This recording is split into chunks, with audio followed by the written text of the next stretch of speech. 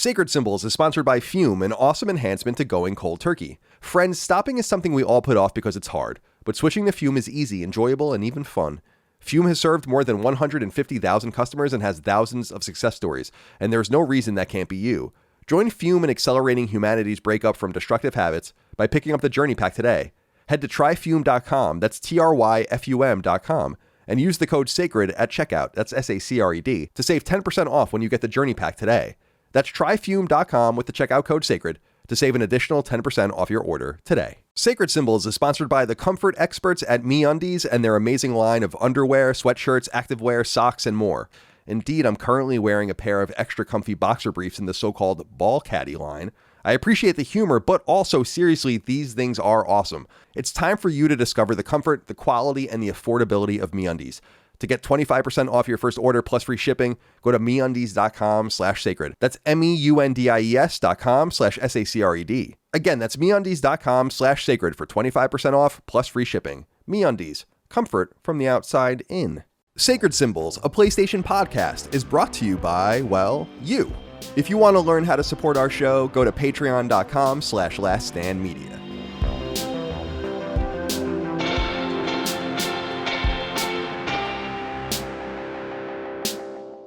Greetings and salutations. Welcome back to Sacred Symbols, a PlayStation podcast. This is episode 281.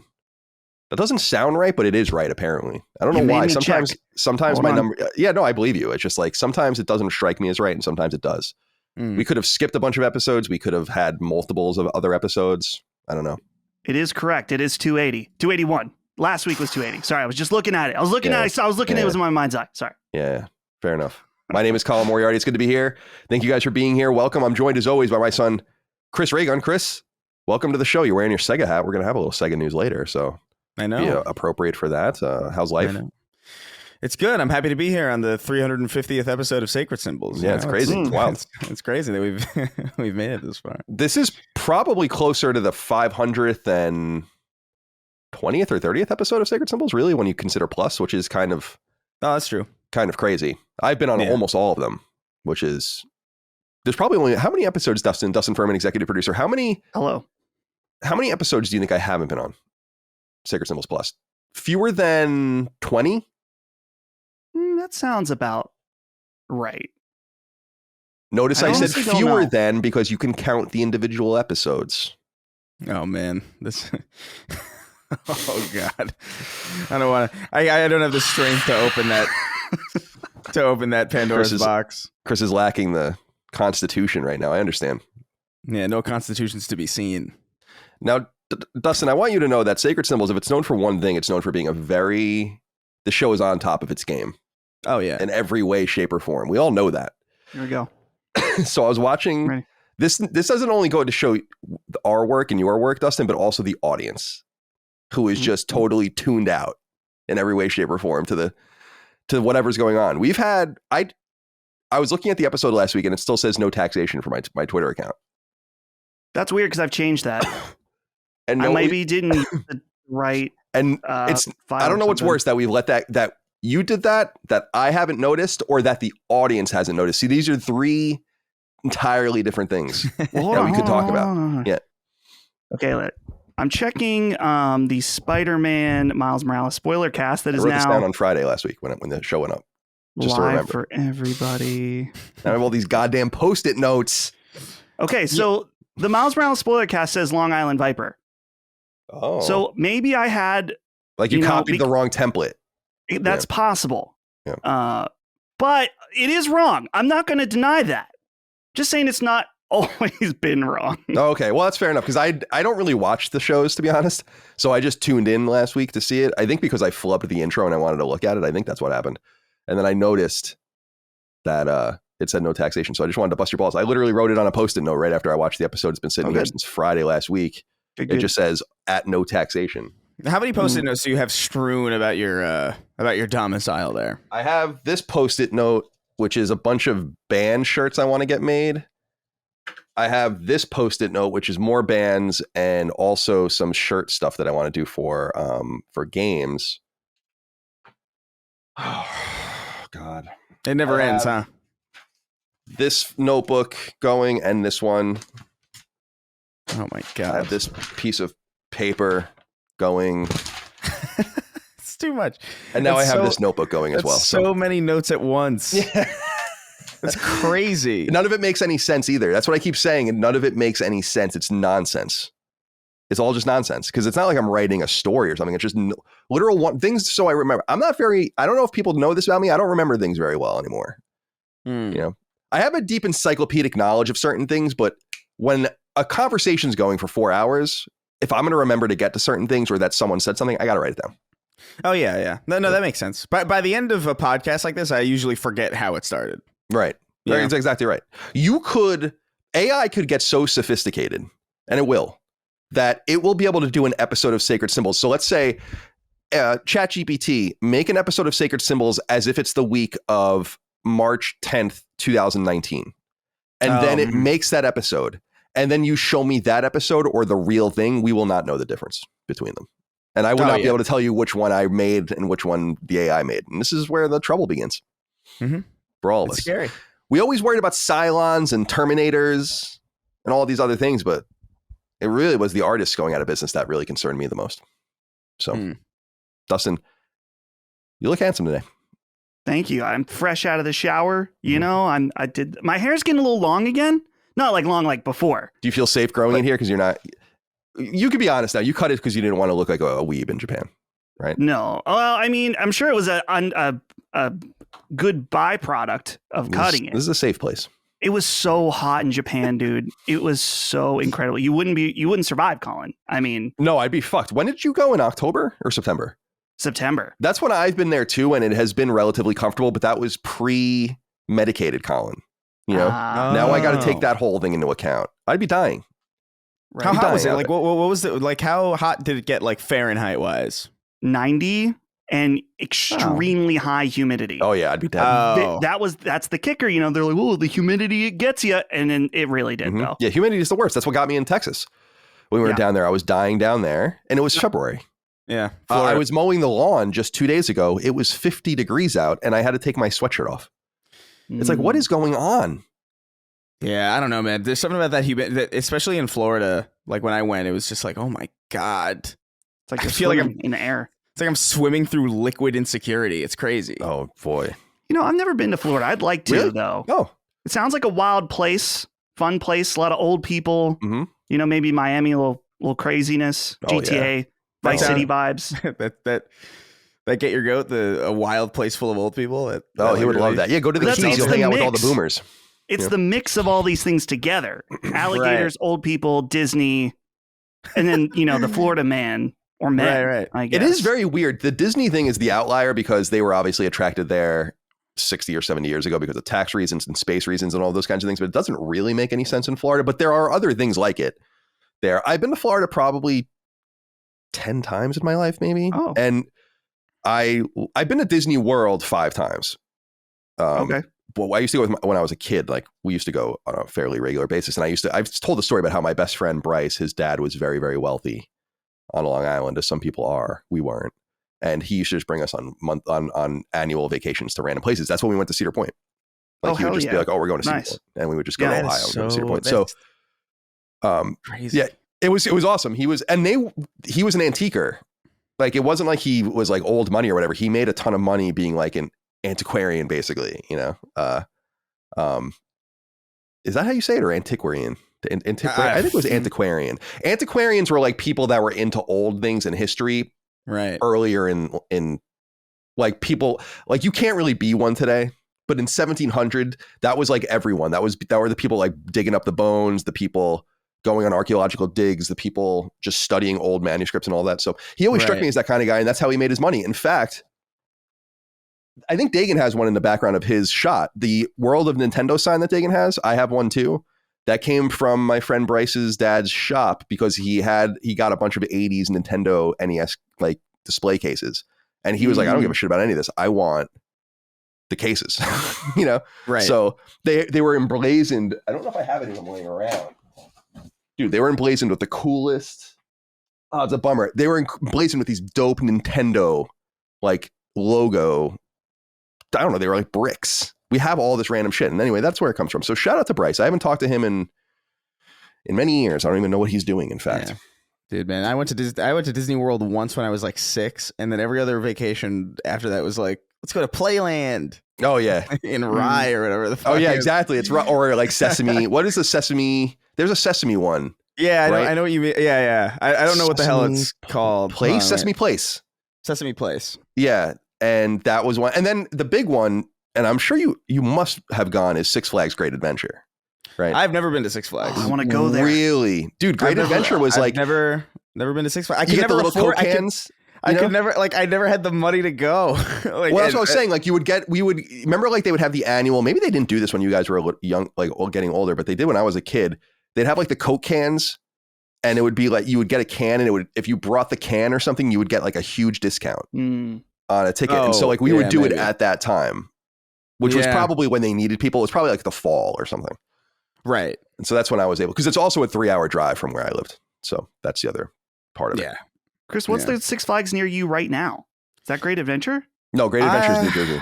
Yeah. There is a Six Flags near here, and I've actually it's so funny. I've driven, I've been on, Uber rides or like not road trips necessarily, but in car rides with friends where we've gone past it, and I've thought about like I really feel like I gotta go at least once. I feel like I owe it to myself, my child self who couldn't go on like the field trip to Six Flags or like.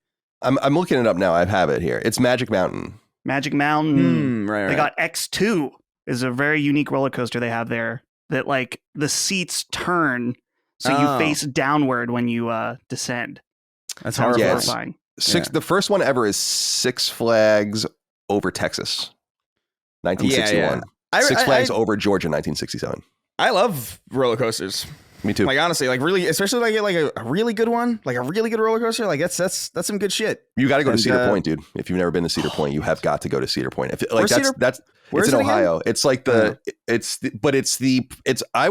was when I was a kid. I don't know. Maybe something's changed. It was the seminal roller coaster theme park, in the world.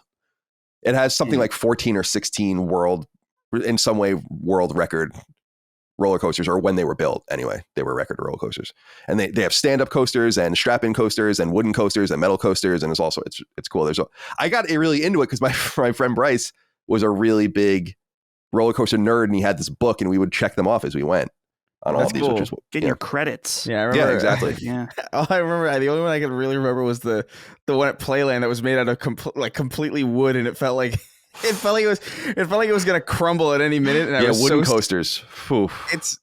It's an extra. It adds something to it. I think the fact that it is just basically balsa wood and just good intentions is it really heightens the what do you call the adrenaline, I think. Yeah, I find wooden coasters, like I would go on the wooden coasters just to check them off, but I found that they hurt. It's like not even that they hurt you. Yeah, because they're flexing constantly. Like when you get on a metal coaster and it's just totally smooth, it's like driving in a BMW. Right. And then you're driving in this, I don't know, fucking Daewoo, it's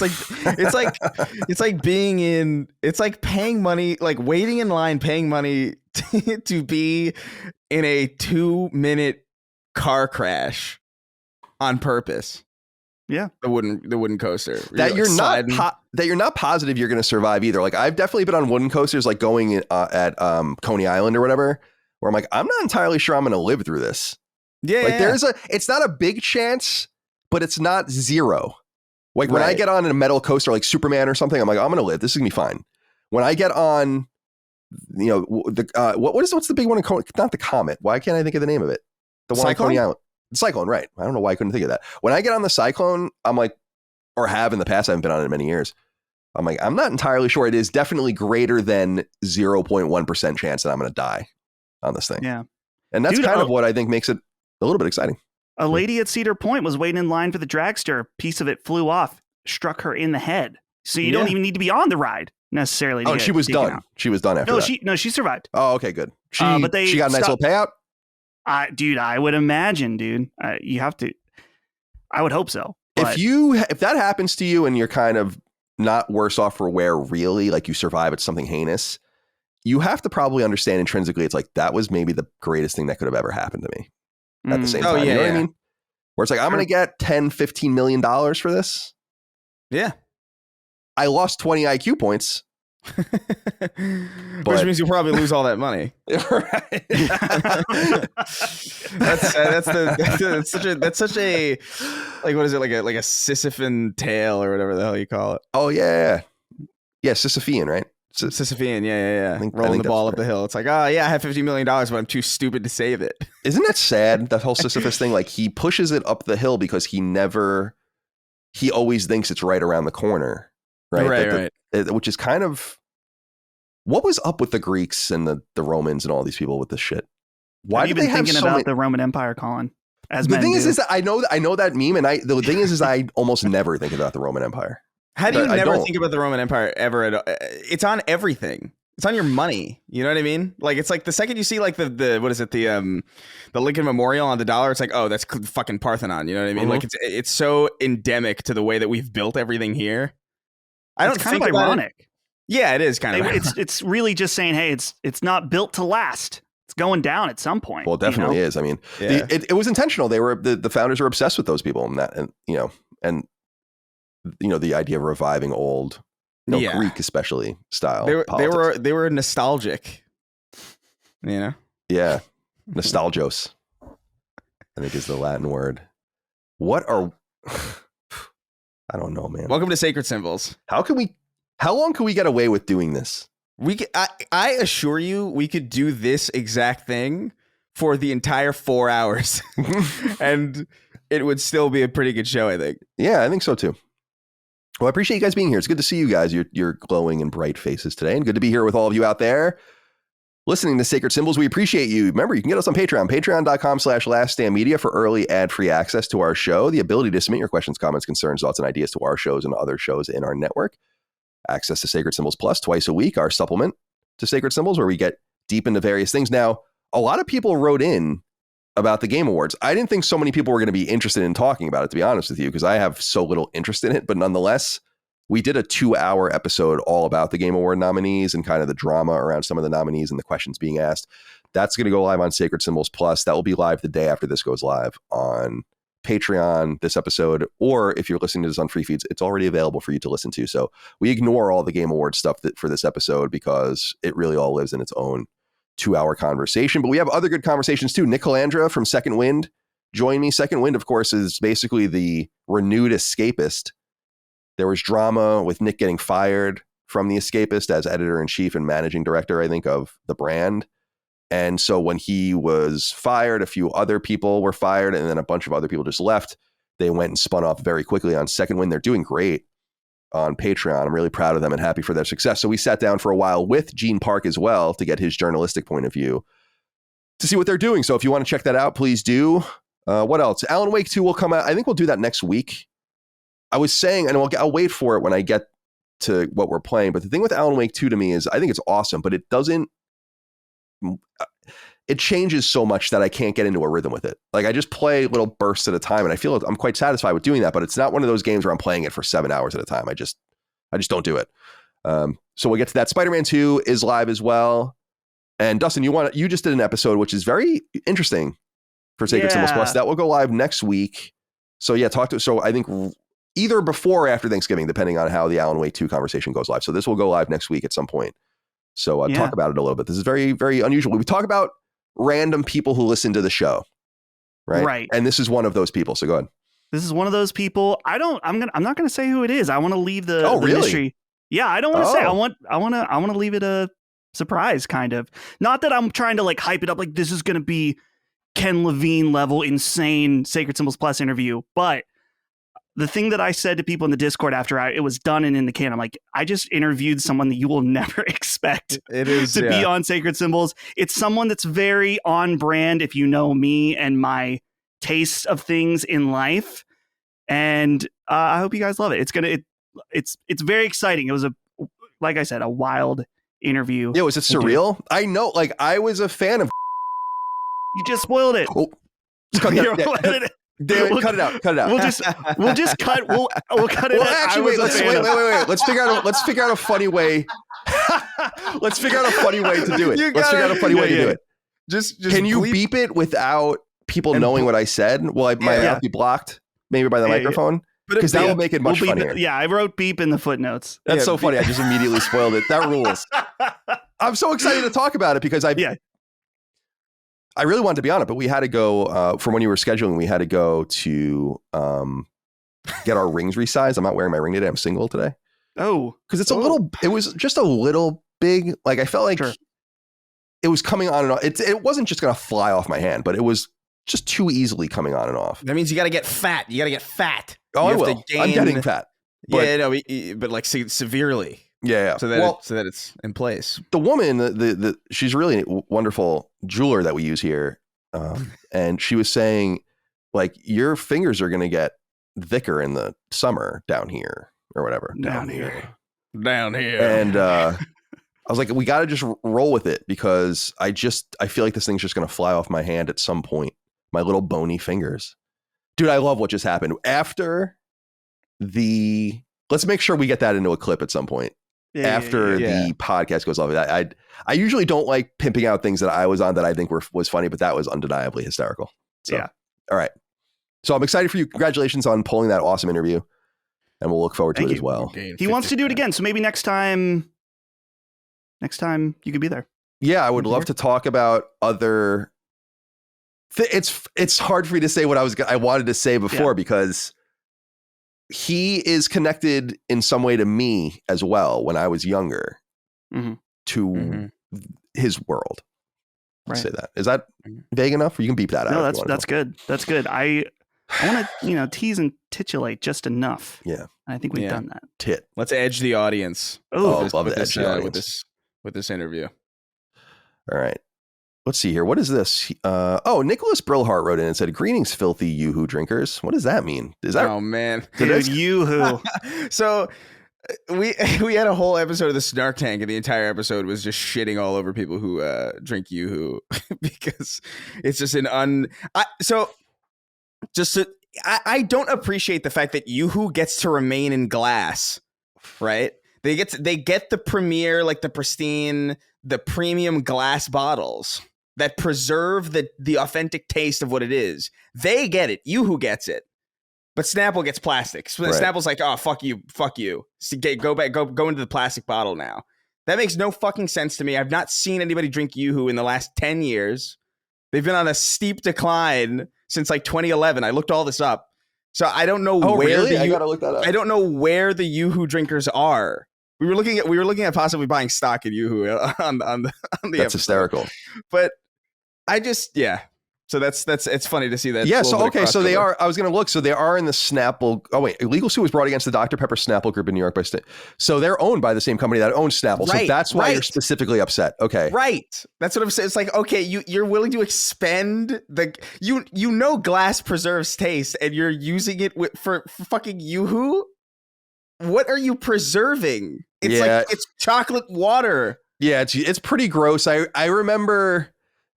I'm not really a chocolate guy, but it's actually, I just had this last weekend, my nephew's birthday party. There was this beautiful chocolate cake. And I'm like, I don't like chocolate, but this looks so fucking good. I'm not going to eat it because I know I'm not going to like it, but it looks so good. But that's how I've always felt about some of these things. And when I was a kid, I remember like once in a while, I'd be like, can I get a Yoo-hoo or something? Or especially the lunchbox, the drink box ones. Yeah. Drink. And it is gross. And then you drink one, you're like, this sucks. I don't want this at all. It's kind of the way I felt about other things. Like Capri Sun, I frankly felt like that about too. Capri Sun was so gross. But at least Capri Sun has various flavors, you know what I mean? Yeah, that's true. Like there's like different, like there's like only one flavor of Yoo-hoo and it's chocolate water. Like it's like if chocolate milk could taste like the smell of like a really inefficiently built late 90s electronic. Like when you feel like you can smell like the kind of like the metal and the plastic kind of like getting too hot. That's what the taste of Yoo-hoo is to me. Wow, and it's like I just felt like this. I just don't appreciate that the iced tea that is way worse for wear now in plastic is just fuck that. Who cares? Let's give Yoo-hoo the fucking glass bottles. Fuck you. Fuck Yoo-hoo. The Council of Glass. The Council. That sounds badass, by the way. It's like a Destiny thing. It totally is the Council of Glass. Sacred Symbols is sponsored by Fume, an awesome enhancement to going cold turkey. Learn more now at tryfume.com, that's F-U-M, and use the code SACRED at checkout. So I think we can all agree that innovation is a good thing. Who doesn't love something new and fresh? What's unusual about Fume's innovative so-called flavored air device, however, is how simple an idea it is, how elegant the execution is, and how it doesn't even require power to utilize. By using Fume's analog setup to pull flavored air, you're merely augmenting an otherwise bad habit. Thus, its fundamental use is obvious. Fume can replace the bad in bad habit so that your new habit is merely tasting air. The way Fume works is simple. You merely unscrew the cylindrical, well-made wooden and metal implement and put so-called cores within them, replaceable and disposable items sold in packets and exploring a wide range of flavors and aromas. White cranberry, crisp mint, maple pepper, and so on and so on and so on, and my favorite, orange vanilla. Instead of vapor, Fume uses flavored air, and instead of electronics, Fume is completely natural. That's right, you can't even plug it in because there's literally nothing to charge. That's how simple and easy to use Fume is. And hey, it's got other uses than mere cessation too. Those who simply want to have a delightful new tool to play around with, fidget with, and pull from will find much to love with Fume, and that basically describes me. My Fume sits here on my desk as I work and record, and frankly, I love to play around with it. You may feel the same. Friends, stopping is something we all put off because it's hard, but switching to Fume is easy, enjoyable, and even fun. Fume has served more than 150,000 customers and has thousands of success stories, and there's no reason that can't be you. Join Fume in accelerating humanity's breakup from destructive habits by picking up the Journey Pack today. Head to tryfume.com, that's tryfum.com, and use the code SACRED at checkout, that's SACRED, to save 10% off when you get the Journey Pack today. That's tryfume.com with the checkout code SACRED to save an additional 10% off your order today. Sacred Symbols is sponsored by the comfort experts at MeUndies and their amazing line of underwear, sweatshirts, activewear, socks, and more. Learn more now at MeUndies.com/sacred, where you can get 25% off your first order. On a recent episode of Sacred, Dustin asked me how often I legitimately leave my neighborhood. See, the usual gotcha would be, how often do you leave your house, Colin? And the answer is, yes, Dustin, I do leave the house when I walk my dogs or work in the yard or swim in my pool, but otherwise I'm a homebody at heart, and that's what he was getting at. And homebodies love comfort more than anything. So when I endorse something like MeUndies, you know words are coming forth from the mouth of someone who understands the word comfort's very definition. I live in sweatpants and sweatshirts, and I'm basically in my underwear half the day. I'm forever lounging, and that's the vibe MeUndies is going for anyway, so we're perfect together. Consider this. MeUndies has a style for everyone, from mere blacks and whites and base colors to wild designs and everything in between. And their entire line of clothing for men and women alike are versatile and breathable, all made from responsibly sourced materials. Now, as the name suggests, underwear are central to MeUndies' entire philosophy, and it's here that I have the most experience. Indeed, I'm currently wearing a pair of extra comfy boxer briefs in the so-called ball caddy line. I appreciate the humor, but also, seriously, these things are awesome. So is everything else I've ever had from MeUndies for the past 10 years or so, since they first sponsored one of my shows way back when? It's time for you to discover the comfort, the quality, and the affordability of MeUndies. To get 25% off your first order plus free shipping, go to MeUndies.com/sacred. That's MEUNDIES.com/SACRED. Again, that's MeUndies.com/sacred for 25% off plus free shipping. MeUndies. Comfort from the outside in. All right. What was I going to say here? Oh, yeah, we're back to Nicholas. Says, why does everyone in the video game community choose Jeff's show to congregate around? We have the Dice Awards, the Golden Joystick Awards, and more, but for some reason, every games website content creator and slightly more informed than an average player has decided this is our Oscars. Why? Well, I think this is fairly obvious, but I'm wondering what you think about this, Chris. Yeah, go ahead. Yeah, he answered his own question. It's because it's Jeff's. We like Jeff. Right. Jeff's exactly. He's got something, you know. He's got the charisma. He's likable. He's fun. He clearly cares. Mm-hmm. You know. He plays. He plays. It's authentic. It's like, you know, like the Dice Awards and I know the Dice Awards are more technically like, what is it? Renown, I think. Right? Is that the? Yeah, the Dice Awards are like a higher profile because it comes from it comes from a more prestige, exactly. A more prestigious place. But for marketing, I think you want a game award, you know, in my opinion. You want to win the game of the year at the Game Awards. Right. And Jeff has the world premieres. I mean, that's right. That's why we're paying attention to it, mostly for the show, is that, and that's kind of what's funny now, if you think about how the Oscars are just on this like total, you know, down curve over years. I'm sure that they're looking at what Jeff's doing, and I wouldn't be surprised at some point the Oscars are going to start to be like, hey, the world debut trailer for, you know, Avengers 5 is here, you know. Yeah, Minions 10. Minions 10. I think that's a great point. And I think he is a very influential and interesting person. So yeah, that's totally what I think too, is that it's Jeff. And he's always been very nice to me on a personal level, but I all the things you said, Chris, were exactly right. He is authentic and charismatic. He works hard and he plays. You know, I always make fun of on this show once in a while the PR team at Sony that I used to work with. They were very nice and decent people for the most part, but most of them didn't play games at all. Like literally didn't know the first fucking thing about games. They knew about how to sell them. They knew how to look at a game and sell it.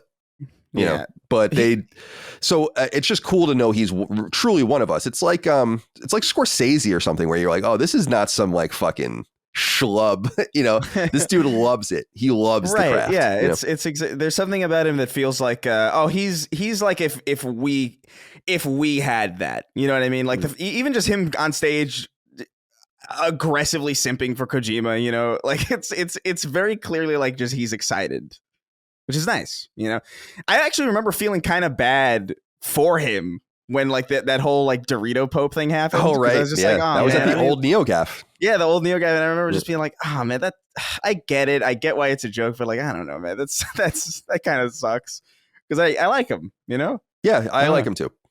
And that's the thing about some of the people that are involved in some of these other things. They're just frankly not as likable.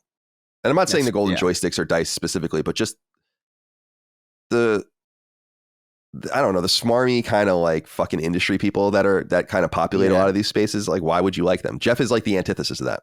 That's why I think it has like a sort of public appeal. It's only getting bigger. It's kind of a V shape probably because it was pretty big. Remember, it used to be on TV, right? Like only. Yeah, it's Spike, right? Right, exactly. And then it kind of declined, went off TV, terrestrial TV, and onto the internet, and then kind of went back up, and I think even surpassed that now. And I think you're totally right, Dustin, in the sense of like getting the world premieres and selling it a little bit more in some sense. Like you got to do what you got to do. I get it. So he learned from that. The Dorito Pope thing, I would imagine it would be fun to interview him one day. I should reach out to him. I don't know if he would be amenable to doing our show or not. Maybe he would be. But he was always nice to me personally, but I don't think I've had any interaction with him since I left Kind of Funny. So who knows how he feels. He still follows me, so maybe I can take advantage of that. But it'll be interesting to ask him about that situation. You would imagine that he learned something about that, about branding, about he knows he's going to get people. He's not fucking stupid. He knows when he's putting himself in this position, people are going to lampoon everything about it. He looks like he knows in that video of him standing in front of the big Mountain Dew or whatever the hell it was. Yeah, it was like some display, like some marketing person was like, yeah, put it all together. He can't. That's what I like. I really like about it too. It's like he can't hide it. Like he doesn't have a good poker face for that stuff. So when he is that picture of him in front of that Master Chief Dorito thing, it's just like he looks so crestfallen. Yeah, he's dejected. Yeah. Chris, love it. Were you about to say you saw him walking around or something? Well, no. So I ran into him at PAX at a bar. Or like one of those events. It might have been like E3. It's probably E3 actually, now that I think about it. I ran into him at E3 at a bar and I was hammered. And I don't remember if I said anything to him or not. I have was no this memory. Post-Sacred Symbols or pre-Sacred Symbols? This might be just before. This is 2018 was the only one that was the only E3 that I went to. Oh, okay, that's good. So it was just a few months before we or like maybe even like I think 2 months. You can't implicate us. Yeah, don't worry. I don't think anything weird. I don't think I said anything, but I do think I tried to like, hey, you know. That's probably what I did exactly. I was like, hey, you know, then I walk away. You know, I'll reach out to him, see if he wants to do the show. I doubt this is going to be a good time, but maybe for like January or February. Yeah. Okay. Let's see, merch. LastStandMedia.store. We appreciate your support over there. Remember, the holidays are coming up, so you should definitely stock up on your merch, on your t-shirts, on your sweatshirts, on your stickers and hats and so on and so forth. We will have deals beginning Black Friday. So definitely get going on that and we'll keep those deals live. However, there's something important to note here. Mr. Milk wrote in and said, "Hi, Sacred Crew. I just wanted to let you guys know that thanks to Lily Mo, I ended up being the owner of an analog pocket. I sold my copy of Super PERILS on eBay, potentially the first recorded sale, for $350. After getting an offer on a $500 list price. Not long after I used the funds to grab the handheld used we're close to retail. To top it off, I'm going to plan on grabbing another copy of Super Perils to keep once the next wave hits. Thanks for the solid deal and keep the great content coming.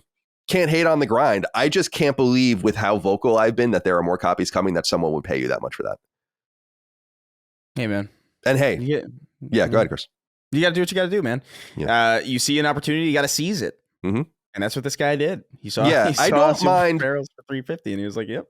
Yeah, well, the whole thing is like it's not preferable to me. I'm not trying to control who buys it. I just don't want people buying more than one. If your intent is to buy one and then sell it, I guess that's your prerogative. I'm not, like your fucking father. I'm not going to try to stop you from doing that. But it's just surprising because we're about to sell 475 more copies of the game. These are the last copies. The remaining 35 or 40 copies we had or have gone to the ESRB, have gone to other people that worked on the game, are staying with me, and have gone to other people. So we have 475 left. They will be differentiated from the original lineup by a different numbering structure for the certificate and a different box that it will all go in. And certificate.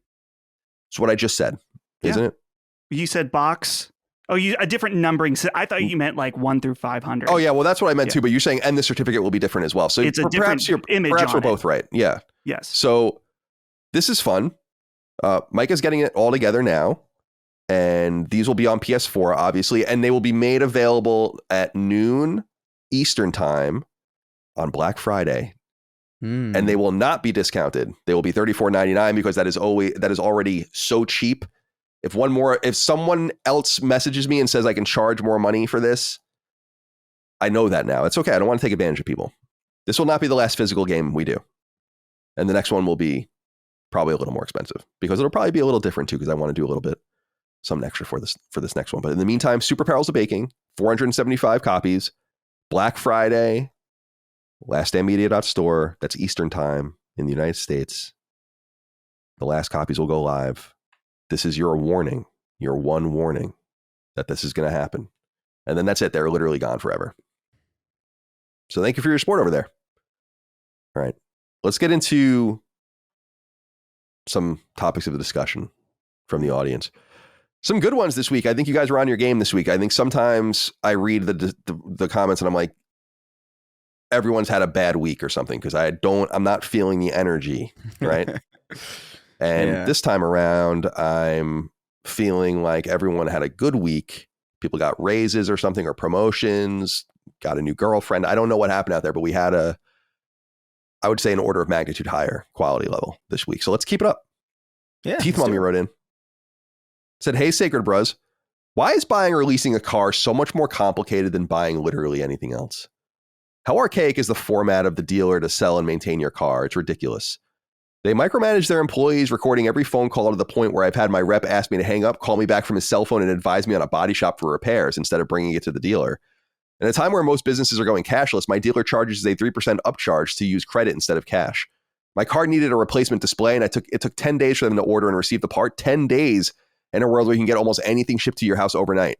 I know Colin proudly doesn't drive, in quotes. And he says, I know you say it this way because Vinny chased it and you think it sounds cool. It's not true.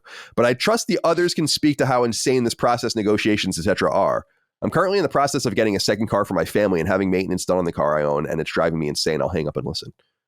I had to bring this up because why is it so well known that there's a bunch of shadiness going on with the cars? You got from the mechanic, can you trust the mechanic? Obviously, that's like the far end of it. But in the very beginning is this whole mysterious situation. This is how I read it as a person who's not involved in the world, right? I do watch this guy on YouTube that's really awesome that owns a car dealership and just talks about the industry. So to learn a little bit about it. So that's why it's on my mind a little bit. But the way I interpret it is they get this car for, let's say it's a new car. They get it from the company that they're associated with for a certain amount of money. And then there's just this nebulous price they'll sell it for, depending on a series of things you may or may not be able to wrangle out of them. Right. Like it sounds so horrible. Yeah. Yeah. I dated a girl once who she would tell the story. I mean, it's an embarrassing story about how she paid sticker price for a car at a dealer.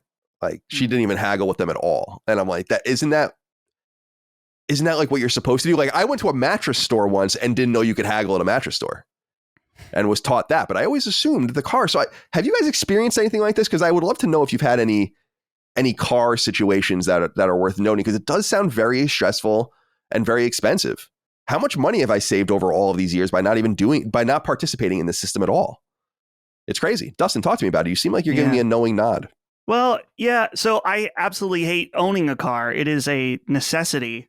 But everything about it sucks. Buying one sucks. Having insurance for it sucks. Filling it up with gas sucks. Maintaining it, getting the oil change when there's problems, that all sucks. It all sucks. And that's the thing. Sometimes you got to own 2 cars. So you're literally taking everything I said that sucks times 2. Which is one of the reasons why I'm very thankful. Holly and I have 1 car. We have our lives. I'm very thankful. We have a situation. We're just fine with 1 car. Every once in a while, she'll be out and about. I can't leave. It's, every once in a while, it's a little annoying. It's like but my honestly, dream, not being able to leave. Yeah. That little bit of annoyance, 100% worth it. And here's the thing, too, is that this car that I have right now, I have a 2019 Subaru Impreza. It wasn't new, but it's the first newer car that I've ever bought in my entire life. And before that, I had nothing but shit that constantly had problems. It's like this constant stress. And that's the thing, Colin, you also mentioned too, the mechanic. How do you know you can trust the mechanic? Maybe the mechanic fixes it. It dies a week later. Maybe in one instance here in Western PA, Holly hit a deer. We got the car fixed. And even with insurance, we still had to pay $1,000, all this bullshit. It happened in the winter. Then summertime rolls around. The air conditioning doesn't work anymore. They just never fucking fixed the air conditioning. But it had been long enough. They were like, yeah, sorry, we don't know if that happened from the deer or not. That sucks. So I was fucked on that. So yes, having cars, it's a necessary evil in my mind. That's brutal. It's a goddamn racket, man. It makes me even nature is conspiring against you. It just hurls all these animals at you while you're driving. It's such a joke. Deer are horrifying to hit. I have thankfully never hit one. When Holly hit the deer, it flew up above the car, but no joke. There are instances that I've heard of people that, not people I knew, but people, in the network of people, someone got decapitated by a deer that went through their windshield. That's how crazy it is. That's insane. Horrifying. Yeah, I hate them. I'm always happy to hit a deer. I can't stand them. I'm so infuriated by their presence. The fact that they wait for you. Mm-hmm. They wait for you. They wait. It's like, oh. Dude, you should come to Long Island every year when we invite everyone from upstate to come hunt the deer on Long Island. Take them out. Yeah. They're good. That's a true thing. That's a real thing. I know it is. Yeah, it's crazy. But it really is just... But because I had to, a friend of mine was trying to buy a new car, and he already had a car that was pretty good. It was a 2019 or like a 2018 Toyota Corolla, and I remember being like, I love those cars specifically. They're so reliable. I don't have to really know anything about it to maintain it well. Super abundant parts. I'll take that car from you if you want to buy like some new thing. I'll just pay off whatever you got left. You know what I mean? And so I did that, but the process of just doing that and exchanging all of that, like with the titles and all this shit. And then also, don't even get me started. And like, if you're crossing state lines, like when I moved back home for a little bit to be with my family during COVID, I had to transfer the car. And then there was like a whole thing where it's like, oh, well, that state does paperless titles, but we need the paper title. And I in order to transfer this properly to this state. And I'm like, there is no paper title. And it's like, well, you've got to figure that out. And it's like, what do you mean I've got to figure that out? Just talk to the DMV over there and figure it out. I don't, this thing that you're asking for doesn't exist over there. And they're like, we'll figure it out. It's like, oh my God.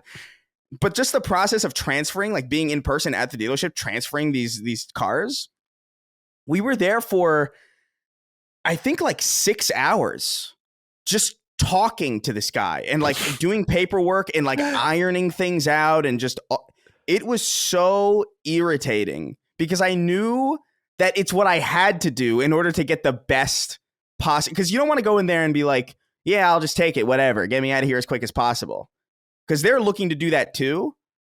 And so they're trying to get as much money out of you as quickly as possible so that they can do that to the next person. So what you have to do, actually, it is in your best interest to waste these people's time to such a degree that they are actively being harmed on commissions by dealing with you. I'm not even remotely kidding.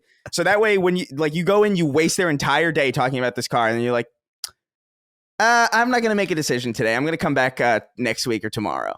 You know what I mean? And then you do the same thing again until the point where they're like, listen, I'll give you the car for for nothing. Okay. We'll give you the car for basically free if you just take it now so that I could go and sell more cars. And then that's how you do it. You really do have to wear down the patience of these people. And I'm really bad at that because I myself have no patience at all. Like, I am very much like, get me in and get me out of there. But my mom was like very good at at specifically this. She taught me like, hey, listen, you really gotta you gotta make life hell for these people. Mm-hmm. She's totally right. Yeah, in order to just say like, we got to get this guy out of here, just give him whatever he wants, and like exactly. That is the best advice that I could give to anybody getting a car is follow that exactly to a T. Like, sincerely. I know if you're if you have like a good heart, you don't want to do that, but like it really is what you have to do because they will trounce your ass with like all these unnecessary costs. It does warranties, suck. Dude. That's big warranties. too. It really sucks how compelled the ownership of a car is and how necessary it is. I wish we had like a structure that it was more of an optional luxury as opposed to like a genuine necessity. Because I think I would still have a car because I do like to have that freedom to just drive somewhere. But at the same time, it's like I hate needing it for absolutely everything. So I'm really glad that I'm where I am right now because where I am right now is like insanely walkable and I never have to drive anywhere. And it's beautiful. It's perfect. But that's not most of the country at all. Yeah, I knew you guys would have something to say about this for some reason. That's why I wanted to bring it up. And I've been watching so much stuff just about the economics of the car industry with the strikes going on and all of the rest with some of the car companies. I think about if I were to buy a car, the only car I ever owned, as I've said before, is a Ford Ranger, a 91 Ford Ranger. But I think if I bought a car now, I have no idea in what direction I go. Like Micah owns a Honda Fit and it's totally fine and it works totally well. I think I'd want a bit of a bigger car, but I don't know. I would buy an American car for sure, though. That is something I would do. Well, if you like maintenance, that's a problem. If you don't like maintenance. Yeah, well, yeah, it's funny. My dad says the same thing. My dad, but my dad drives like a Mercedes now or something. I have no idea what's going on with my dad. But that's so awesome. It's like, I'm so happy for him in his older years. He got like this dope car and it drives like a dream. It's kind of crazy. But my uncle Mike down the street, he only buys American cars and he seems to have good experiences when he does it. But he's insistent on leasing. He loves leasing.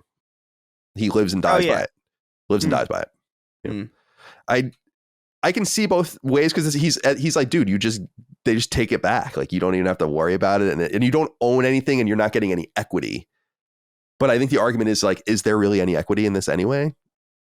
I don't know. But he drives like Cadillacs, and I think I like that brand a lot. But some of those cars are huge. I don't want to be driving these boats around. Maybe Tesla. Oh, I don't know. That'd be cool. Nah, the build qualities on Teslas are pretty rough. The panel gap. That panel gap is crazy. Panel gap. You could easily, any one of us could tear apart a Tesla with our bare hands. It is really jarring how easy it is to tear those things apart. Interesting. Making a car is really difficult. I think we take I don't think we do, but maybe Tesla and other companies take for granted the institutional knowledge of a place like GM. Oh, yeah. We know how to make a car. Right. Like it's very interesting. I was talking to some people recently about the long rumored app. I don't know if you guys have ever read about it, but like Apple is apparently working on a car for a long time. And it probably won't ever come to fruition. It's been like 10 years now, but I think it was called Project Titan. And they were just hiring a bunch of people from Detroit, like all these different engineers and concept guys and all of that. And I think even they realized it's like, I don't think we can do this. You just have to have so much know-how. It's crazy. Didn't Toyota get a piece of Tesla by giving Tesla like their Oakland manufacturing, like their entire situation over there, basically like in an exchange for equity in Tesla? That was a major reason why Tesla was even able to make anything at all, I think. Yeah, I have no idea. I'm not like a Toyota stan or anything. I see. Okay. I just, they're just reliable. Trip Westmoreland sounds like a general. Says, hello, friends. I worry this message may earn me a ban from the community, but I will intrepidly carry on. Come the end of November, I will be at the Midwest Fur Fest in Rosemont, Illinois, the second largest furry convention in the world. I'm not a furry. The suits are eldritch and drenched in sin. One of my best friends is a furry, though, with a brand new suit in tow, so I will be joining her on this endeavor. Her important. I'll be wearing my Sacred Symbol shirt at the convention. Sacred Symbols will be present at Midwest Fur Fest. How does this strike you lot? Thank you as always. I'm not one to tell you. I'm not going to. I don't believe in guilt by association. Right. You know? And you have the right to express yourself and wear whatever you like. So I support you there. And you have the right to even go to this affair that you're going to here. But let me just say one thing. You want this chick, don't you? Oh, yeah. What the hell? Who the hell's going to this for no drenched reason? in sin chick, apparently. It's how he described the suits, and she's wearing one. Look, man, you better be more careful. To this story. Look, you got to be careful because I feel like that shirt is that shirt will be you might as well wear a bullseye on you, dude. Like they're gonna tear you asunder, dude. Somebody there's gonna be like, I know Sacred Symbols. They hate us. Oh, that made me shiver when you said that. Yeah, exactly. Up and down my entire spine. You got to picture it into like one of those like Five Nights at Freddy's costumes type deal, and it makes it even worse. So I don't know, man. Just be safe. You know, wear a helmet. I don't know what you do with these things. Your condom should wear a condom. Is what I'm saying. So, but you're going because he says your best friend. I'm not saying. I think men and women can be friends. Yeah, I think so. I believe that, and I have platonic women friends. But I don't go into battle with them like this. Right. This is. I just feel like there's something more to this that we need to explore. Whether or not you want to explore a trip in the future, you can do that. But there's more to this story. That's why I wanted to bring it up. It wasn't even the furry thing because I knew it was going to all strike us deep in the heart. Just the story itself, but that. There's a deeper layer, a subtext. Don't you think, Dustin?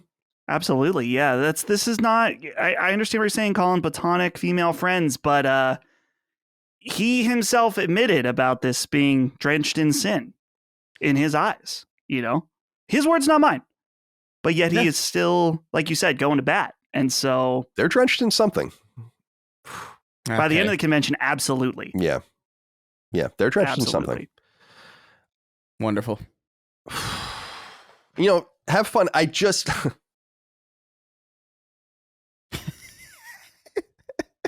why do you I don't even know. I can't. I don't know, man. I'm just gonna let it go. I'm gonna let it go. Suit stays on. That's think about that. That's what I'm saying. There are so many questions I have about it because it's totally fun. Like I'm not saying you're lesser than or anything like that at all. It's just you want to fuck animals. It's just hard to anthropomorphize animals, but they're animals. Like the fact that that's a fox is sexy to you. So do you find foxes like that? And again, I'm not trying to say you're in a bestiality or anything like that. I'm just trying to wonder where. I really blame Disney for this shit. I mean, it is their fault, and I just can't square it. You know, I can't square it. It's hard to fathom. It's like trying to imagine what a man who's been blind his entire life, like what his idea of perspective is. You know what I mean? Like if you've never seen before, do you understand that objects get smaller when they get far away? You know? Oh yeah. You know, like it's like one of these. It's like one of those things where it's like I can't fathom. I can't fathom the fursuit in that similar way. Like it's God bless. You know, have a good time at this convention. Don't do anything illegal. Don't don't trash this hotel to the point of complete disrepair. You know, but put your diapers in the dumpster, please. Yeah. Jesus Christ. I feel really compelled to move forward. Yeah. Fair enough. Fair enough. Oh my God. Dan Cat, the man cat, wrote in and said, "Sup, my Oompa Loompas. Following up to say I finished my first marathon and turned to Sacred Symbols on when I hit the wall at mile 20. My legs were giving out, so I disassociated, imagining guerrilla warfare, Chris and Dustin battling it out in the nuclear holocaust. I personally envisioned China having Dustin's jars at gunpoint, forcing him to choose between his freedom and his passion. Wow. Anyway, appreciate you guys. Thanks for helping me finish. You're very welcome, Dan Cat, the man cat. Congratulations. That's a big thing. My sister runs marathons too, and I know that's like murder. It's crazy, like legit just destroys you when you're done. I conceptually think I could get myself to run probably no more than 10 miles. I could do it if I trained for that. I could do 5 miles right now. Yeah, right now, no problem. Yeah, But 5 is. I feel like I could do 5. I walk everywhere, so I'm pretty. Yeah. I work out every day. I have good wind. You know, I have good wind. You have good wind. I'm curious as to why this vision that he had. Yeah. Of a fantasy, really. Say what it is. Yeah, it is this fantasy of us fighting on a battlefield. I don't know. I think Dustin's going to take it. Although I do like to imagine that I would go out kind of like like the Attack of the Dead Men, like that whole like do you know what that is? No, oh really? It's like that. It's like a World War I. I think it was like 1915, August 6th or something. World War I in 1915. Yeah, 1915. Yeah. So what happened was like I think like a bunch of Germans were trying to seize this fortress or whatever, this Russian fortress, and they were like kind of stuck in there, and so they used poison gas, but it didn't fully work. So when they just thought all the Russians were gone, they just kind of walked in, and then they just saw a bunch of like basically zombies chasing them and coming after them and like taking them down, and it scared them so much that they just ran away. That's how I've never heard of this. This is awesome. It is one of the coolest fucking things I have ever read about historically, because it happened in World War I. So it happened. So the idea of like, people like coughing out their lungs and their eyes are bleeding, their skin's falling off, and they're covered in cloth, and they're running at you after you thought you killed them. Yeah. And then the idea is like too that the fact that this happened in World War I, this is like a different time. So it's like a very, I don't know. We live in a very demystified time where we could just look up shit. You know what I mean? It's like, oh, that's not real because I could just look it up. But like back then, they were probably like, that's a fucking zombie. Yeah. Totally. You know what I mean? Like everyone sees it and they all agree. Yeah, they all agree. It's like unanimously. You saw that's the devil, right? Like that's like objectively, like there's no reason for us not to assume that this is absolutely what's happening. That's fucking hysterical. I love it. What's cool about it too is that the belligerents, I'm here on Wikipedia, that don't exist anymore. The German Empire, so that's pre-Weimar Germany, and so pre-Nazi Germany, and then the Russian Empire, which is pre-Bolshevik, communist Russia. So that's interesting. There's also a really dope Sabaton song about it, which is fucking killer. But yeah, here it is. Swedish metal band Sabaton released a song about the battle titled "The Attack of the Dead Men" on their 2019 album, "The Great War." Yeah, it's crazy. I don't know why I just got off on this tangent. No, it's wonderful. I love that. I've never heard of that. So now I know. Appreciate that. Dan Cat, stay safe and stay well out there. By the way, as far as this, some people were filled with a little consternation, Dustin, that I said that you would be a turncoat. It wasn't a personal implication of you. It was simply where the fiction was going in my mind. It had nothing to say about your patriotism in real life, what would happen in the real world. That would obviously not be the case. I imagine one of the hardest places that the communists are going to have to take would be Western Pennsylvania. If I'm imagining things correctly, and I think I am. Yeah. No, you were trying to pull a Ryan Johnson. You were subverting expectations. That's right. Right. It's subverting. That's people got so mad at me that it was people were like, Chris is a turncoat.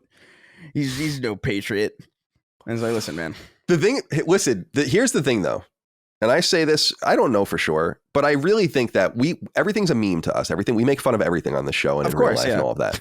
If it really push came to shove, I do believe that Chris would join. Yeah, of course. If I was in a situation where I had to fight, I would fight. Yeah, of course.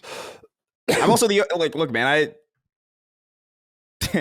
I put my life on the line for like a boxing event that I didn't even see any money from. You know what I mean? So like, I'll fight for my fucking house and like for my family and shit. Right. Of course. Right. Don't disrespect. We're just writing little fictions like Alan Wake. Exactly. And we're just writing and rewriting. Okay. Sponge boy, me Bob, I'm squirting, get a glass, wrote in. Oh. Hey, CDC, a quick one for y'all. If I were to get the sacred symbols tattooed on me, does that unlock a secret Patreon tier or just bragging rights as the ultimate fan? Thanks for all the hardworking content you guys put out. It keeps me sane while being on the lawnmower for 8 hours a day. Chris, you liked that? I'm sorry. So it's like a Dracula flow line. No, so it's on the Snark Tank. We have a tier where it's we read your names if you have like at the end of the show in like a big barrage, and their entire goal is to get me to say the most heinous shit, and that's one of them. And I rarely see this crossover where like people like come from the Snark Tank over here and their names stick out so drastically. Sponge boy, me Bob. Because their names are just horrible things that they want me to say. Sponge boy, me Bob, I'm squirting, get a glass. It's just fucking heinous. Well, he wrote in, or she. Yeah. Probably he. Says, hey, CDC, a quick one for y'all. If I were, we already read this one. I'm sorry. I'm sorry. I already read it. Yes, this all sounds familiar to me. Okay, so I wanted to bring this up because you wouldn't be anywhere close to being the first person with a sacred symbols tattoo at this point, right? How many do you think there are, Dustin? Probably 3 or 4. Yeah, I was going to say 4, 5. Yeah, no more than 10, I would imagine. But like, yeah. So you're joining a select group. We would, if you want to do that, I think that's awesome. My personal opinion, you might want to think about it a little bit before you do that. You know, there was a time where I would have gotten the IGN logo tattooed on me, and I would have been like the most no-brainer thing ever. And now I'm so glad that I didn't do that. Yeah. Be careful. You know, I mean, it's not to say the show is always going to be great, and maybe it'll always exist. Maybe other people will do it one day, and so it'll just be this thing, and you got it, and be like, oh, I'm going to go sit around, grandkids. Let me show you the old sacred symbols logo before they added the 5th shape in the squiggly line button. It's like a Mandela effect, where it's like where the logo changes slightly every single year until it's like just that's not what that is, right? You know, I think you just got to be careful with tattoos of logos and stuff like that. And I totally get it. Like I've done the same thing. I get it. But you know, my cousin with a Lost Prophets tattoo will tell you. You know, you gotta be. Is that real? You gotta be. Yeah. Oh boy. Oh no. You got it removed, but like, but I mean, you gotta be really. You gotta wait till everyone's dead. You know, in the thing that you're.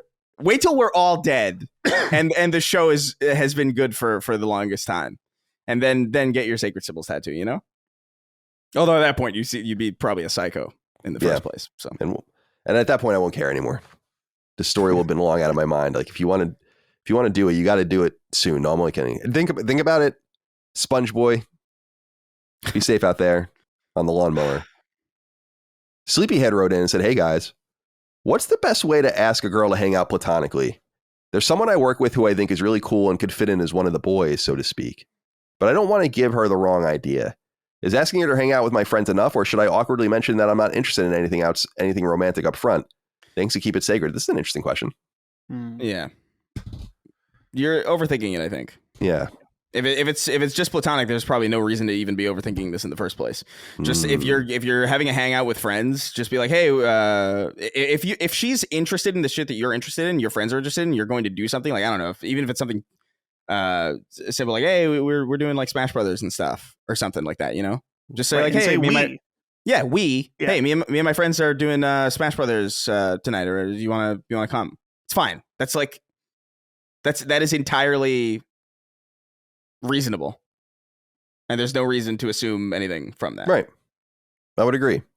Yeah, saying something up front would be weird. I mean, that I get your intention there, but I think that could come off as weird. Yeah, I totally understand. I totally understand the impulse.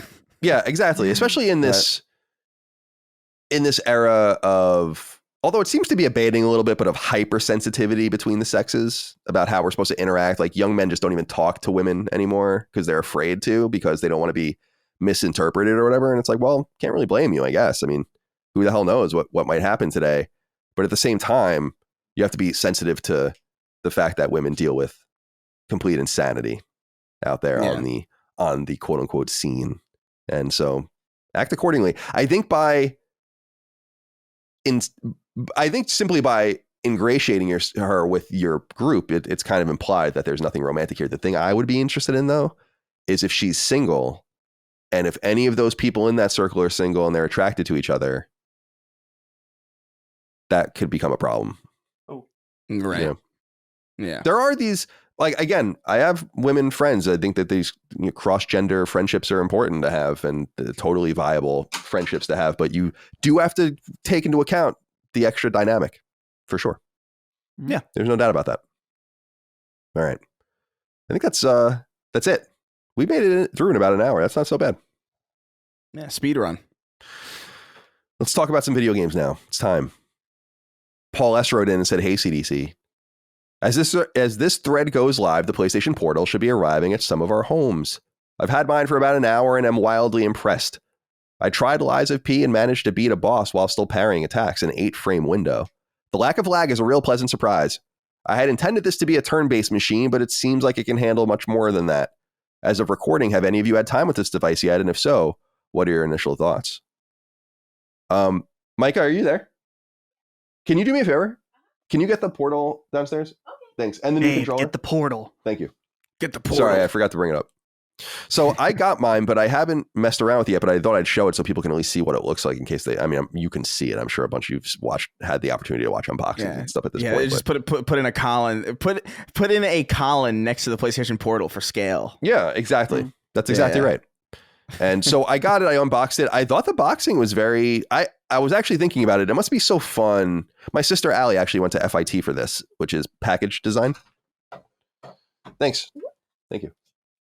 So, first of all, I got the Cobalt DualSense. Oh, I can see how shiny that is from here. It is. Like I was saying it reads more blue in the shot almost than it does in real life, which is crazy to me. Maybe my eyes are shot or something. Because what I was saying to Micah was, it comes off almost as purple to me. Like I'm not as crazy about it as I thought I was going to be. It's cool. I'm going to use it, obviously, but it's good to have a nice, fresh controller nonetheless. And then here's I didn't even take the thing off the screen yet. Here's the portal, and it feels good. Insane. It's huge. So, so here. Wow. That reminds me of. Do you remember was it the oh my God, was it the Dreamcast or the GameCube that had the keyboard? Oh, the GameCube, the keyboard controller. Yeah, that was for Fantasy Star. Yeah. Yeah. I gotta say, I'm gonna mess with it tonight. It seems, based on what I understand, contingent entirely on your internet connection, and that if you have a really solid internet connection, then you're going to be golden. Like I was watching a video playing with them playing it, and then the TV in the background, so you can see that it was really only maybe a frame or two off at the most, and really not even discernible. And he was playing Spider-Man 2, I think. And then I saw videos of people where it's going 4 frames a second, and it's 2 seconds behind whatever's going on the TV. And I'm like, this obviously has everything to do with your connection. My PS5 is connected to Ethernet. My connection speeds are very good. I haven't done a speed test, actually. Let's see. So I think that's what matters most. Now, Dustin, have you seen any of the content going on out there, and people kind of unboxing theirs and getting theirs in their hands and seeing what people have to say? Because I think the device, I can already see if the device really works the way they say it's going to, and I'll have more input on this next week. And I'm at 834 down, 16 up right now. So, well, you're using a lot of your I was gonna say partially. Yeah. But, so that's not great. I don't know how that's gonna work for me when your computer's not a wired. If you're wired in, then it's testing a wired connection and not your. Well, I am wired in right now. Right. So you would want to do a wired test on your wireless. That's right. I see. Accurate result. But sorry, it's from Amazon. Okay, so so what are your thoughts? I mean, I unfortunately just haven't had much time to play it. I got it. I was glad I got it because I didn't even get my shipping notification until like very late the night before, and I was going to be a little annoyed because I ordered it immediately when it was available on PlayStation Direct, but it came, no problems. So yeah, any thoughts here? Yeah. I don't have one, so I haven't gone hands-on at all. I've watched a few different videos about it, and it seems to be exactly what I expected it to be, in that it is a more, all-in-one version of with the backbone. Like we were saying, it's the advantage of not having to use your phone while having a smaller little controller. Those compromises are gone. You have your own dedicated screen. You have a nearly full-size DualSense and all in one. But it still has the same shortcomings, where if your internet isn't not flawless, but you can have varied results. And that's what I was seeing in some of the reviews, is that some people were saying, yeah, this is great, I'm amazed by it. Other people not having as good of an experience. The question that I post this on Twitter, I got a lot of interesting feedback, is that I feel like no matter what, any PlayStation streaming experience that I've ever used, or Xbox for that matter, I've always been able to feel it to some degree. The closest I've ever felt is Stadia. But when I've used the Oculus in-home streaming on the Quest 2, it's incredible. I totally can't detect it. Maybe a tiny bit, you see some compression. So I was trying to figure out if Oculus has made this technology, or Meta or whatever, John Carmack figured out this streaming compression that you can do VR, which is probably one of the things that would be most susceptible to the latency bothering you. If that exists, then why is there no flawless game streaming device where it doesn't matter, you can play Call of Duty on it or something like that? That was the question I put out there. It's not a diss at the Portal. I think the Portal sounds like everything a lot of people want it to be. Sleepyhead writes in here about being able to play Lies of P on it. That's very surprising to me, because in even the most glowing reviews, a lot of people mentioned it's amazing. You can't play Call of Duty on it, or a first-person shooter game still. So I guess if you have that mindset and it fulfills the type of role, like for you, Colin, with playing sports and stuff like that, I think this thing is probably going to be perfect for you. Yeah, I think I'm going to use it's a JRPG machine for me, I think, Yeah. Yeah. I really, legitimately, I would love to talk to someone who knows more about video compression and streaming. It's like, how did they make this work for VR and it's not as good here? Maybe it's a really simple question or simple answer, but that's just what I'm wondering. Yeah, I have to play Final Fantasy IV for Knockback in the coming weeks, and which I'm excited about. And so that's going to be like perfect for that, because even if there's a little bit of latency, it won't matter to me. And Trails of Cold Steel 2, I'd probably like to play on that as well, because I played much of Trails of Cold Steel on my backbone. So right, and that worked pretty well. As I'm pretty confident in it, but again, I have no real insight into it. But it is here, it is in the house. Chris, are you interested? I assume you're not really interested in this thing, although you do have a Steam Deck and you do have a Switch. So I mean, there is some portable gaming going on in your world. Yeah. I definitely have to say the Steam Deck really did kind of change my perspective on a lot of the streaming capability, because that is probably the best I've experienced as far as, and I remember trying Stadia 2, and I remember trying on live in 2011 or 2012. Oh, hell yeah. But, and I've tried just the Xbox game streaming through like Backbone and stuff, and it's all fine, but like the Steam Deck really did feel like I was actually kind of astonished at how perfect the latency was, or just how just completely playable, like even something like Cyberpunk, which is not a first person shooter that's high octane. Like you do need like pretty, especially like for pairing like bullets with the sword and stuff, and like just aiming in general, like it is a first person shooter that works really, really well. And so I'm open to it, but I also kind of, the thing that really worries me is it's like, I want to try it out. I would love to try it out in my home internet scenario before I make because the Steam Deck might work, but I don't know necessarily like how the Portal functions, if it's got the same type of specs. I don't know if it's going to be a little worse, if it's going to do it a little better. I have no idea. And there is also the fact that like if I was going to play anything on the Portal, it wouldn't be, if I was to play anything on PlayStation on the Portal, it wouldn't be like Spider-Man 2 or these big like first-party spectacle games that I kind of want on a big screen with surround sound. It would be stuff that I play kind of regularly anyway, things like Destiny 2. Like playing Destiny 2 in bed seems like a dream to me. That seems perfect. But again, that is an online game. Not only is it an online game that's using a lot of internet just to run, it's also connecting me to different players. It's also a first-person shooter that is very, very susceptible to that latency. And so while I'm sure Cyberpunk has no problem working on Steam Deck, and while I'm sure Spider-Man has probably no problem working, that's still not the, I don't know, that it wouldn't be the machine that I would use it for. If I were to use the Portal, it would be for stuff like Destiny and these kind of like hobby games. It's like, let me get one game in before bed or something. And so I don't know. I do have a friend who I think got his today, or I think yesterday or something. So I think I'll be able to try it this week. So that'll be fun, or that'll be interesting. But yeah, I don't know. I've still got to think about it, because it is still, it's $200. It's nothing. It's not nothing. Yeah, no, totally. But let me ask you guys again. This is Dumb Colin, right? Dumb Tech Colin. So welcome, and I'm sure a lot of people can relate. This is the way I interpret it, though. Is all right. So DualSense controller, right? Yes. PS5 running the game, sends signal to controller, right? Well, controller is interacting with the game, right? And going back and forth between itself and the game because it's not wired, right? And it seems to do this indiscernibly. This is now receiving this signal, presumably, and arriving and displaying as your control is going to this instead of back to the machine. So why?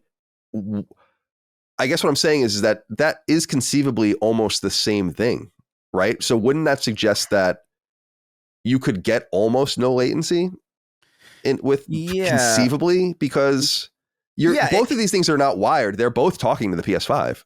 I know that one has like a huge data stream coming and the other is just locked with it in terms of a control mechanism, but it just seems kind of fundamentally the same. I know it's, and again, that's Dumb Tech Colin talking, but that's why I feel like there's promise here, where I look at some of these videos of people playing Spider-Man or something, and I'm like, that is almost indiscernible. You can see like that the TV gets to, if you just slow the videos down, you can see that like the TV in the behind the controller gets to where it's going. Like if the scene changes just a frame or two ahead, but it's not that bad. I want to know what even Spider-Man feels like on it. It'd be interesting. I mean, it would be wild to be able to play whatever you want, not wherever you are, but locally to your console in some sense. I don't. It does apparently work, because I think I saw some review that said that like they went to a coffee shop to try it and it worked. So that's kind of interesting. Oh, the IGN one, yeah. So it's interesting that you could do that, because I didn't necessarily imagine that as being part of it. Mm-hmm. The idea that, because I was under the assumption that a lot of other game streaming, specifically stuff like with the Xbox game streaming, is streaming the actual game from like a bunch of servers, as opposed to, it's not actually running on your console. But this is actually running on your console simultaneously, so you can stream it. Like if you're at a friend's house, you could theoretically play your PS5 through it with relatively good latency, which is kind of crazy. That's a lot more compelling to me, but at the same time, again, I'd have to really try it out. Well, dude, it reminds me of the old Vita commercials when they were still pushing the console quality gaming on the go thing in the beginning. And it was the dude like walking around a city playing Call of Duty. And it was the insinuation, although they made it clear with the text on the bottom of the screen, and they made it clear in the beginning with the PR as well, was that you couldn't play games like over 3G or whatever. But they were making it seem like that. That's where their minds were at. This seamless sort of interesting experience. I was thinking, no, I guess it's not the same, right? Because the controller talks to the console, but this is it ever talking to the console, or is it talking to your router? It's talking to the console through your router. Yeah, so there is an intermediary that would make it, I guess, presumably slower, and that's where the internet speed comes in. Right, and that's the thing, is that if you have an old ass router, then you're probably gonna have a worse experience. But if you have a router that has a lot more either signal or data bandwidth or something like that, and that's the thing, Colin, about you were saying about the controller, is that the controller connects to your PlayStation and has almost no latency, but we're adding the intermediary of the router, and you're also adding the video compression stream. That's going to be a shit ton way more data than just like a controller. Yeah, that makes sense to me. Philosophically, that makes total sense to me. And again, I don't understand. I can barely add numbers. So let's see here. I like the way it feels. I'll be interested to see if you guys get your hands on them and what you think. Sounds like you will, and at some point be able to try them out. And yeah, the new controller color. Yeah, it looks better on the matte side than the. Does it get fingerprints? That would bother me. I don't see any, no. But my hands. Like no, it does. It could get a little bit of them, I think, but yeah, that's a little annoying. No, it's a deal breaker for me. The DualSense Edge has that center part that's glossy black plastic. Oh yeah, and it looks horrible all the time. I bet. I love. I mean, I love having the Edge. It's great for the back buttons, but I wish they didn't design it that way. Their hands were too clean in the labs when they were testing it. Yeah, they didn't say like, get your Dorito dust on this, kids. What was that when we were just convinced that gloss was like good? It was like I don't understand. I've always hated gloss. Me too. Like, I never liked it. I think that was one of the big things because the original PS3 was glossy, right? If I remember correctly. Yeah. Yeah, and I remember that always bothered me because like the Xbox 360 always looked so clean. And then the PS3 just had all these fucking smudges all over it. It was very shiny, yeah, and it did have the smudge problem for sure. I agree with you. Even my goalie helmet when I was a hockey player in middle school and high school, it was matte black, with like stuff over it. It wasn't like the shiny material because I didn't like that. I don't like the way I like I think I said it before, I don't know if I've ever said this before, that there's a dude in my neighborhood that drives this Tesla, but it's matte black and it's like so cool. I was like, oh damn, that's dope. That's really, really dope. And then the PS4, and speaking of, this is a great segue because PS4 is 10 years old, by the way. Yay! November 15th, 2013, the PS4 came out. I remember it very well. And I was going to say the top of the PS4 had that glossiness, and then the bottom had that textured part of it. So you can get the smudges on the top of the PS4 as well, the original PS4. But it came out, like I said, here in the United States, November 15th, and then in Europe a couple weeks later. Remember, they put all of their... I remember this very well because I was at IGN writing about all this stuff at the time. So I remember this stuff in extremely great detail, but the consoles were being flooded to the United States first to fulfill this goal of selling a ton of them here. And they sold 1 million in one day, and it took off from there. And I remember getting mine at IGN. We used to get everything shipped there when we worked there so that we can, things wouldn't get stolen at our various apartments outside or whatever. And I remember being on the train on the Muni, the N line, I guess, going out towards the Sunset where I lived. And I had this box. I didn't want to carry the PS4 with me, so I had a box from Amazon with me that had the console inside of it, and I had it on the train. And the trains used to always break down, and the train broke down in the Haight, probably 2 miles from where I lived or so. And I had to carry this box with me, just this cumbersome box, to make it seem like I didn't have a PS4. And then finally, when I got into like a better part of like the Sunset, I disposed of the box and walked. And I just remember that very well. And so I remember walking down with the PS4, which had a handle. And then I was walking and I just walked around these people, and some dude's like, "Oh, you got a PS4? That's awesome." I don't know. I just remember that very, very well. And it was very exciting. I was there at the reveal event in New York City. We covered it in great detail. It was an extraordinary time in my career, and I cannot believe it was 10 years ago. And I think the PS4 is a fucking awesome machine. It's maybe the greatest console of all time. I think you could make that argument. That's an argument that you could make about the PlayStation 4. I think I'd have to think more about where I still feel like the NES is my favorite console of all time. I don't think that's ever going to change, but the PS4 was a dynamic seller, sold, almost 120 million units. It's widely discontinued now, although you can still buy new units, and they're still, I think, rolling some out. And it sold a huge amount of games, and it was just a huge success. So what are our memories of the PlayStation 4? Chris, let's start with you. Yeah, man, it's so funny because the PS4. First of all, it's funny to me that everybody's like, "Well, I can't believe it's been 10 years," and it's like I can. It feels like an eternity ago. To be quite honest with you, like I think we're getting a little bit conflated with like PS4 Pro.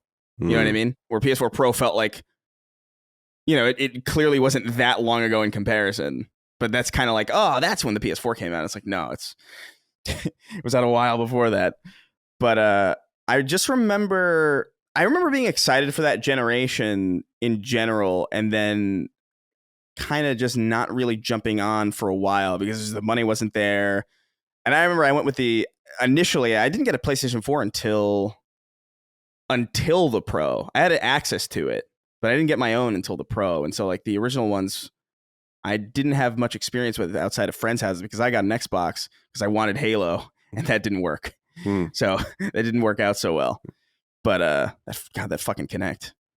But yeah, I missed out on the early years of it, which to be fair are, the weaker years.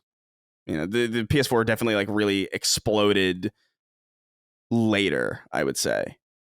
But yeah, I mean, it was I remember being struck by how good it looked.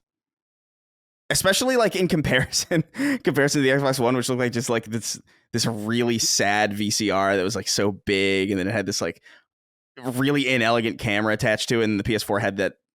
Is it a rhombus or trapezoid? Yeah, shape? it's one. I don't. It's know. one of those two. Yeah, I always get both of those shapes mixed up for some reason, but I loved that slanted design and that even that one piece of that one glossy part. I didn't mind that too much. It was just one part of it. It wasn't the whole thing. It was like a little panache, a little highlight. I loved it. Yeah, I loved the way it looked. And I thought the controller was like way, way better. I was like I remember being like really, really happy that they finally changed the controller. That was like my main kind of irritation point with PlayStation for a long time, even though as somebody who really did love the PS1, PS1's probably my favorite console, I think, or like definitely up there. But like the controller never changed, and it always felt weird to me that it never changed because it felt distinctly old, especially by the time 360 came around and PS3 came around. I was like, Jesus, we're the third generation with this same controller, and everybody else is iterating on it, and there was like something new going on. So finally they did that, and it's a way better controller, I think, the DualShock 4. Yeah, it's great. Yeah. Outside of the touchpad notwithstanding, which I still am just not really that big on, honestly. But yeah, the PS4 is a special machine. I think there is a pretty good case to be made that it is the best console of all time. I personally feel like it would go to either. I don't know. That's a different conversation, but I think 2005, 2006 was really that era for me, where it's like that's just so much of a drastic shift that it has to be one of these.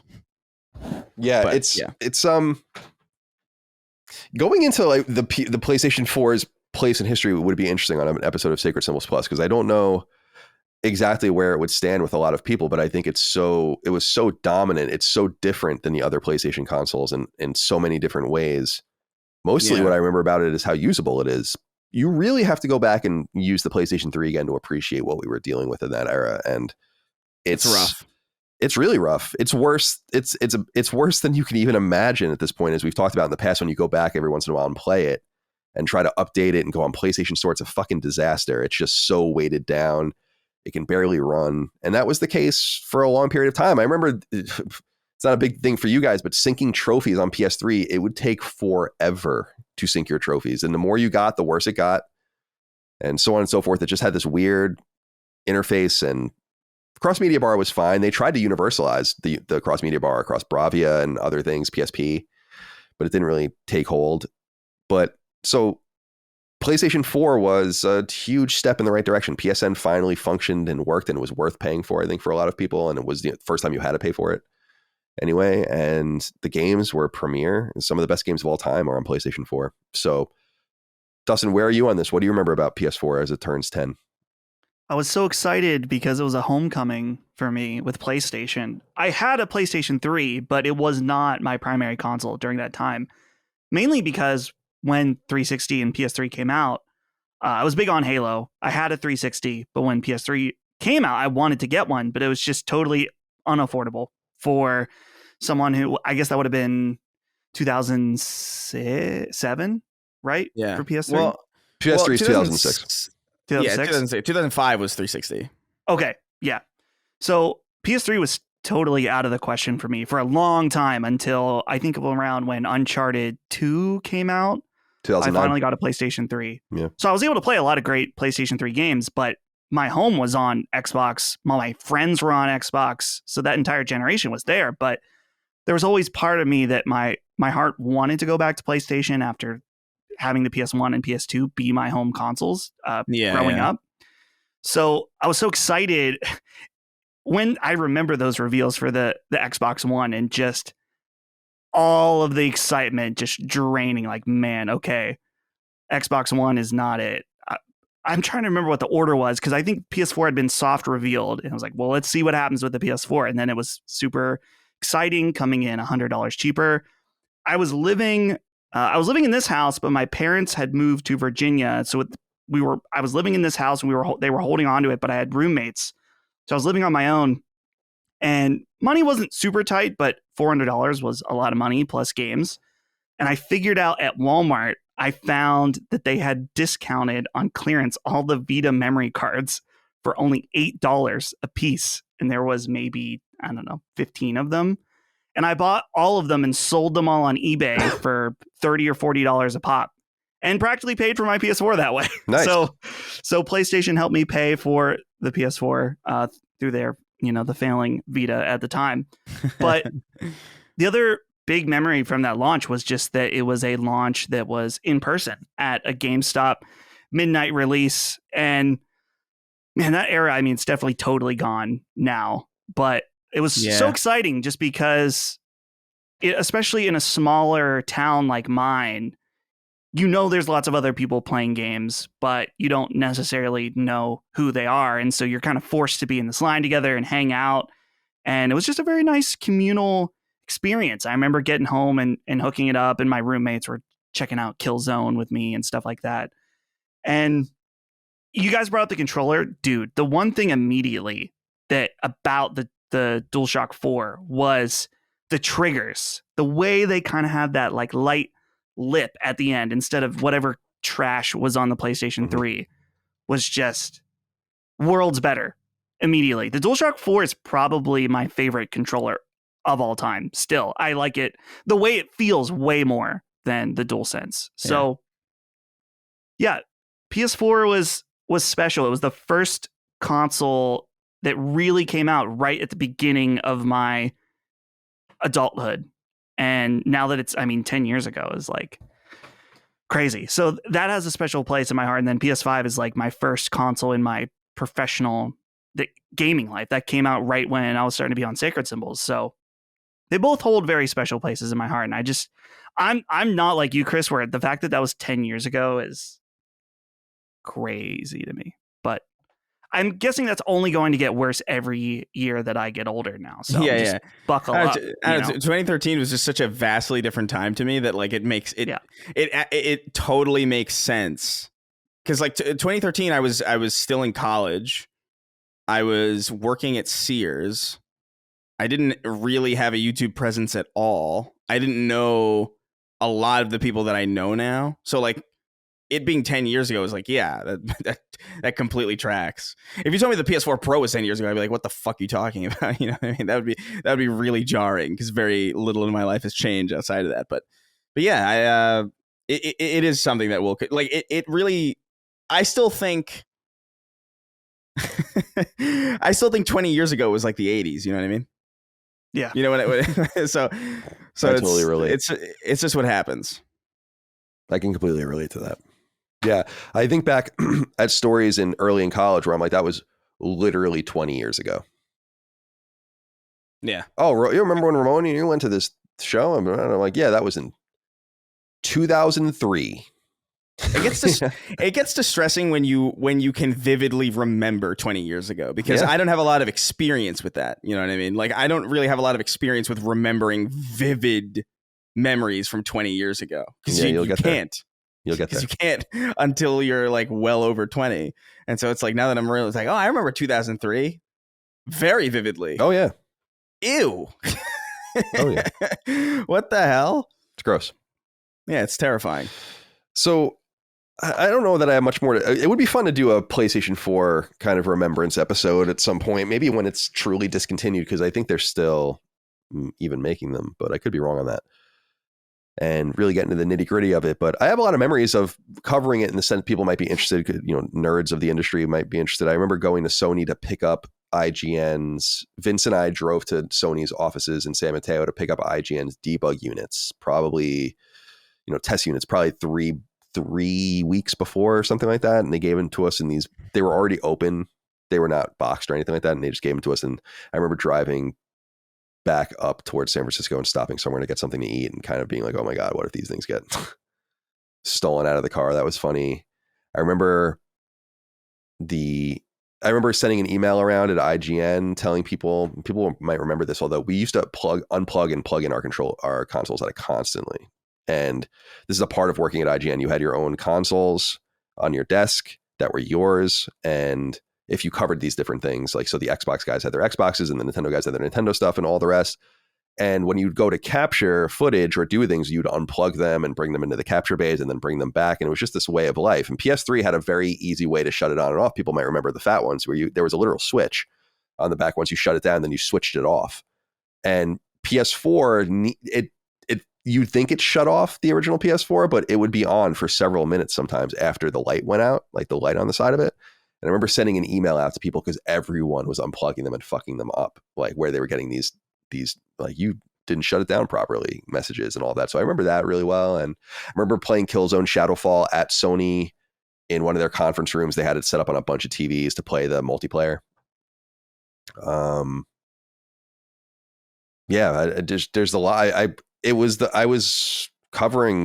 in charge of IGN's coverage of PlayStation at that time. So it was a very memorable thing. The reveal event is very memorable. Being in New York City and how people were so excited, dude. That was a time of true redemption for PlayStation. And I think that ultimately, what PS4 meant was kind of in the battle of what we used to call the HD twins. That it's funny because no one even uses that term anymore, but that term was constantly used back in the day, especially to differentiate Xbox 360 and PS3 from the Wii. And I think that Sony, as far as consoles are concerned, is kind of in a permanent first place posture now, ever since they launched PS4, where it's just not going to really change. Yeah. And PS5, as we're going to talk about, is outselling PS4 at this point in its trajectory. And PS4 settled in at 120 million units. This is no joke. And it's incredible, the loyalty that they built up. We think it was...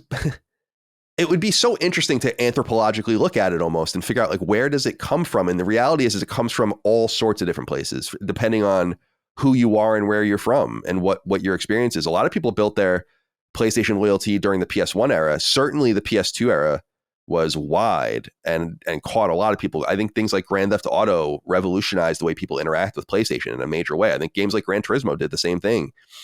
And later God of War and so on and so forth, that started to engender this, plus just the place to play third-party games. Of course, Crash and Spyro back in the day, Jak and Daxter, Ratchet and Clank, all these things matter, but a lot of it is third-party presence. I said before, and I've said it again, I'll say it again, that, and I was, in 11th grade when PlayStation 2 launched, and I was reading all the magazines. I was up every website's ass at that time and everything. No one gave a flying fuck that there were no PlayStation published launch games for PS2 save Fantavision, because it wasn't important. It was like, who has games on PlayStation? And it was just a place to play. Sony somehow reinvented the entire company. They were not known for this at all. And it didn't, their move towards the arts and entertainment didn't start with video games. In fact, they got to PlayStation last. They had already gotten involved in music and motion pictures and television by this point. But they were a technology company. Like they made things. And now it's about their content. More than 50% of Sony's revenue comes from PlayStation, movies, TV, music. And it's pretty wild to think about when it really was about radios, televisions, these really sophisticated stereo setups. I really encourage people to follow Obsolete Sony. I've said that before on Twitter. It's awesome. Awesome. Sony Vaio, Sony Bravia, Trinitron. It's different. So now Sony is kind of known for these other things. I think it's in. Are you old? Do you guys feel like you're old enough to feel that difference in Sony, that evolution? We have obviously experienced it, but we've said before, and I know a lot of people have contention that they really are still known for this very high quality electronic, and I believe it. But it used to be that Sony meant like the kid on your block with a really nice TV, like a really nice TV, or dude, those like the OLEDs nicest that they're stereo. Releasing now. Yeah. Don't they? Isn't it argued that they have like the single best CRT ever or whatever? Well, CRT. You mean like an old TV? Yeah, that's what I'm saying. Like, that's kind of the era I'm talking about. Or like these really like the tuner stereo with all of the different components that was $10,000 or something. It's just interesting that companies, Nintendo is obviously a fucking playing card company. So these companies change into different things. It's cool. And now Sony is very dependent on PlayStation. Yeah. So on it goes. Happy birthday, PS4. I believe it's 10 years. I'm probably in between you guys where I'm kind of like, yeah, it seems like it for me, in my opinion, in my career and where I was professionally, personally, all the rest of it, totally, it's another life. Right. So far away from where I live now as an adult. I was an adult then. I was 29. Yeah. So I don't know, man. Happy birthday, PlayStation 4. We love you. All right, let's get into some other pieces of news here to discuss some small things that I thought we might want to get into. So the first is that they might have cast The Last of Us's on HBO as The Last of Us, or Max, I'm sorry. Is HBO still a brand though? I guess it's probably still is. They're TV, like we're just not going to know it. It's like their television vertical or whatever. We constantly make fun of them for this because it's such a stupid thing. But anyway, over at the Snyder. Now this is apparently, it looks like a Substack, but apparently this is people have been citing this, and apparently this guy is pretty well known for his television and film related leaks.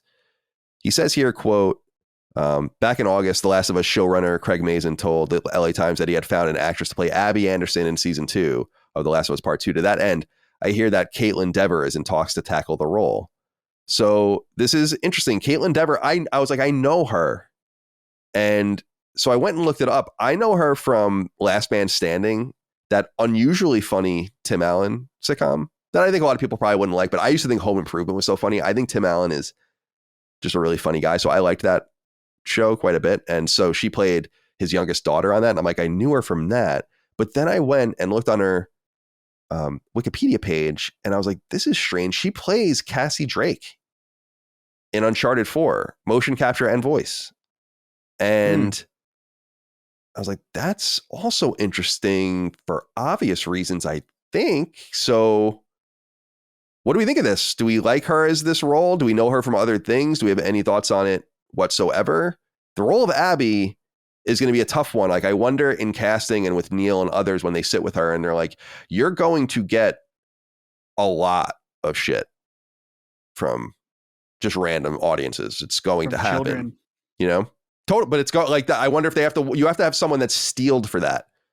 And they probably believe that she's the person. So Dustin, you have any thoughts on this? I'm looking at her IMDb right now, and I don't think I have seen a single thing that she's in, so I can't speak to her in particular. But I wonder, in seeing some of the photos, I wonder if she's ready to bulk up a little bit. Yeah. That's going to be a pretty key factor. I agree. That's an important part of Abby's role, I think, is her stature. Yeah. So, yeah, I'm curious about that. But you're right that it's so unfortunate. The whole Abby thing, I understand people not liking the direction of a story and maybe even feeling upset or betrayed by it, I guess. But the level of entitlement that happened with Last of Us Part 2, we've gone over this so many times, but just it's so fucking stupid. And it's going to be so fucking stupid. It's insufferable. It's going to happen again, It's going to happen again, and it's going to, first of all, it's going to ruin it for a lot of people, like the story. And I have this sneaking suspicion based on the incredibly dire circumstances of The Last of Us Part 2. I'm not going to spoil anything, that they're going to rework it in some material sense. And I don't want to say any more than that, but I think it's probably been spoiler. Most people that are listening to this already know what I'm talking about, but I think that they're going to push that out a little bit and maybe give the show more time to breathe, especially because so many years have passed between the games that we don't, then I said before, I would love it if they just explored that. And then season 3 was the second game or something. That would be fucking super awesome, but I don't think we can hope for that. But do you have any thoughts on this, Chris, on the possible casting of this Kaitlyn Dever actress? And do you know her from anything? And do you think she looks the part? And do you think she can play the role? And most of all, do you think she can steel herself for what's going to be a torrent of abuse from obnoxious people that can do a lot of damage, unfortunately, online? Yeah, I don't know, man. I think she has... I've never seen her in anything, so I can't speak to like how she sounds or what her stage presence is or anything like that. I really have no idea if she's a good fit for the role or a bad fit for the role or whatever, but it does suck to know that she is just going to get a lot of shit for this, because it reminds me a little bit of Skylar White in Breaking Bad or Joffrey in Game of Thrones, where they were just like, they were so good at playing this character that people just hate them. And that's always confusing. I just can't conceptualize that. But I can't conceptualize how there are adults who are capable of like writing complete sentences and who can't divorce the basic fact of like, hey, that's a character. It really doesn't make sense to me at all.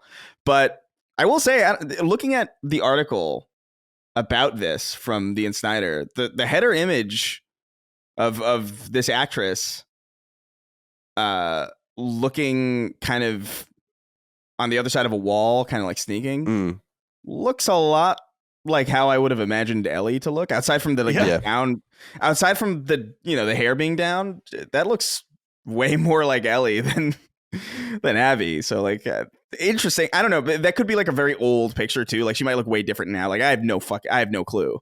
But I think they know better than anybody, and I imagine if her connection to Uncharted is interesting in the sense that they have to know that she would be good because they've worked with her on some level.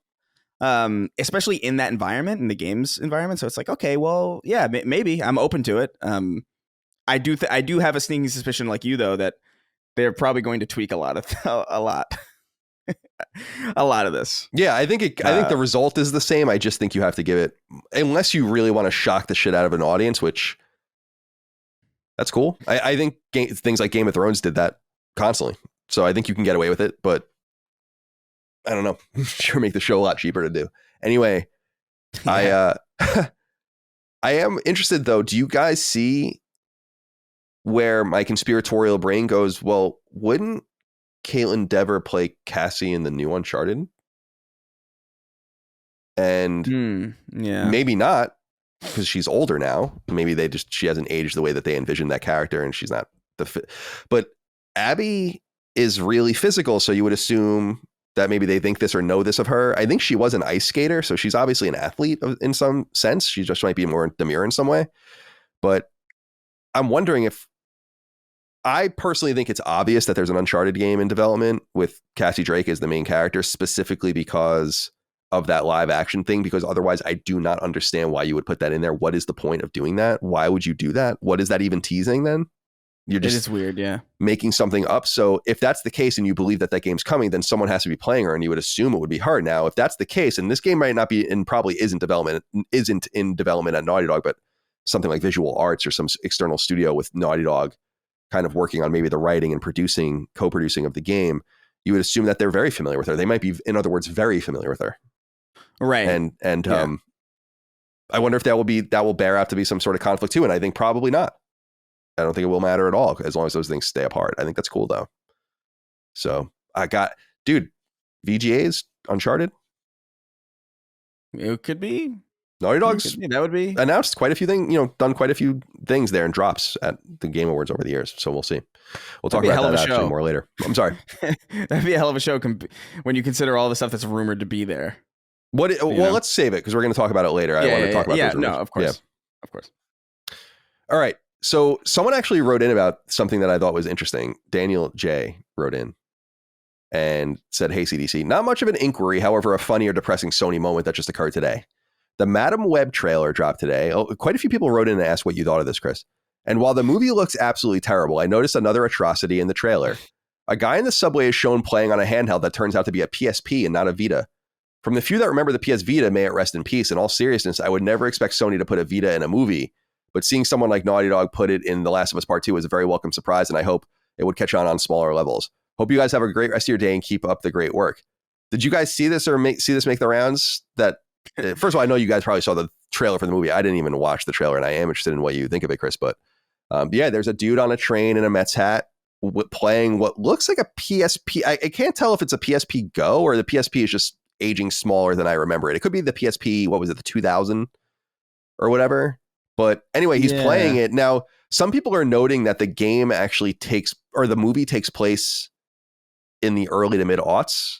If that's true, or that's what I've read anyway. And so it's kind of true to the era, which is interesting and neat, but kind of a cool little shout out. There are cool people working on these movies, understanding they have access to this cool stuff that they can do. I would do the same thing. So any thoughts on this, Chris?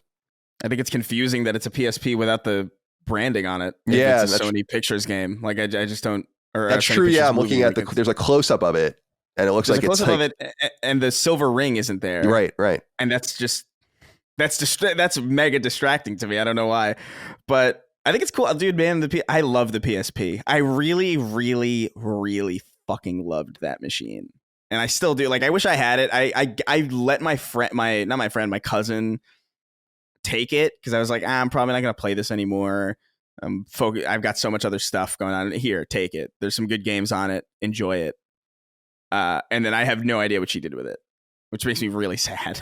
Yeah, it's a bummer. So I'm sad I don't have it anymore. But I really loved that thing. This trailer it's bad. It's What's the line? He was with my mother when she was studying spiders in the Amazon. Yeah. He was.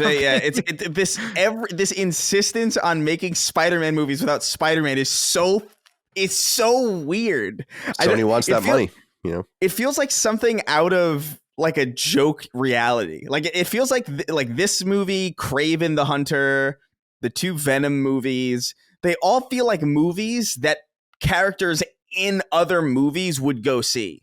You know what I mean? Like those fake TV shows or like those fake movies. Like there's a Madam Web movie. What? What is going on? I will say, shout out to Sydney Sweeney Spider-Woman's low key kind of. That's kind of awesome. It has some interesting characteristics, is what you're saying. I'm a fan. All right, sure. I gotta look. This is I didn't even look this woman up. What's her name? Sydney Sweeney. She's on Euphoria. Be careful. But yeah, no. I know that she's in like memes. I see this chick in. Yeah, but she actually does look pretty good in that suit. Honestly, even though the suit looks like shit because it's like it looks like an AI generated suit. It's like that kind of works. It's a shame it's being wasted on this. But yeah, I don't know. Whatever. I can't care about this. I can't care about Spider-Man movies that have no connection to Spider-Man. I barely care about Spider-Man movies now, like with Spider-Man in them. So like the idea of like, hey, here's Madam Web from, her from the 90s animated series. Here's her movie where her origin is all fucking weird and confusing. And there's a bunch of Spider Women in it. There's a Spider-Man in it who isn't Spider-Man. He's like a Arachno lad or fucking whatever the hell they're going to call him. It's just confusing, and I don't get it. Also, cheap tricks in this trailer where it's like they use like, oh man, the trailer's not good. What do we do? Let's get a good song in it. That always bothers me when trailers like kind of trick you, where it's like, oh, Bury a Friend by Billie Eilish is actually a really good song. So let's just throw it in this shitty trailer to kind of like boost the production value of it, so it doesn't look like it sucks as much as it does. I see what you're doing. It's a great trailer song connected to a horrible trailer and a man silently enjoying his brandless PSP on a train or fucking wherever he is. He bought it at the dollar store. It's like the dollar store PSP with just like the mold of the PSP. Yeah, it's a GSP. It's a Game Station Portable. Dustin, any thoughts on this before we move on? No, it looks bad. That's all. That trailer, that delivery. Understood. Why? But people will go see. Dude, didn't Venom do well? Did that make money? Yeah, it made money. Venom made money. I don't know. Venom, to Venom's credit, Venom was bad, but it was kind of like delicious garbage, kind of, you know what I mean? Where it's like, that was fun that sucked, and I would never watch it again. But it was, it was amusing enough. I think it's mostly entertaining just from the fact that like they're clearly trying to make this work without Spider-Man, and you're just like wondering how the fuck they're going to do it, and they don't, but they think they do. It's entertaining from that perspective. But I like this term, delicious garbage. Yeah. That's Sacred Symbols. I can't take that credit for that. I'm sure I've heard that before to describe like a movie that's like shitty but still kind of enjoyable. Right. But yeah. Alas. All right. Let's get into this topic then. A lot of people wrote in about this, and I want to read 2 of the inquiries from the audience. Remember, you can write in on patreon.com/lastdaymedia. Represent 2 sides of the same coin. Zeke the Plumber wrote in and said, "Hello, Sacred Men. A nearly 20-minute video on Suicide Squad Kill the Justice League was posted earlier today from WB Games. The video focuses mostly on story and lore, and apparently it's the first in what will be a series of deeper dives into the game leading up to release. Am I crazy for thinking this game looks fun? I've always thought it looked pretty good, and I'm excited to play it. Is this going to be another fun bad game that many of us platinum despite glaring issues? Thanks." But then Luke Soletta wrote in and said, "Good day, Sacred Sims. Did you guys watch the Suicide story and gameplay video? This looks great for a game from 2019. How has it taken Rocksteady almost 9 years to make this game? Will Suicide Squad be this generation's anthem?" So lots of people writing in from both sides. Let's talk a little bit about it. Suicide Squad Kill the Justice League after many delays, or several delays, I guess I should say, including a deep delay that saw it sent out all the way to 2024. It comes out February 2nd. It'll be Rocksteady's first game in 9 years since they released Arkham Knight. Of course, they did that Batman Arkham game as well for the VR, PSVR specifically, but I don't think that really counts. So we've been waiting for a long time on this. Dustin, I want to go to you first on this. Where are we on this? Did you watch the gameplay? So people can find it, by the way. It's everywhere online, but PlayStation Blog has it. It's called How Suicide Squad Killed the Justice League Taps into PS5's immersive power. And in there, you can find the video embedded along with some details, screenshots, GIFs, and all the rest. So there's a lot to see and talk about. People are coming down on both sides with this thing. I am curious what you boys think about it. So let's start with you. I can't help but read the subtext behind this particular video. I watched it all this morning, and I'd love to go make a count how many times they say story. And they talk about Rocksteady's legacy with the Batman games and the story, the cutscenes. This feels like a very clear, this video and this series was born in a marketing room where they said, oh shit, we have a big problem on our hands with this game and the messaging that we've put out so far and the fact that it's games as a service, and everyone hates that. So how do we angle and put a spotlight on the other things that we think people would like? I think there maybe is some truth to that, in that I think there could be a really good game at its core here that maybe has games as a service elements that we have yet to know how egregious they will be. I think it's somewhat unfair to just automatically assume, oh, it's games as a service. They're going to try to rip you off every second, make you dedicate your entire life to Suicide Squad. I want to hold my horses a little bit on that. But again, just the marketing, the angle, like look at the interviews, listen to exactly what they say, the specific wording. It's all very clearly orchestrated to me. With that said, they did show a lot of story stuff that I found to be paced really weird. There's this whole scene where they're getting some of their equipment, and it's just, it feels like it's half of the video when it's probably only a few minutes.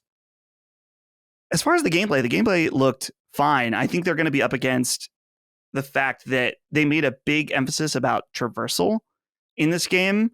And not that it's coming out back to back with Spider-Man, but Spider-Man is kind of like the gold standard of city traversal superhero game. And so you have 4 different characters that have 4 very different traversal styles. That's a big core mechanic, and some of it looked fun. I thought playing as the shark guy doesn't look as fun to me because he can't really glide around. He just kind of hops really far, which may be fun. Harley Quinn has the grappling hook, which looks cool. Some of the dialogue, though, too, is just, I'm so sick of it's rough. The Marvel comic book dialogue. And I know maybe that's authentic to these comic book stories. It doesn't change the fact that I am so sick of it. So I've said enough. This trailer made me less excited than I already was, which is very low for the game. Where are you on this, Chris? Man, yeah, I mean, I agree with a lot of what Dustin was talking about, especially in the sense of the pacing of some of these, because they did make an emphasis on story, and they showed a really long cutscene that felt like it just had a lot of awkward silences. It felt like there were like sound effects missing and just weird pauses and really unnaturally delivered. It did not convince me that story was going to be the big saving grace of the game. You know, like if they were really trying to showcase, you know, how story was going to be like a really big focus on it, it's like, no, guys, you don't get it. The games as a service elements are there, but like, dude, look at the story we're telling. They really picked kind of the worst, or maybe not the worst example in the game, but like they definitely picked a really poor example to showcase the fact that that wasn't a cause for concern. Because I just didn't. I couldn't stop thinking when they were selecting all of their gadgets in the museum, where they're like, I'm gonna take the grappling hook, I'm Harley Quinn, or I'm gonna take the jetpack, I'm Deadshot, or whatever. It had this quality of like, it reminded me of the Amazing Spider-Man 2, where at the ending they kind of implied that the Sinister Six are who they are just because they just decided to choose something out of a fucking off of a rack. Because like the Dr. Octopus tentacles are just sitting there, and like the idea would be that anybody could have that, because they're just sitting there. I get it from a gameplay perspective. It's fine. I thought it looked kind of okay. I have a sense, I'm having a weird sixth sense here that this could really be either or. Like, I feel like it looks worse than it is, probably, but also I'm not necessarily convinced that it will be great. But there's something in I don't know, I have a hope for it, you know, like I'm not excited for it. I do want Rocksteady after all this time to deliver. And I do think there are some elements of it that look fun. I do think the big thing for me about this that I am looking forward to, if anything, is just the premise of the boss battles in general. Like the idea of fighting the Justice League and truly like offing them is actually really cool. Like from a story perspective and like a set piece perspective. The idea of just like killing the Flash, killing Superman, killing Batman, killing Wonder Woman, that's really dope. And I hope that they can deliver on that. And I think there's a possibility where this game could just look worse than it actually is, in the same way that Guardians of the Galaxy did. Like, I had a great time with Guardians of the Galaxy, and that was a game that I was just not really feeling at all from the preview images or from the preview videos. And for very similar reasons. I remember feeling like, the dialogue feels a little bit weird and the gameplay looks not as smooth as some other things. But, you know, Guardians of the Galaxy that game was probably one of the highlights from that year for me. And so I'm open to that being true for this. And I'm hopeful that that's the case. And I do think it's possible. But they're not showcasing the things that I think they need to showcase to really assuage any concerns, because what little story they did show, and to be fair, they showed some story that was cool. Like I did like Penguin being there and his role, and I liked Green Lantern kind of flying them around and kind of showcasing them, like all that stuff. But I don't know. I have to wait and see, obviously, for more. This is apparently the first episode in like a series that they're doing. Mm-hmm. Kind of doing a deep dive into the game, which feels very, very damage control incentivized. But, you know, I don't know. We'll see. I'm really up in the air with this. I don't know what to make of it. I hope it's good, and I think it could be, but I'm not really seeing that yet. The only thing that would be valuable to me, I think, or be valuable to audiences more than this video series, it's not the only thing, it's a major thing that would be nice, is to make this game available to be played by press and YouTubers and streamers, and to let them have access to people to ask questions. And of course, having the right people in those spaces to ask the right questions and to do the right things too, to just discover more underneath the layers of whatever. I think you're absolutely right, Dustin, the marketing layers of, when they did what they did, they knew that they had to recalibrate behind the scenes and then represent the game. And so obviously we're going to get a very polished thing. This is basically probably what they were doing. I mean, much of what they were doing, because we were asking the questions at the time, what do you think you're going to do here? You can't change the game very much now. At this point, you're going to unravel everything. And I don't know. I just think that they're in a tough position, but it also indicates that WB is the publisher. Obviously, WB recently said that they're really going into this direction. So this is the kind of game that I think represents their future. And I'm not entirely convinced this game is going to fail. I think a lot of people think this game is going to crash and burn. I'm like, I don't think so. I think that. Oh, no, I think it'll be very successful. Yeah, actually. I think even a game like, what was that? Arkham Knights or whatever? Gotham Knights. Gotham Knights. I think. That game is one of the best-selling games of the year it came out and the year after it came out. It's still being sold. If you look at the top games played on PlayStation 5, which we'll talk about later, although I don't know if this game's mentioned in there, it's in the top 20 games engaged with still on PlayStation. So people bought it and wanted to play it. And I think this game will have a similar arc probably in the sense that people are going to be interested in it because of the subject matter. Rocksteady has a certain, I don't know, gravity to them. I think that it seems like it's somewhat of a mismanaged project, though, from the sense of what we're getting out of them and what people want out of them. Obviously, they were long rumored to be making a Superman game. I saw some people circulating that this game is the guts of that game in some geographic sense, which could be possible. I don't know about that, but it's funny to just see that this is what Rocksteady came up with after 9 years. It's like 8 years and 10 months it'll be, I think, between games. And this is what you came up with after something as renowned as Arkham Knight, which I still think Arkham Asylum is the greatest one. It's disappointing. If it doesn't do well, I mean, that's probably the end of them. And they've already lost their two leaders are leaving anyway, right? Didn't we report on that a couple months ago after the game comes out? Yeah. So, I don't know, man. Suicide Squad killed the Justice League. I have it up here. Comes out February 2nd. On PlayStation 5 next year, so look forward to it, I guess, if you'd like. All right. Couple more things I wanted to get through. Dragon's Dogma 2 has been rated for release. This indicates, according to Video Games Chronicle, and I would agree that the game is probably not that far off. It was rated over in Saudi Arabia, it looks like. So let me see here. Yeah, the Saudi Arabian Games Council. So Dragon's Dogma 2 would be the follow-up to the very popular Capcom published during kind of Capcom's darker times, maybe when they were coming out of it a little bit. 2012 on PlayStation 3, and then there was that Dark Arisen version on PlayStation 3 that came out in 2013, was ported to PS4 in 2017. That version of the game will actually be free on PS Plus, Premium, and Extra beginning in a couple of days, if not already, actually. So there's some cross-pollination going on here, I think, as they prepare to get this game out. So it's undated. I would assume, Dustin, we would see this at the Game Awards, right? That sounds right. Because there's really nothing else going on unless they were just to low-key say, hey, we got an announcement stream. We're going to show off the game and there's a release date at the end. So most likely scenario, I'd say, is Game Awards. What do you think about this, Chris? Are you interested in playing this? Did either of you play the original Dragon's Dogma? I only played it very briefly on PS3. I had a very, very, very brief kind of encounter with it a long, long time ago. So I have barely any context for what Dragon's Dogma 2 even is. I know a lot about it from friends who have told me about it and like have insisted how great it is, but I've never actually delved in really deep myself. All right, let's see here. Oh, I opened the wrong story. This next one, just to continue kind of covering this as it all unwinds into whatever it's going to be after it's unwinding. GamesIndustry.biz reports that Embracer debt reduced to $1.4 billion as restructure continues. The big thing here is that they acknowledged in their second quarter financials that they laid off a total of 904 people from all of their different studios, which is an incredible amount of people and sad to see.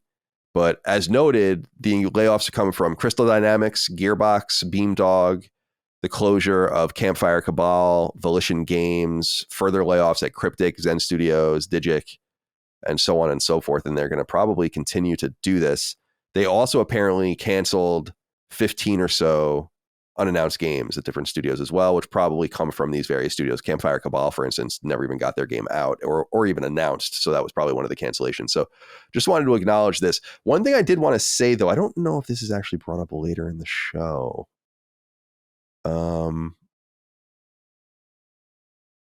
Yeah, we'll talk about this actually later, because I was going to talk about just bad decision making, bad talent, bad lineups of products and all of the rest. And Embracer really just symbolizes that. You just can't compete with yourself like this. So they're going to continue to unwind themselves. I don't know if you guys have anything to say about that, but I did want, I'm sorry, anything? No? Okay, good. No. I did want to ask about this though, and we'll go to you, Dustin, for this. Push Square, our friends over there, report rumor Persona 6 targets 2025 release, while Metaphor is on track for 2024. So the big thing here from apparently a reliable leaker on Twitter that has known Atlus insider goings-ons in the past and therefore has proven his or her track record.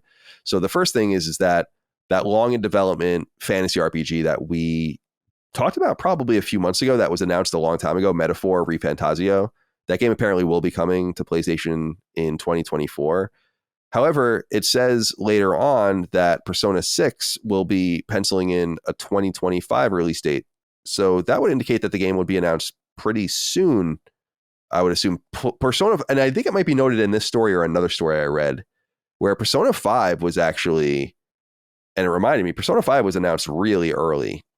And I don't think that really benefited it. Remember, they released that picture that was in red and black, and it was pictures of chairs with like handcuffs on them or something, or chains. Yeah. So maybe they're going to keep it a little closer to their vest this time. That's great. So any thoughts on this? This is kind of in your wheelhouse. Yeah, it's a little too neat and tidy for how Persona games have released in the past. So I feel like this very easily could change. But if this does come to fruition in the way that it's written out, I mean, this is kind of perfect, where we'll get Persona 3 Reload next year, early on February 2nd, which is very exciting. And then later in the year, getting a ReFantazio, which is the Persona 5 team, their new game. And then Persona 6 after that, the following year is really, we're really feasting if all of this comes true. Persona 5 was, as you mentioned, Colin, announced very early and prone to a ton of delays. So easily that could happen with the next Persona game. And I'm really just curious about Persona 6 overall, in that Persona 5 was big, but it kind of was the game that really made Persona mainstream after that, where Persona is a really, really big deal. And Persona 6 is going to have way more eyes on it immediately at launch. And to my understanding, if I remember correctly, this is going to have a lot of different team members on it, working on it, since the original team is working on the fantasy game. So it could be a little different. And honestly, that's fine with me, because I think that after 5 entries, and we'll say 3 entries that are really what we consider the modern Persona, I think a change up would be great. All right. And speaking of, by the way, actually, before I move on, what do you want out of a Persona 6? Does it have to be the same? Is it always the high school kind of thing? Yeah. Could it be a college students? Could it be people that work somewhere? Like, could it, in other words, like, could it be like office workers that work together or something? I don't know, something different than just always the gathering of schools, or is that a fundamental part of everything that they do? Yeah, I'm trying to remember. Okay, so Persona 3 isn't college, but I believe it's a boarding school or something like that. So, dude, I think a college age would be awesome. I think that Persona fans understand that there are like certain core tenets of the series, as far as it being kids in school that have freedom to take up time during the free time portions of the game. Right. That makes sense. I also think that it is important that it takes place in Japan, with how quintessential Japanese culture is to the series. I could see if they went somewhere else, though, that might be interesting. It might be the shakeup that the story needs. Maybe that's a spinoff. They could do something like Persona West or something. Yeah. Yeah. And they do. Well, never mind. I won't say anything. So I think that Persona 5 or Persona 6, I would like to see it go even darker. Persona 5 was probably, Persona 4 and 5 are both pretty dark in their own terms, but I think they could take it further, make it more mature, maybe make it set with college age students. I think that'd be great. Show bare butts and balls. Yeah. Dong. Yeah. Full dong isn't full dong in Alan Wake 2. Flagrant. Full dong. Oh yeah. All right. I thought this was interesting. CNBC published a long article and interview about SEGA. CNBC, of course, the financial news channel with their web presence. They wrote, Ryan Brown over there wrote, Sonic the Hedgehog helped revive 63-year-old SEGA. The firm wants a repeat with its other classics. And so a lot of this is kind of talking about the exploitation of Sonic. It sounds really bad, but exploiting Sonic and exploiting Persona was brought up specifically in other things to kind of have more of a cross-platform appeal. They talk about Roblox and stuff like that, which is, I think, another reference to their so-called super game that we talked about a week or two ago. However, there was something in here that I thought was interesting because we never talk about it from this perspective. We're always talking about SEGA as a potential acquisition possibility, and they talk about that in this article at the end and saying, like, there are multiple interested suitors and we are simply not interested in this happening. Like, and I think that's smart because I think that they're at the low end of their value, their potential value. I think you would want to sell when you're way higher, and they're doing great right now. But it talks about SEGA expanding its ownership of its own game studios, and we never talk about who would SEGA buy. What would be interesting for SEGA's catalog of studios? And they talk about how they purchased Rovio recently, and they also talked about how European studios are struggling while their Japanese studios are doing well. It says, quote, Japan studios are doing well. European studios are struggling. I say all European developers are in a difficult time right now. Once it was kind of a bubble. Now it's an adjustment time. So I'm just wanted to throw out there. I don't know if there's much to discuss unless you guys have any ideas. I've never really marinated on how SEGA could mature its own studio presence and what might make sense underneath it. Maybe they're going to find some interesting targets from working on this so-called super game. But it's also worth noting that they've recently truncated some of their other teams as well. I don't know, Dustin, do any teams specifically, like what is SEGA's flavor, you know? Well, if we look at the purchase of Rovio, I mean, the thing there is Angry Birds. And the thing about Angry Birds is that it's a multi format or whatever franchise. It has movies, there's games, obviously, there's merchandise. And that's really kind of their bread and butter now with something like Sonic that is very successful. Well, yeah, successful selling games and, successful movies, merchandise, stuff like that. So I wonder if they're looking for more targets like that, where they feel that all of their different arms can help them.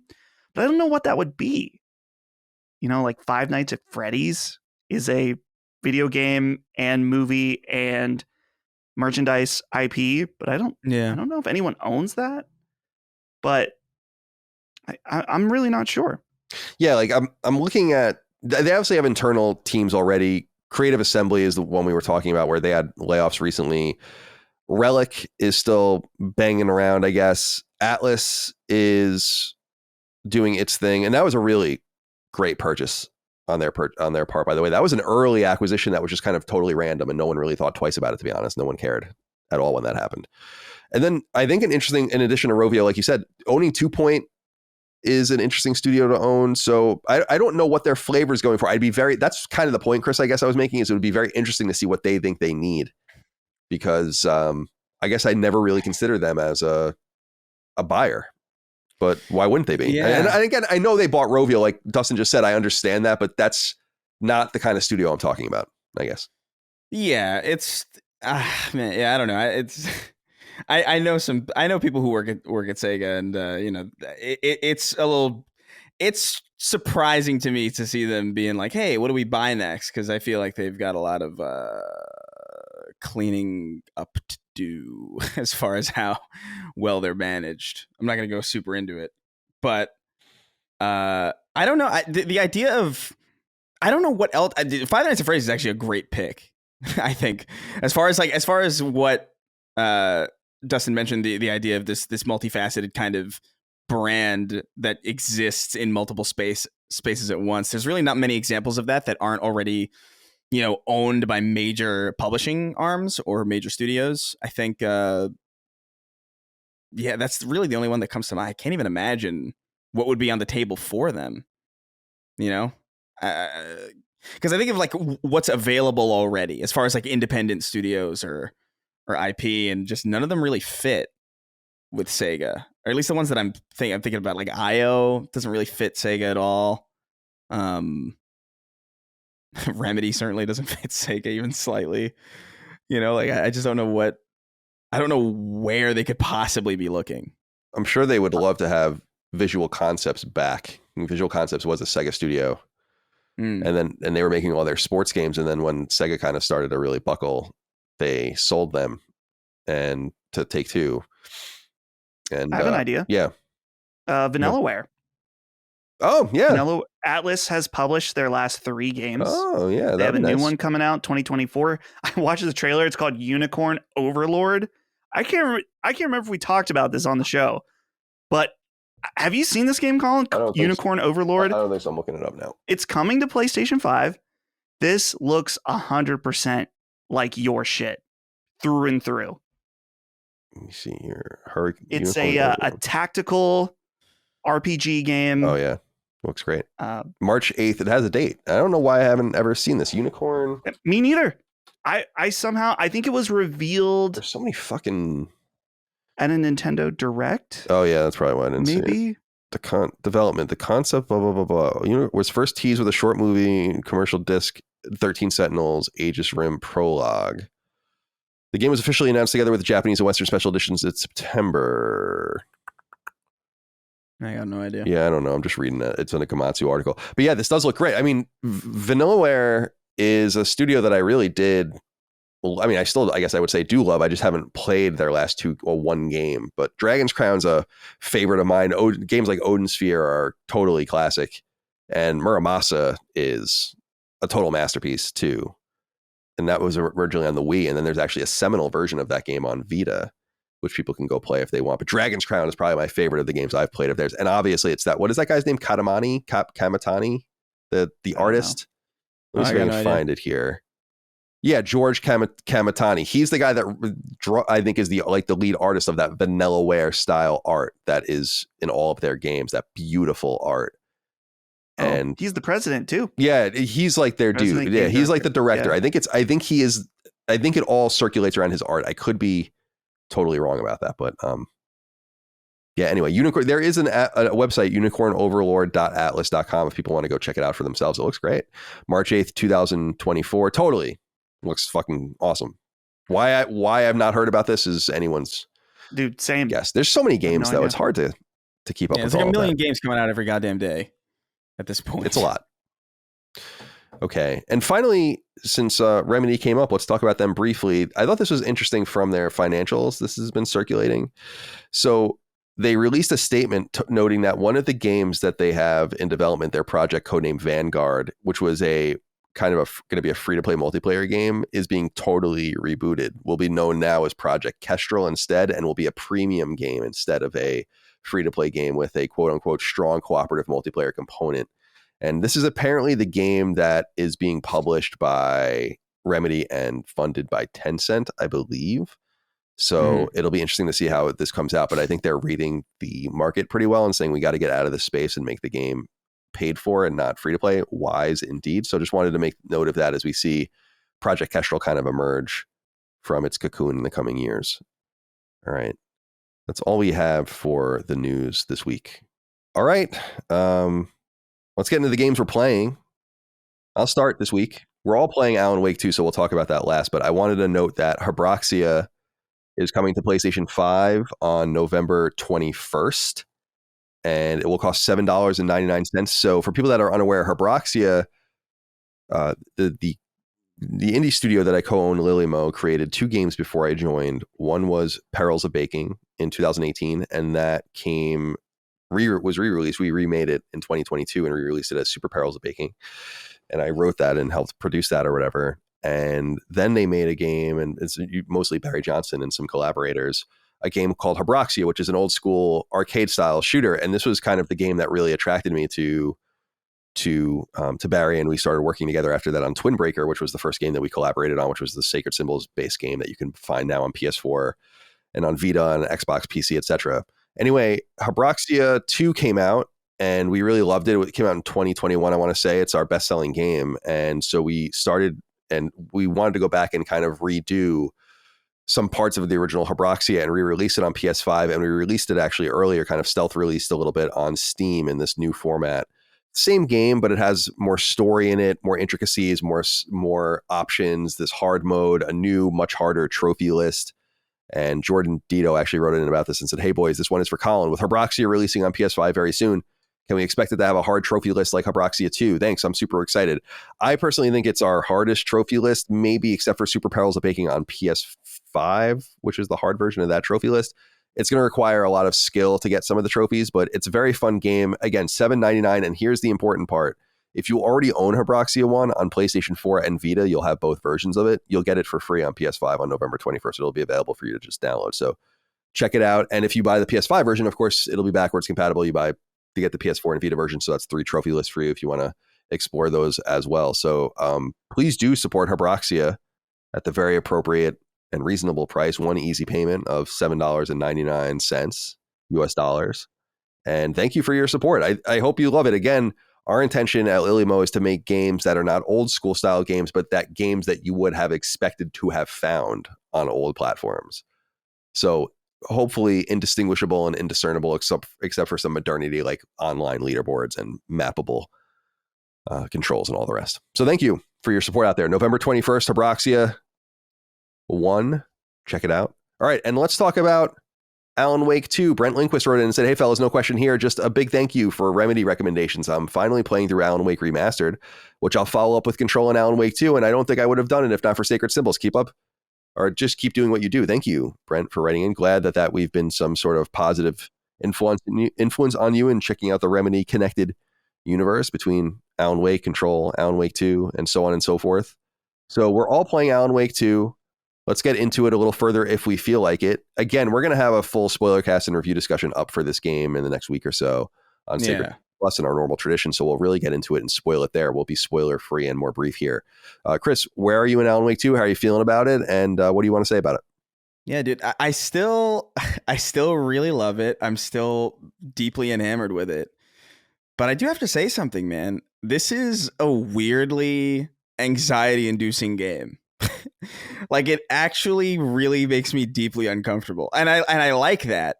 But also, you know, outside, personally, I got a lot going on right now.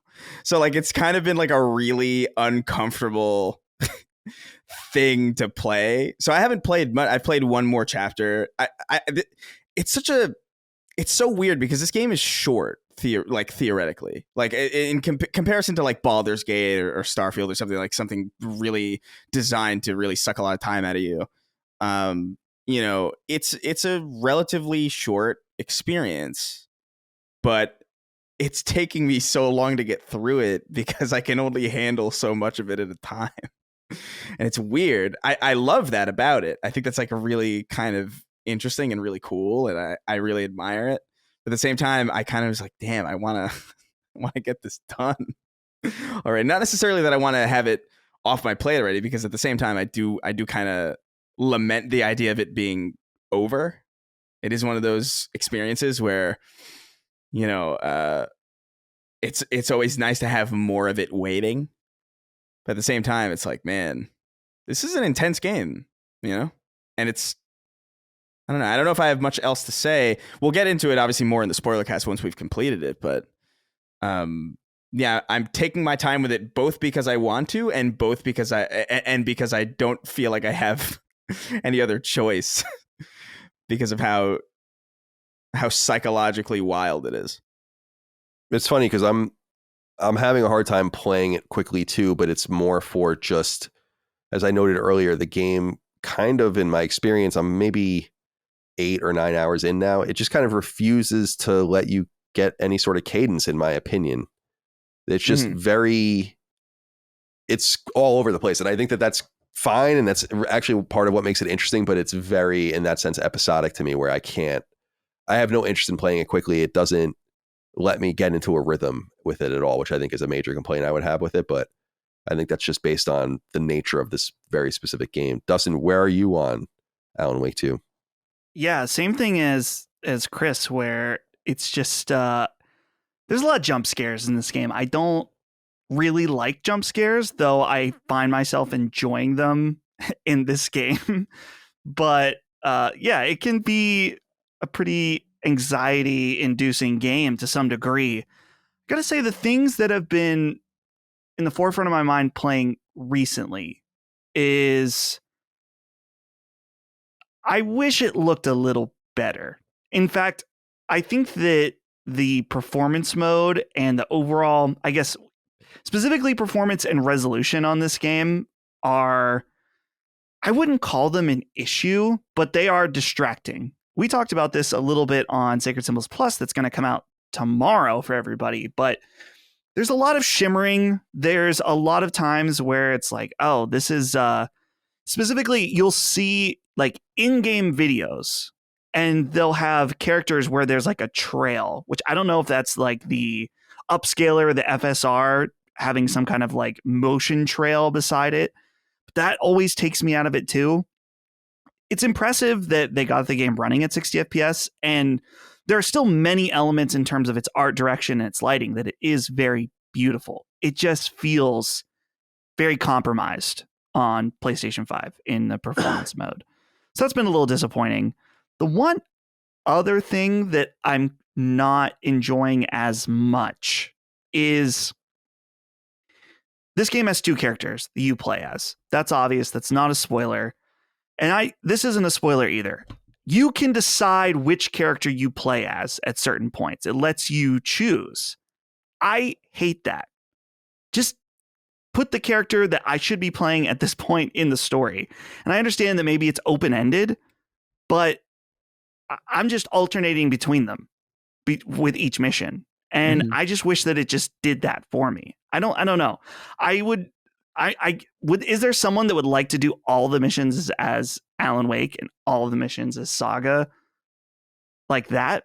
Maybe, but I personally would rather not even have the choice, because it just feels like I would rather it be perfectly curated to switch between the two. So other than that, though, still having a great time. I haven't had as much time to play this week just because some random stuff, stuff always randomly pops up out of nowhere. So, but I'm hoping that I want to enjoy it and savor it, like Chris was saying, but sometimes I can play a game too long and it starts to be like, yeah, we need to wrap this up, because I don't know if it's like ADD kicking in. I got to eventually play something else. I don't want to get to that point with this game. So yeah, I think it's time to start putting it into maximum overdrive, get over any anxiety, not to rush through it, but you know what I mean. It's funny you say this, because Ryan Diamond wrote in, the oldest son of Dustin Diamond. So hello, Sacred Boys. I am an absolute wimp when it comes to playing horror games, so I typically avoid them. Jump scares prevent me from enjoying what I'm doing, and I tend to freeze up like Mitch McConnell when playing them. But as a fan of the first Alan Wake, and with Control being one of my favorite games of the last generation, I really want to play Alan Wake 2, but all I hear is how terrifying it is. So hit me with it straight. Should I man up and just play it, or will some deep-seated mental disturbia that has penetrated, my brain, prevent me from ever enjoying this game? Thank you for the hours and hours of entertainment each week, and be well. Thank you, Ryan, for writing in. I like scary things, so I'm not bothered by it, I guess, that much. I'm at the point of the game that I'm in, I don't think it's that scary. In my opinion, I wouldn't call it. If jump scares bother you, I guess that is going to be a scary thing for you, because it does rely on those quite a bit. But it's not very scary, I don't think. Yeah, it's ambient. I wouldn't call it scary. I would call it, I don't know, uneasy, I guess, or like something unnerving is a more accurate example. Like, it's not like you're not going to be crying from fear or anything. You're not going to be like traumatized in the corner or anything. It's not going to, it's not something like that. It's just it's got this era, or it's got this aura of just uneasiness that really kind of, I don't know, for me it really does drain me really quick, because I feel it constantly as I'm going through it. And so that's why I've needed to space it out. But I wouldn't call it scary. Like, if you're a wimp as far as like horror games because they scare you, jump scares probably will get you, to be fair, because they are really effective. I am also kind of in the same place of Dustin, where like I don't like jump scares, but for whatever reason I'm having fun with them in this. I don't know why. I don't know, because there's no real reason for why that should be the case. I can't point to anything that they're doing that is like unique as far as jump scares go. It is just a jump scare, but works. I don't know. It's strange, but I would say try it. Play it. Why not? The one thing I'll say, well, I mean, there's more to say. Well, generally speaking, my opinion on this game is that I'm more critical of it than I thought I would have been. And so I don't think it's hitting that highest note that it is for a lot of people for me. And I'm coming straight off of Alan Wake. I think a major complaint I have that 8 or 9 hours is like, am I going to get to fight anything? Like there's just not that many things to... I liked fighting in Alan Wake. I loved the parts of the game where you're just fighting constant enemies and stuff. There's none of that. None of it in this game so far for me.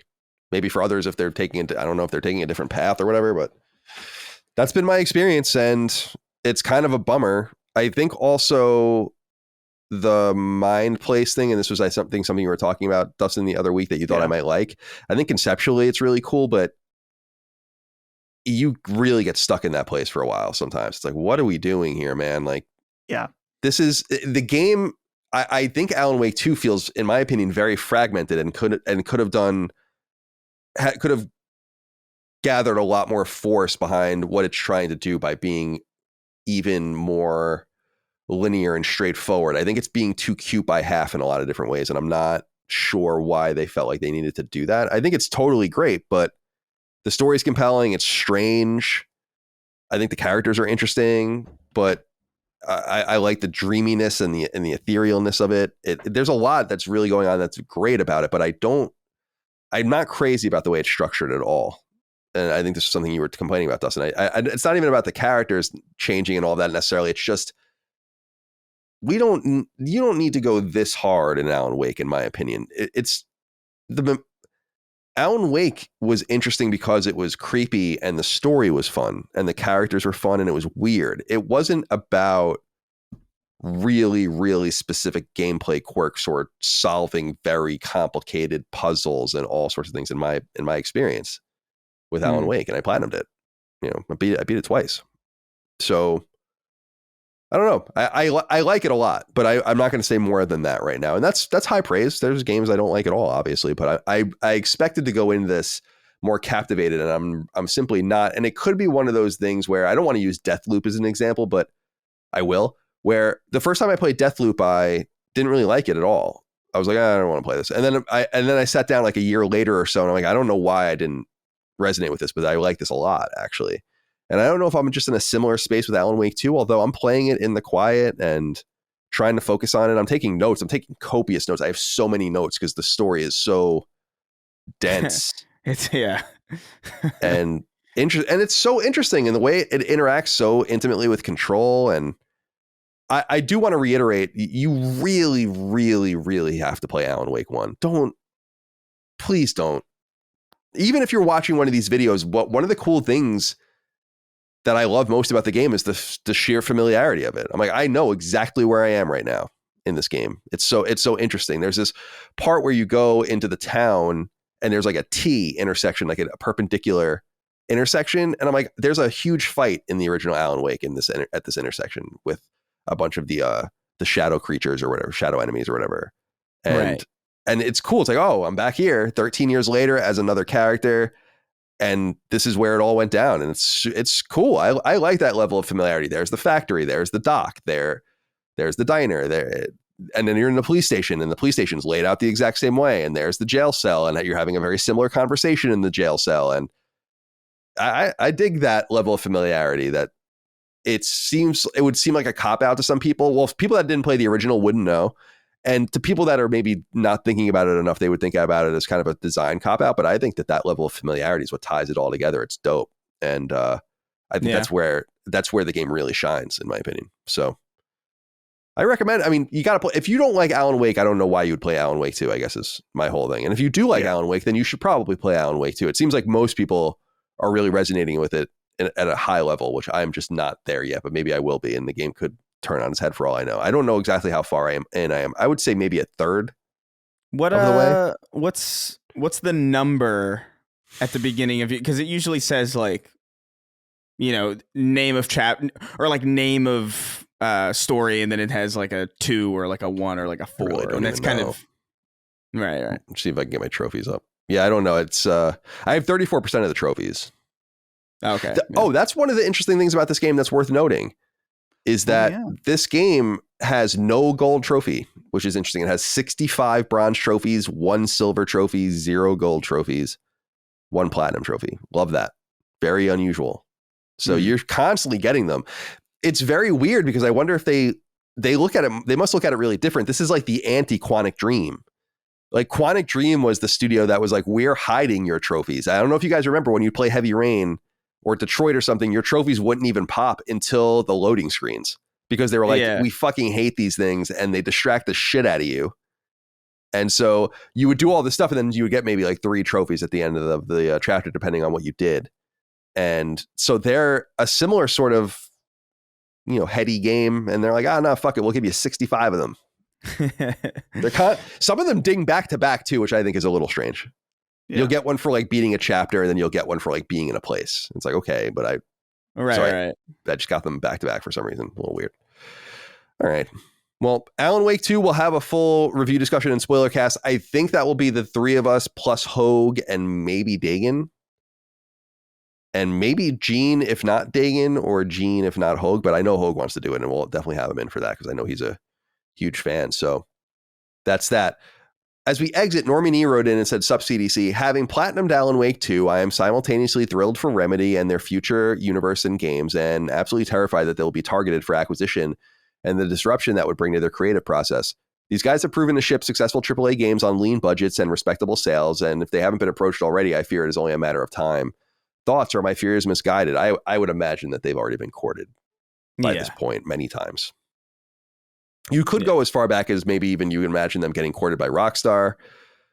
You would imagine them maybe getting courted by Microsoft. You would imagine that for maybe multiple times. Imagine them being courted by 505 maybe even, who might want to be more intimately involved financially with them. Although 505 just laid off 30% of their staff. So who knows what's going on with them. They're publishing Control 2 and they're publishing Death Stranding 2 or co-publishing it anyway with PC for that game. And so I don't know. I let me just say this about Remedy. They're a viable and vibrant target for acquisition. It will totally be up to them whether they choose to take the money or not. I think that there's an amount of money anyone can be offered to do almost anything. And so if that amount of money is offered to those guys, they should take it. But I think that being independent and scrappy serves them well. Having multiple masters, I think, is probably better than one overriding master. And so they can spread out their money and figure different things out and even have some games that bomb like Crossfire.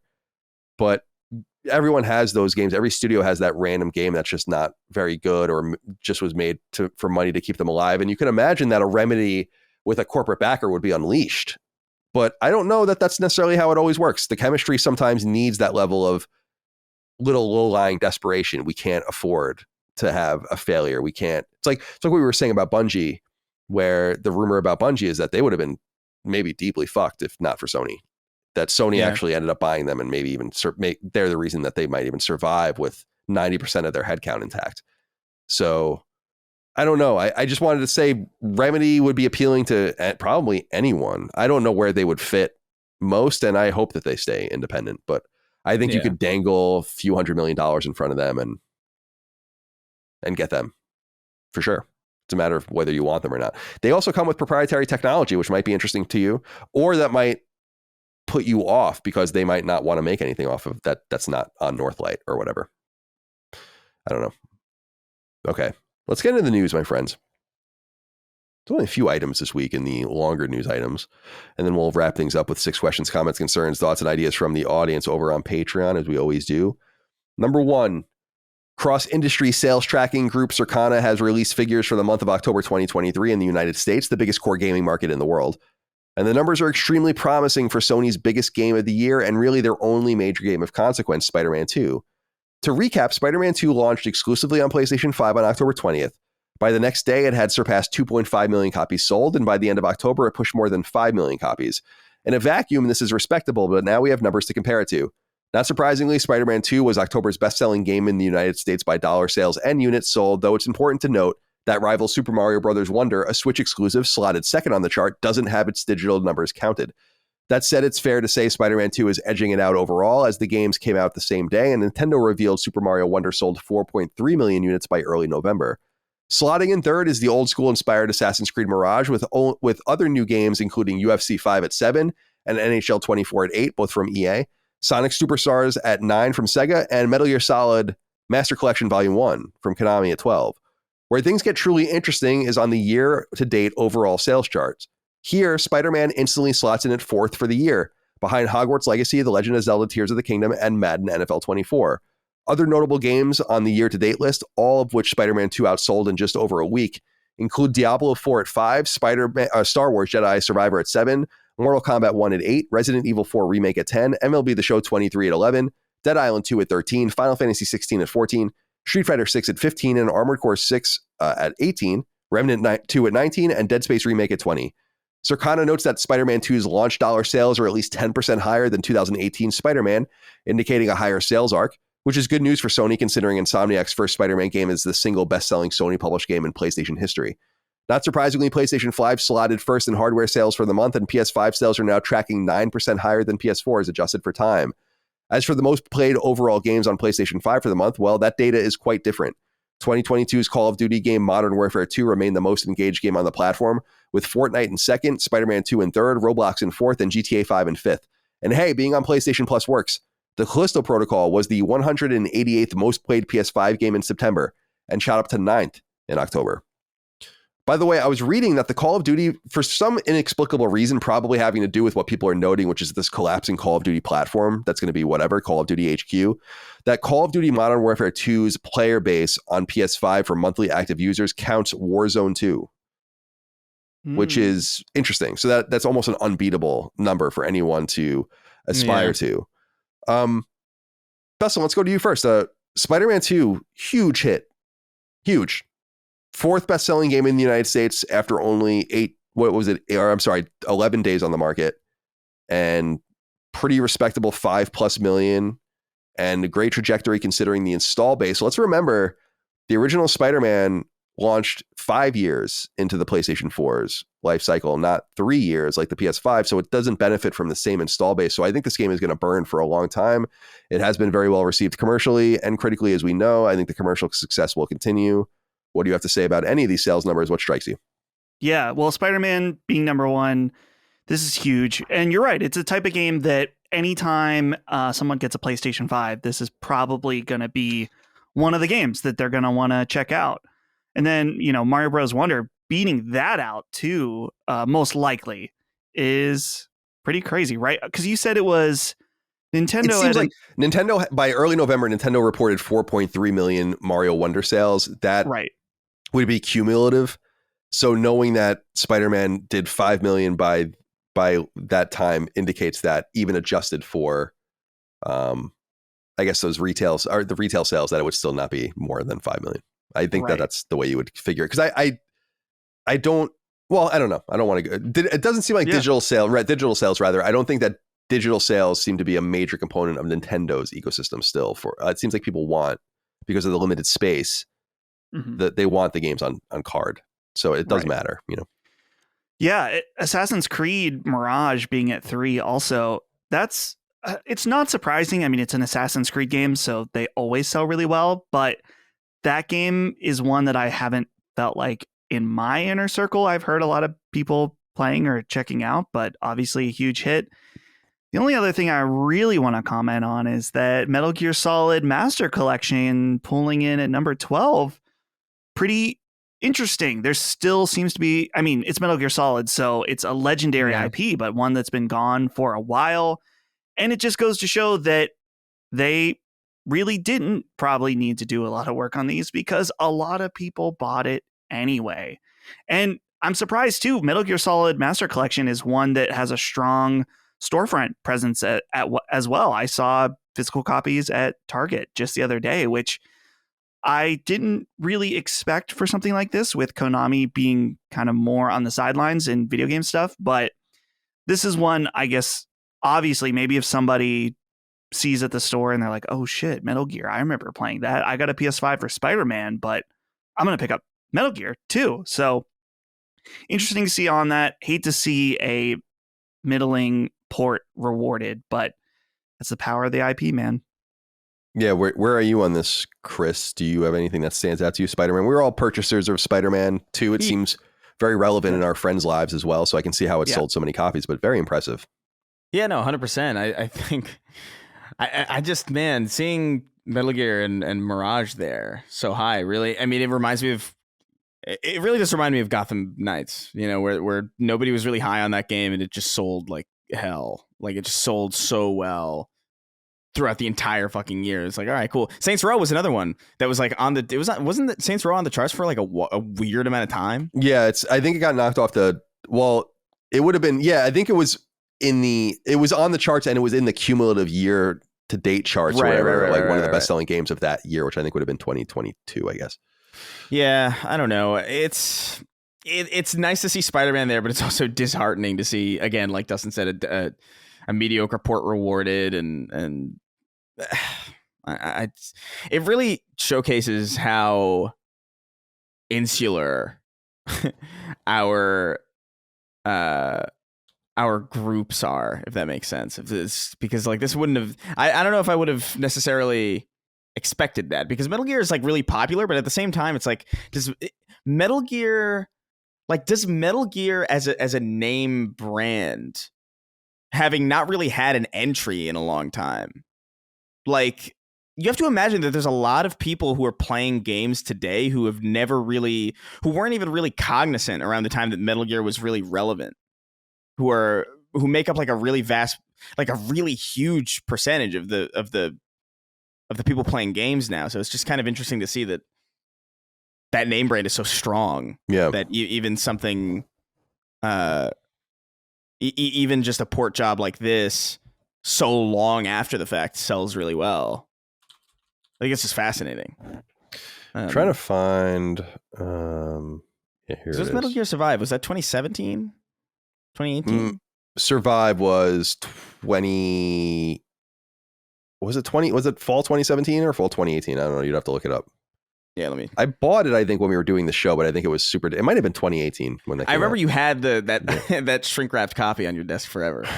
Yeah.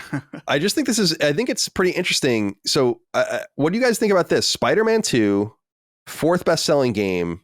So in 11 days only on PlayStation 5. So in 11 days only on PlayStation 5, Spider-Man 2 outsold Diablo 4, life to date, Star Wars Jedi Survivor, Mortal Kombat 1, Starfield, which is not a huge surprise. It actually, Starfield, indications are Starfield might have sold maybe 3 million copies or so. Resident Evil 4 remake, and so on and so forth. I think that's so interesting that it was able to slot so strongly. Think about the power of a game like Diablo 4 and then just selling more copies than in a very limited way. Basically a very finite amount of possible purchasers. I think it's going to be huge for PlayStation 5 as well. And so shout out to Sony for a job well done, I suppose, there. However, I wanted to read this. This is longer than I would usually allow for an inquiry, but I thought it was interesting because it speaks to something that I think might be misfounded, but something we should talk about. It comes from John Tom Black. It says, "Hey, CCD. It's intriguing to watch how PlayStation is navigating its public relations and product launches lately. The brand stands as a behemoth in the gaming world, yet there's a sense that their recent tactics might be underselling their full potential. Consider the PS5 Slim announcement. It arrived via a modest blog post. This feels like a missed opportunity, especially when they have other hardware that could benefit from the buzz of a high-profile PlayStation Showcase style reveal. This move, or lack thereof, seems like a step back from the kind of excitement Sony was known to generate. Similarly, as everyone is aware, the marketing approach for the PSVR 2 has been remarkably subdued. It's as if the device was sidelined before getting a proper introduction to the market. The PS Portal follows this trend, receiving scant marketing effort, suggesting a possible disinterest in promoting non-core hardware. This troubling pattern extends to their software strategy, where details about upcoming games are sparse outside of rumors of canceled projects. This approach might set off alarm bells for more casual gamers who rely on strong, consistent messaging to maintain their interest and trust in the brand. Constant messaging is something Microsoft is doing very well right now. These decisions are reminiscent of Sony's overconfidence in the late PS2 era, which led to notable missteps with the PS3 launch. This current strategy risks alienating the long-term perception of the PlayStation brand, potentially seen as complacency or a lack of innovation and communication. Sony seems to be foregoing opportunities to bolster their dominance and electrify their fan base. Do you think this is a calculated move on their part, or is PlayStation at risk of repeating past errors, failing to capitalize on their existing momentum?" Very well said, but very well written, but I think misses the forest for the trees in some sense too. first of all, as far as the PS5 Slim is concerned, you have to remember, you don't want to announce and make a big deal out of your new model when you have potentially millions of unsold old models just sitting around. And it's not like the old PlayStation 3 where they assumed people were going to be really interested and they were going to be able to sell the old PlayStation 3 models because they were different. They were materially different. But this is just a replacement. And so people are going to be like, oh, why would we buy the old one? We'll just wait for the new one. You would end up having potentially hundreds of thousands or more, like millions of stock of, and that's why they were cutting the price basically, or giving away some of these things at a small discount around the world. So I just don't think you're quite right there. I just don't think they needed to say more because it's not a price drop. It's just a new model. It's different than previous iterations. But apart from that, and Dustin, I'll go to you first on this, is when we talk about Spider-Man 2, and again, I'm not saying it's right or wrong, but it's just the material reality of the situation is it doesn't matter. Mm-hmm. Like none of this matters. And I don't think that there's any indication that a lack of communication is hurting them with the mainstream. The reason I say this is because, as I noted, PlayStation 5 is selling better than PlayStation 4 at this time in its life cycle, while its primary competition in Xbox Series is selling worse than the Xbox One was. Now, when you think about that from a comparative point of view, last generation, PS4 trounced Xbox One. What that says here is that it's even worse this time around. And you look at that and you're like, well, what more do you really want to do as far as pushing this hardware out and realizing that? So here's another number. We talked about last quarter. They sold 47 million games or whatever during that quarter. And only 5 million of them came from Sony's first or second party. Now, they didn't release anything, but this is just kind of the way things are. This is why I say, for instance, that there's an urgency in getting into games as a service because times are changing. But the one thing that's real is that they're hinging people on their console and they're in their ecosystem, and people are coming voluntarily because there isn't anything that would draw them necessarily to this brand other than the promise of the future. And that seems to be good enough. So while I don't think it's necessarily a great strategy and it's annoying from a perspective of doing the show and having things to talk about, it just doesn't matter. And I don't know. What do you think of that? Yeah, I agree. I want to read the one sentence here that specifically I disagreed with, where he said, this approach might set off alarm bells for more casual gamers who rely on strong, consistent messaging to maintain their interest and trust in the brand. They're not thinking about their trust in the brand. They're not sure. The consistent and strong messaging is good for casuals to become aware of products, but a lot of casual gamers are going and buying a PlayStation 5 to play a game like God of War or Spider-Man. And then, as you were saying, Colin, there's so much other third-party non-PlayStation stuff that they're fine. There's other stuff that they would be interested in. And honestly, a lot of them don't give a single fuck if these games are from PlayStation or from Activision or from whoever. It doesn't matter. Are they interested in this game? Yes. Cool. It doesn't matter who it's from. And I guess if PlayStation didn't have such strong third-party support, there would be an issue where they would need to rely more on their first-party and second-party stuff like Nintendo, but it's not like that. So I just don't think that this idea that the casuals are really trying to analyze and calculate, oh, do I trust in this brand? It's like, no. They buy the box, then there's a slew of games that come out, and they buy them. And they do trust the brand. They love the brand. Yeah. Right. Well, yeah. I guess it's just that, I don't know. I think where this is like us in the bubble in the mindset, and you touched on this, Colin, about it being annoying for our show, but people aren't thinking about the release strategy of PlayStation outside of our bubble for the most part. They're just not. They're just excited about games coming out. Yeah, and totally. Right now, I agree with that, but I also think that it's true that they've built a reputation. Sure. And people can't define it. They don't know. They can't. The entire idea, if you're a music fan or a movie fan or something, the entire idea of exclusivity from certain, that doesn't really make any sense. Maybe in the TV world, we see more of that now, but like you go to the movie theater and you see whatever, and you go into a music store and you buy whatever. And we know fundamentally there are different companies vying for your attention, but it's much more exclusive in this space. And I don't know. I think there's probably a spectrum of the way people differentiate between that. For instance, I've indoctrinated my nephews enough to know that they know that this is a PlayStation game. And that's what makes, there are certain PlayStation games only on the platform and so on and so forth. And I think people fundamentally understand that. But I think you just earn respect over time. And I think Sony, we're almost in a situation where it's just going and it works. I would wonder what the numbers would look like. This is a serious question. Like, what would be the financial loss for them saying like, we're not making games anymore? I'm not saying that I want that to happen. That's the exact opposite of what I want to happen. But what if they were just like, we're just a box with a network and people use it very Apple Store like to transact, and we just remove all of the development drama and all of this. And I'm not saying I want that to happen, but I think that their business is clearly healthy enough where that would probably be fine. And we're basically just in that space right now up to the point in which Spider-Man 2 came out anyway. Because like I just said, something like 10% of the games they sold last quarter were their own. And those are just games that are being sold. You can only imagine what's going on for free to play, where they have nothing that anyone can play right now. So I don't know. Dustin, or sorry, Chris, I wanted to ask you about this. We touched on it a little bit. Joe Perez wrote in and said, greetings, CC and Big D. Circana sales put the PS5 9% above the PS4 in sales when launched aligned. This is an immense accomplishment given the supply shortage struggles at the start of this gen. Even more surprising are the Xbox statistics.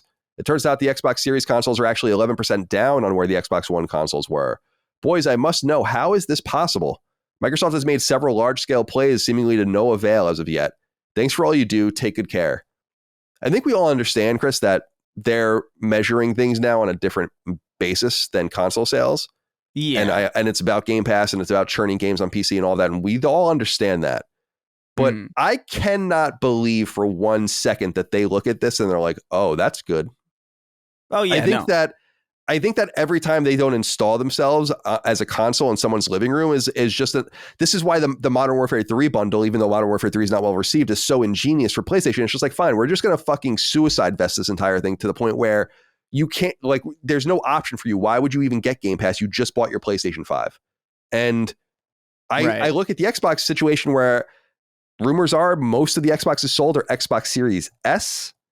And they're trailing behind Xbox One, which itself got trounced by a console, which itself is being outsold by its successor. So this is a bad equation, isn't it? I mean, you can't avoid that no matter how you measure it, I guess, based on Game Pass interactions and all that. It's like, dude, that's great, but consoles still matter. The space you're in is still the console space. And I kind of particularly feel bad for Xbox fans who want to play on console because it probably feels a little dire in that state. You imagine Game Pass will survive forever, but what is their true intention in this space if they're not going to try to push these machines? Yeah, it's bad, no doubt. It's there's no real way to interpret that other than just the material reality of what we're seeing. It's the idea, and I think they said it themselves, probably a bit too candidly, but they did really just lose the worst generation to lose, man. I really do think I really don't think a lot of this comes down to exclusives. I don't think a lot of it necessarily comes down to really any first party. I really do believe it's just messaging and whether or not your machine is good. And I do think, them dropping the ball on the generation that cemented a lot of people's digital library. Like, dude, like there's not really going to be another opportunity to undo that. And that's kind of dire because then what do you do? Like, what does Xbox become from then? Or from that? Like, I don't know if I have an answer or have an interesting thought about it, but it is one of those situations where, like, dude, the Xbox One was I'll put it this way. The Xbox One did so bad that they were considering killing the brand. And so to know that the Xbox Series X is doing worse, or that the Series console is doing worse, I mean, that's not good. That can't be good. That can't be a positive message for really anybody. And it's not because the console is bad. Like, a console is great. I really actually like it, like, a lot. So it has nothing to do with the quality of the machine. The Xbox Series X is miles and miles and miles better than the Xbox One has ever been or could ever hope to be. But that's not really what translates. And they could come out with like some great titles. They could be like, hey, here's a great first party, here's this game and it delivers on every aspect. Even if they had like a 10 out of 10 game every quarter for a year, it's like, that's good, but it doesn't change the fact that people, again, have just cemented themselves into the PlayStation ecosystem, specifically during PlayStation 4, where they just dropped the ball. I bet Sony's really glad that they dropped the ball in a generation that didn't really materially matter as much as it would have in the following generation. Like the PS3 was probably a precarious generation to lose in the beginning in the way that they did, but it's a way better time to mess up than 2013. You know, when this digital ecosystem was becoming really, really part and parcel for like everybody who's playing on these machines. It's there's no getting away from that. And so you have to wonder if they evolve into a service. Because it's dire, man. If they were going to kill the Xbox One for doing better, I don't know. I don't know what you make of that. They say that they're insistent that they want to be in the space. I believe them. I just look at it and I think they basically said there will be no iterative console, at least yet, for Xbox. The most amount of Xbox Series X consoles in the wild is probably something like 12 or 13 million. And then you would have an Xbox Series S at least, you know, making that number twice that, maybe a little more. And then you have PS5, just a base PS5 at almost 50 million with the promise of a more powerful machine next year, if rumors are true. And I think they are. And so they're just going in different directions too. And so when people say Xbox should become a service or a third party, I'm not even sure. I don't believe that personally, because I think that there's a lot of Xbox fans and Microsoft can make their place if they want to here. But I think that it's kind of what they want anyway. They want Game Pass to become a thing. It's their only viable path forward. It just kind of seems a shame that this strategy conflicts with each other it conflicts with itself in a lot of different ways. Like it's almost Pyrrhic in some way. You have to kill something to make it work. Like, for instance, Xbox Game Pass can't be unique to Xbox because there's not enough Xboxes in the wild, and it's not tantalizing for people to go get the Xbox. So you have to spread Game Pass around, which makes Xbox less likely to sell units. Right? So yeah, there's a conflict that is central to it, and I don't think they give a shit because I don't think they care. They want to make money on subscriptions. I get it. Right. Well, that's also the key difference between them is that Sony is very, very dependent on PlayStation and Xbox, and Microsoft is not even remotely dependent on Xbox. You know, it's not at all. So, I think you see that manifest in how they're handled. I mean, like, PlayStation is doing well because it has to, and Xbox isn't doing well because they don't have to. Because it can. Because it can. Yeah, that's a good way of putting it. Yeah, very interesting. I don't know. I am happy for Sony and their success. I think it is peculiar from the most hardcore sense of where are all of the games. It's long since been conspicuous. So now at this point, I think it's maybe ridiculous, maybe is the way you would describe it, like the lack of communication. But I just think they look at every opportunity as a possible series of errors they didn't have to make. And I think that that's probably a pretty rational way to see your brand when, there it is. It's just materially doing. It's crazy. It's just crazy. And that's not even considering that PS4 is still doing kind of not horribly. You know, like the fact that PS4 is still like, there's still a lot of people on PS4 still. Q2 financials were the second financial quarter where there were more PS5 users than PS4 in the monthly active users chart. So yeah, you're right. There's to the effect of 30 or 40 million people using their PS4 every month still. And that's going to be difficult for them to walk away from. Right. And they're not going to, in some sense, I guess, with some of their games as a service, maybe, or a lot of the third-party support and the free-to-play stuff. But so you have so it's 30 million PS4s active. That's what you would assume, because they show like actually it would be more than that, because that would be consoles but not users. So the number I think is 107 million overall between PS5 and PS4, and the PS5 number is slightly above the PS4 number. So you would assume that in terms of users, it would be something maybe around 50 million over, let's say 1.5 consoles each, or I'm sorry, 0.5 consoles each, or 0.75 consoles each. Well, if that's the case, then they're in a pretty good system where they got a lot of people in their ecosystem. So like, why would, I don't know. I get it. I get the consternation about like, oh, where are the games? But at the same time, in a year like this, like, I don't know. It kind of, I feel like we are, not necessarily that we are reverting or approaching the territory that we were in the PS1 and PS2, where like so much of it is designated by third party, but I do think we could and it wouldn't really materially matter as much as I think we'd like it to. Totally. We're getting pretty close. I mean, to the point where, well, the only difference is that it clearly does matter from a sales perspective. Like Spider-Man 2 was a trusted product that millions and millions of people bought, but it didn't really move the needle probably for PlayStation that much. You would assume they were going to sell a bunch of units either way. I'm sure that they probably sold quicker, but they were going to reach those numbers one way or the other, in my opinion. It's all of it is, I mean, I look at it as almost all of it is bonus stuff, because like you have to imagine, like, okay, you have the dominant console this generation. Most people are in your ecosystem and buying games in your ecosystem. Even the people on the free to play platforms that are using your machine are buying microtransactions through your ecosystem. You're getting a cut of all of that.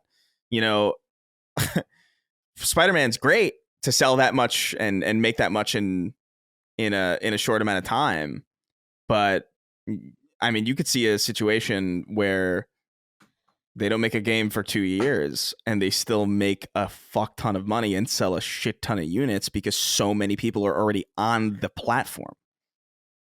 So I don't know. It's a wild time. I'm using my gigantic calculator.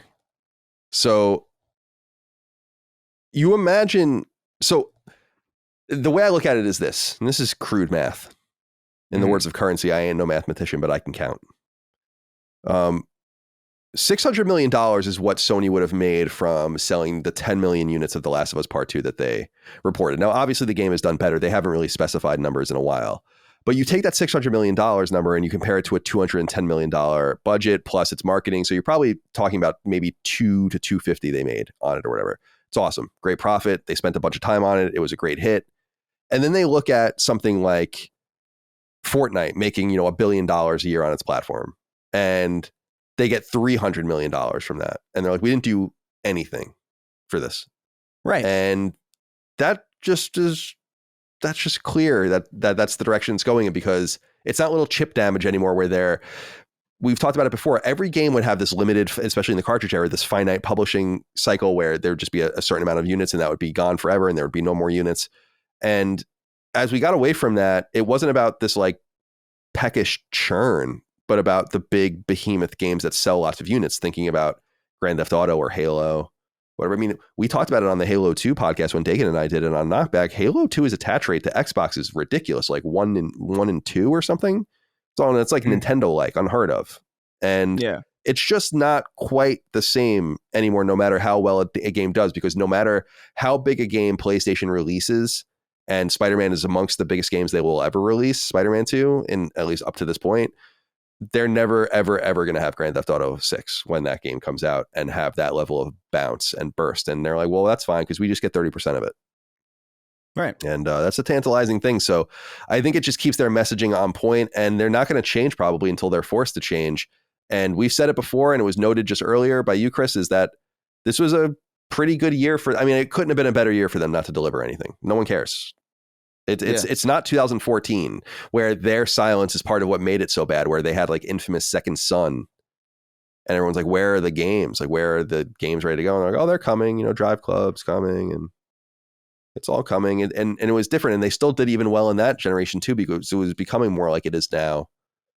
It's fascinating to think about, but we'll continue to keep an eye on things. Of course, the sales issues are of great concern and great interest to this podcast, and they think they'll sell 25 million units of PlayStation 5 hardware by the end of the fiscal year, which is March 31st. They have a long ways to go. I'm going to be very, very excited to see the Q3 numbers, because that will be holiday. And then we'll see how well this thing's actually doing. Okay. Let's move on to number 2. I don't know how big of a piece of news this is, but it has been being reported on. It felt conspicuous not to bring it up. So let's put it into the context for people. Naughty Dog has lost another key piece of its team, though it remains to be seen how much of an impact this exiting of the person will have on the overall studio or its development dynamics. Word comes from Naughty Dog itself, likely anticipating that the departure would be picked up via places like LinkedIn, and they would lose the initiative. In a statement dispatched via social media, Naughty Dog says the following, quote, "Our head of technology, Christian Gerling, has decided to leave Naughty Dog after an amazing 17-year career at our studio. We're grateful for his many contributions to the studio, our games, and his teammates. We will miss Christian greatly and wish him the best of luck where his path leads next. Travis McIntosh, a 19-year veteran in Naughty Dog, will succeed Christian as head of technology," end quote. Gerling, who hails from Sweden and got his start in the games industry at High Moon Studios, which these days is owned by Activision and works primarily on Call of Duty titles in a support role. He migrated to Naughty Dog during the development of Project Big, the studio's first PlayStation 3 game that would go on to be called Uncharted: Drake's Fortune. It was launched in 2007. He again acted as a programmer on the 2009 sequel to Uncharted, Uncharted 2 Among Thieves. By 2011's third game, Uncharted 3: Drake's Deception, Gerling was promoted to lead programmer, a role he kept for 2016's PS4 Uncharted title, Uncharted 4: Thief's End. He also did programming work for 2013's The Last of Us and its DLC Left Behind, and by the time 2017's Uncharted spin-off of The Lost Legacy rolled onto PS4, Gerling became the studio's programming director. He held this role through the 2020 release of The Last of Us Part 2 and up until recent weeks. However, it's unclear if his exit will have a truly material impact on the team. As noted by Naughty Dog itself, longtime lead programmer Jonathan McIntosh will be taking his role, and he's been at Naughty Dog since the late Jak and Daxter days. He acted as lead programmer on every project that has come through the pipeline at Naughty Dog since Drake's Fortune, and got his start at Heavy Iron Studios, working on licensed fare like SpongeBob SquarePants, Battle for Bikini Bottom. I actually met Travis McIntosh several times. He sat with me for the history of Naughty Dog, which was kind of my seminal piece at IGN that I ever wrote. And he's a really nice guy, very, very knowledgeable. When I saw his name pop up, I was like, oh, they would be in good hands. I don't presume to know the inner workings of Naughty Dog's development and all of the rest, but I don't know that this really matters. I think that I also, and it's not to say that this Christian guy wasn't very talented. I'm sure he was. He stayed there and did great work for a long time, but people become very expensive when they stay in place too. And when you have experience working at a place like Naughty Dog, people are going to start throwing insane amounts of money at you. And you'd be stupid in some sense to stay put, even if you really liked the culture and all the rest. And if they can't match, then that's the kind of stuff that happens to people like that. So off he goes. I don't know if you guys have anything to say about this, but I did see it reported. It felt a little disingenuous not to bring it up, but I don't think it's anything to worry about personally. Yeah, I agree. Yeah, it doesn't really raise any alarm bells for me. All right, finally, number 3. It's another episode of Sacred Symbols, so surprise. It's time to talk about new fare coming to PlayStation Plus. This time we'll be talking about the extra and premium tiers, the middle and highest tiers of the newly restructured PS Plus program. The biggest game of the bunch is actually a rare but exceedingly more common day and date release. This time for the PS5 port of the 2022 sandbox game Teardown, which just came out. Meanwhile, on PlayStation 5 and PlayStation 4 comes the 2022 action RPG Eiyuden Chronicle Rising. Eiyuden Chronicle, of course, being the new attempt to revive a Suikoden-like game series. Also available for PS4 and PS5 is the first-person puzzler Superliminal, which came to PS4 in 2020 and PS5 in 2022. And there are quite a few PS4-only games in the mix, too. The 2017 port of the 2013 Dragon's Dogma re-release Dark Arisen from Capcom. 2020 mech game Mobile Suit Gundam Extreme vs. Maxi Boost On from Bandai Namco. The 2016 port of the 2013 PS3 Techland-developed game Dead Island Riptide. Koei Tecmo's 2018 simulation game Nobunaga's Ambition Taishi. 2019's Arc System published adventure game Alternate Jake Hunter Daedalus, The Awakening of Golden Jazz. And 2019's brawler River City Melee Mach, also from Arc System Works. More interesting for sure this month are the PlayStation Classics exclusively for the premium tier. However, and it's worth noting that most, if not all of these games, should be purchasable a la carte if you're interested. Game Art's 1999 PS1 JRPG Grandia is amongst the games offered, as is the Sony-published single-track developed racing game Jet Moto, a PlayStation classic, which came to PS1 in 1996. Disney offers up the PSP port of its Up licensed game, which was developed by none other than a Plague Tale developer Asobo, which came out in 2009. 2002's long-awaited sequel, PlayStation 2 Parappa the Rapper 2, is also available, though it's unclear if it's a new port or simply the 2015 PSN version already on PlayStation 4. Finally, the Klonoa Fantasy Reverie series wraps things up. Launched on PS4 and PS5 in 2022, it offers remasters of both 1997's Door to Phantomile, the original Klonoa game, as well as its PS2 sequel, 2001's Lunatea's Veil, although apparently it's based on the Wii re-release of that game from later on in the aughts. Some good stuff here. Grandia, people are excited about this because they're saying it's not a Sony game, but it is, I think. I think Sony did publish this game in certain places, and I would imagine that's how they gained access to it, but it would be pretty cool if others were starting to publish games like this. Not a bad month. Not a PS Plus extra or premium person, so I don't really care, but I probably will buy Grandia and Jet Moto. Jet Moto was a banger of a game. Jet Moto 100%. 3 especially was a game I used to play a lot with my friends in middle school. So any thoughts here, Chris? Yeah, big fan.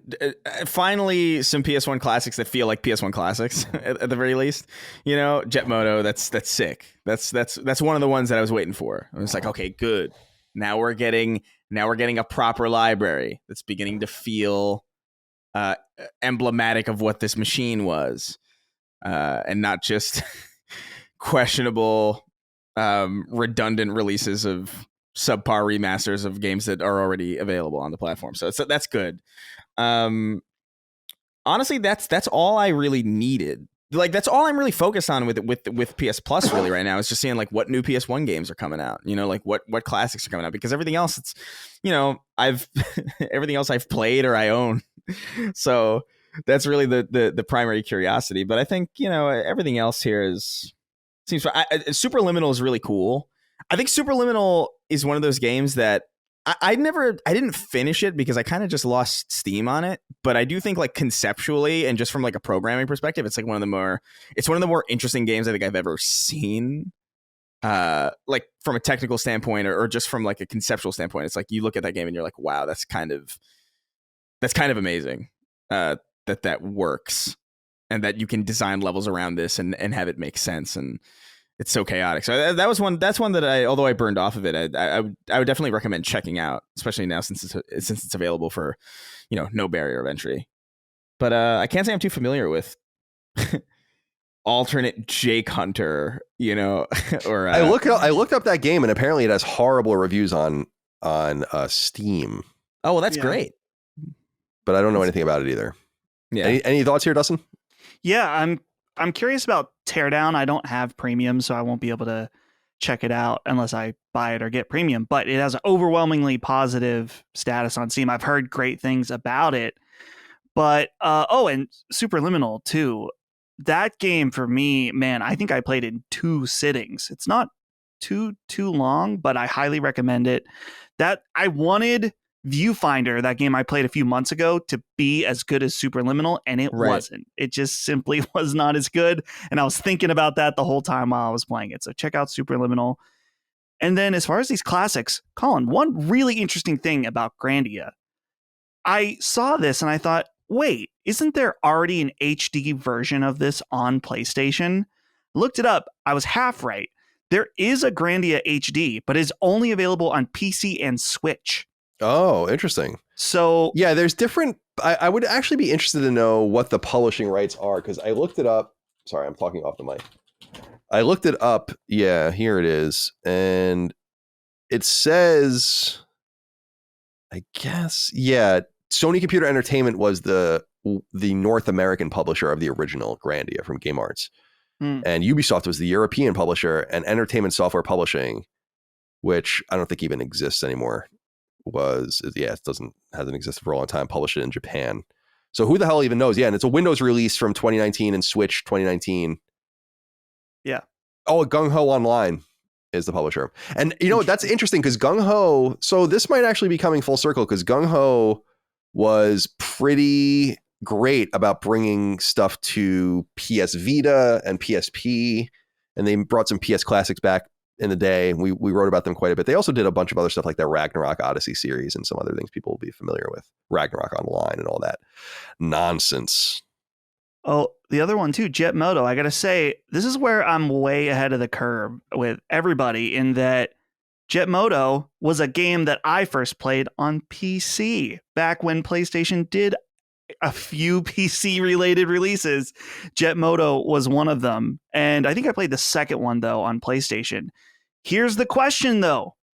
Is it going to have the Butterfinger and Mountain Dew branding in the game? That would be interesting. Yeah, I don't know. That is interesting. I would be interested to know that too, because they would have to go in and they have to edit some things for the trophies and everything. So I assume that they probably might go in and take care of that stuff. I noted that I played Jet Moto 3 in middle school. It was Jet Moto 2, the one that I played in middle school. By the way, I should be clear. And Jet Moto 3 was the last one to come out. So, shout out to Single Track. Single Track is the studio that made the first 2 Twisted Metal games as well. And they made Jet Moto. I think it was Twisted Metal, Jet Moto, Twisted Metal 2, Jet Moto 2. And then Pacific Coast of Power and Light, which is kind of the opening, like kind of some people from 989, I think were the ones that kind of folded around that. And that was the last we ever saw of it. It would be cool to see Jet Moto come back. For people that don't know, Jet Moto was a PS1 Sony published racing series. Yeah, where you with were a lot on these. With a lot of branding in it. Yeah, tons of branding. It's so funny. I don't remember this. Thinking back to it, like I don't think about that. But like, yeah, they just flash him in front of you. It's like Butterfinger, Baby Ruth, Mountain Dew, Raytheon. All right. So PS Plus games, go get them if you're interested. Let's get into 6 questions, comments, concerns, thoughts, and ideas as we wrap up this episode. We always like to go to the audience for 6 inquiries. I put up a thread each week in the news feed on Patreon at patreon.com/laststandmedia. You reply, I read them, I select some, I intersperse them throughout the show as you have noted. But we put 6 down here, and we'll begin with Big Artie. He says, what's up, boys? I want to talk about monetization today. I think it's getting out of hand. Take Mortal Kombat 1, for example, charging $110 for early access, the DLC characters, as well as microtransaction shards. The new character, Omni-Man, just got added for $8.99, but there are fatalities and skins priced at $10 a pop. It's getting out of hand, and I'm wondering why they can get away with fully priced cosmetics along with season passes for future content. Where does the buck stop, and why do companies think they can get away with all of the above? Because they do. Yeah, you guys are out there spending, and I don't want to say you, Big Artie, obviously you're complaining about it, but many people are out there spending $20 on Fortnite skins and then are aghast that this has leaked into the games that we actually care about. I've told you over the years many, many times that this will continue to happen. And the beatings will continue until morale improves, like straight up. You know, I don't I don't know what else to say. I'm gonna have to remind people over and over again, stop buying this shit. And then it'll stop being shoved down your throat. But the egregious thing about it is that it really doesn't matter on an individual basis because someone will always buy it. And it's just making it worse and worse. But yeah, it's crazy, man. I wouldn't get down with shit like that. I don't know that I love almost any game that I would spend that much money on it. It's crazy. I don't know, man. It's so weird to me because, and I mean, part of me does understand it because you have, I mean, we've talked a lot about the inflation of prices and like how expensive it is to make games now and we're still selling them for $70 a pop in relation to what they really probably should cost, which is probably a lot higher. And this is probably their way of trying to get some of that. You know, I would imagine that that's probably at least outside of the fact that it's a corporate structure, they will just try and get away with anything as long as it makes money. That's obviously also part of it as well. But you have to imagine that, like, hey, man, if they could get away with charging, I don't know, how much would a game need to cost in order to, I don't know, Colin, like, how much should a game cost? Like, theoretically, if we're comparing like how much they used to cost versus how little the price has gone up in comparison to how expensive they are to make today versus, you know what I mean? Yeah. Like, what is it, like 150? Like, yeah, you know probably what I mean? Even more than that. Yeah.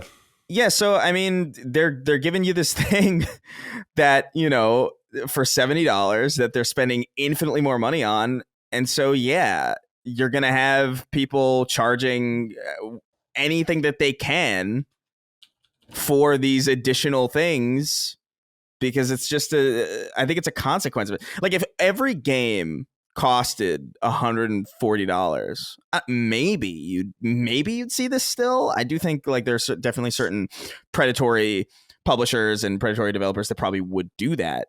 But I do think it'd be a lot less because there'd be a lot less incentive to recoup those costs. It'd be more like, hey, man, look, we're spending how much money? $200 million on something? $100 million on something like huge?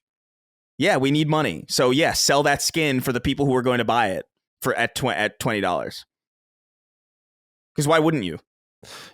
Yeah, I think I cut it from the show. I probably shouldn't have, based on this conversation where Strauss Zelnick, the CEO of Take-Two that we bring up quite often, was giving some interesting talks, and he was discussing how basically in so many words that video games are uniquely challenged from a financial point of view on monies extracted from minutes or hours spent with a game. And he was saying that actually the most equitable way to sell a game would be by hour, which is, again, this is a philosophical thing. I didn't want to report on it because I feel like people are already taking it way out of context. This is a guy just kind of spitballing about the unique monetization challenges behind video games. And he's like, it's just the amount of value being extracted out of video games is so out of whack compared to other mediums that it almost can't be defined. And we're very limited by how we make our money back. And I'm sympathetic to that, but you also have to make products that people really want to care about. And maybe these guys should have really managed the industry in a more wise way moving forward instead of constantly undercutting each other, which is naturalistic in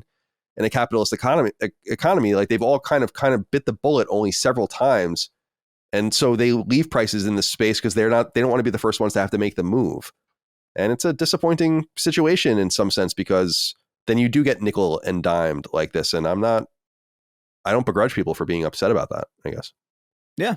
Yeah. I think it's one thing too, that it's more egregious that this is a paid $70 game that then has this degree of nickel and diming. Right. I think that still Fortnite skins are more expensive than they should be, but really not, because people are buying them. So they are probably appropriately priced for the market. If people are going to buy it at those prices, then that is the right price for it. And if people are buying these as well, then yeah, that's just like you said, Colin, it's confirming, it's sending the message. It's like, yes, this is okay to nickel and dime people afterwards with a $70 purchase, and nothing will change unless people stop buying them. So it's pretty annoying. But I don't know, in this era too, where people are like, well, Returnal's good, but is it worth $70? You know, it's always, specifically when that switch to $70 has happened, suddenly everyone's questioning the price of everything. It's like, I get it. Some games come out and are shit that are full price, but questioning the quality of a content just because of like hour wise, that's something we talk about a lot, is not helpful conversation and really demeaning to the art form in general. Yeah, I think I'm a little confused about, I think there's different levels to which people love and care about video games. And I don't imagine that the people at the highest echelon of really caring about the health of the industry talk like that. Because it does bother me in some sense too, of how careless it is and how it ignores the financial realities of putting this thing together and people's refusal to accept it. It just, I don't know, we'll get what we get, I guess. Nimbus wrote in and said, hey, CDC, hope this comment finds you well. I've recently gone back to my PS3 to play Puppeteer. In between spouts of lamenting the loss of Japan Studio and the most creative studio Sony had, I was absolutely enamored by the presentation and art style of Puppeteer. It also got me thinking of another Sony game with a similar style, Little Big Planet. I never played LBP and have been considering going back and trying it out. However, I know all the main gimmick of the series is user-generated content, and the servers are hacked to all hell. So my question is thus, is Little Big Planet 1 and or 2 worth going back for the single-player content? Would love to hear everyone's thoughts on this. Thanks for the never-ending cascade of amazing content, and put that chicken in a puppet show when you finish with it. I don't even know what that means, but thank you for writing in, Nimbus. I appreciate it. Now, Puppeteer, a game that's near and dear to my heart, a late generation PlayStation 3 exclusive from Japan Studio, sold very, very poorly, came out in the fall of 2013. I reviewed it at IGN. I gave it an 8.5, I think, and it was an incredible game that really had a lot of heart and soul, but these are the kinds of games that people don't buy, and the proof is in the pudding. That's why when I say, it's like, people really miss Japan Studio, and it's like, I believe you, Nimbus, but Japan Studio did release a game that sold like 50,000 copies or something. Where were you guys when? And it's not bad, it's great. So I think people don't really know quite what they want, and I understand that. Now, as far as LBP is concerned, Media Molecule, of course, is onto their new project and haven't made a Little Big Planet game since 2. That was the last PS3 edition in early 2011. And there is Little Big Planet 3, which was a PS3 and PS4 game that came from Sumo Digital in 2014. I think what's important to note about that is that, as I understand, and Dustin, you can correct me on this if you know, is that I'm pretty sure all of the user-generated content for the games all funnels into Little Big Planet 3, right? So as far as that stuff is concerned, I'm pretty sure you gain access to all of that as part of it. And if that's the case, then you could go back safely to Little Big Planet and Little Big Planet 2, play offline to get that experience, and still kind of experience the UGC stuff from Little Big Planet 3, which I think is organized. I could be wrong about that, but I'm pretty sure that's the way it works. Yeah. I think you are correct in that it all went into that one platform. I got a hot take here. Yeah. Little Big Planet 3 and the series in general, very, very impressive what they were able to do in terms of user-generated content. I played a decent amount of the single player from the second game. I really don't think they're that fun. I don't think they're very good platformers. They're very floaty. Yeah, they have that depth of field thing I don't like. Yeah. So the fun that I always had with those games, or specifically with 2, was checking out user-generated levels and So the thought of going back to play those games single player would not be very appealing to me personally, just because I never thought they were that good in terms of platforming. Yeah, Little Big Planet. I played both of them, but not very much. When we get them in for review, I didn't care about them either. I think the platforming is suspect as well. How about Puppeteer? Did either of you guys play Japan Studios Puppeteer? Really wonderful game. I think you would both probably like a lot, actually, if you gave it a go. The unfortunate reality, though, is that it's kind of stranded. It's not going to be an easy game to play. It might be on PS Now or whatever, the streaming PlayStation Plus component now as well. So it might be there, but it's for people that have access to Puppeteer, I would imagine that's going to become a more valuable physical game too. I can't imagine that they made too many copies of that, but who knows? I have it. But yeah, really, really great game, Puppeteer. So I'd like to play it at some point. It just sucks that it's stranded, Like, how am I supposed to play it at this point? I guess other than getting out my PlayStation 3. Let's see. I'm trying to find the Puppeteer to see if it's valuable, but all I'm getting is Magic the Gathering cards on price charting. Here we go. Puppeteer, PlayStation 3. Oh yeah. So the complete in box price is $49. So is that a lot for a PS3 game? Probably. I mean, it's about what it cost when you bought it new. Maybe $60. Right. Okay. Nimbus, thank you for writing in. Adam Dietzman wrote in and said, "Greetings from Kentucky. It's been 26 months since PlayStation announced a new first-party, primarily single-player game, not counting The Last of Us Part 1 or Fair Games and Concord, obviously. With the Game Awards just a couple weeks away, do you all expect that an announcement will come? If not, how long is too long before they must announce something, especially since the last title since that last unannounced title is the only single-player first-party game known about at the moment?" Yeah, so let's get deeper into this. Chris, do you expect a Sony announcement at VGAs? What do you think it might be? Do you think it'll be a big announcement or a small announcement? Do you think there'll be multiple announcements or zero announcements? I'm curious where your head is with this. Yeah, man, I don't know. It's in a weird spot where they haven't talked in a long time, but they also don't really have anything in the chamber. They have Helldivers, but I think they're smart enough to know that that's not really the splash that people are looking for, at least like on a grander scale. Oh, no way. Yeah. So I think they know they have to say something. But I also feel like if there was a showcase planned for this year, we would have known about it already. So, or at least heard wind of it. So I do think, I don't know, man. I think the Game Awards could be a good time. And maybe this is just wishful thinking, especially because it's been teased already and we've known about it for a long time. But I think it'd be a pretty good time for Uncharted if they were going to do it. That's big. That's a big hope. A big prediction. I don't know if they don't do that, I don't think they're going to do anything else. Like I don't think anything else they have is really all that ready in comparison. But like they've been working on this thing for a while. Presumably, I can't get that live action shot out of my head. It's weird. It's bizarre to shoot that if you weren't on the verge of talking about it. And just knowing how Naughty Dog has a history with the Game Awards as far as like announcing things like this, like I don't know, I think it could be a good time for that, and I think it would fit in really well because I think they announced The Last of Us at the Game Awards. If I'm not, yeah, they did in 2011, correctly. And I think The Lost Legacy was announced at the Game Awards, something like that. But and other things, I mean, other non-Naughty Dog games as well. I think. Yeah. Well, there are two things, and Dustin, we can go to you, I guess, too, and pierce your veil here and see what's going on with you. Is I look at this and the live action Uncharted thing from that earlier ad this year, but then we also have in play the live action ad that just came out that we discussed a week or two ago, where we think they're teasing maybe Twisted Metal. Some people have interpreted it reasonably so as Motor Storm or something else entirely, but certainly not something we know about. It just seems weird they're doing this stuff on purpose. They're very meticulous. I mean, obviously they're very meticulous. They don't talk to anyone. They don't say anything. So they're not just be like, oh, fuck, we accidentally filmed Cassie Drake in a tomb. Yeah, and we put it in the commercial. I just, so maybe it is time to kind of like shit or get off the pot, especially with that game, because it's been rumored for so long. And I would love to see it. I think it is time for another Uncharted game. I will welcome that very much so. So where are you on this? Yeah, I think those are all possibilities. The thing that immediately comes to my mind is thinking about two teams that are about do. And the first one being Sucker Punch and presumably Ghost of Tsushima 2, I would imagine, right? That was 2020. Or Ghost of something else. Ghost of something, yeah.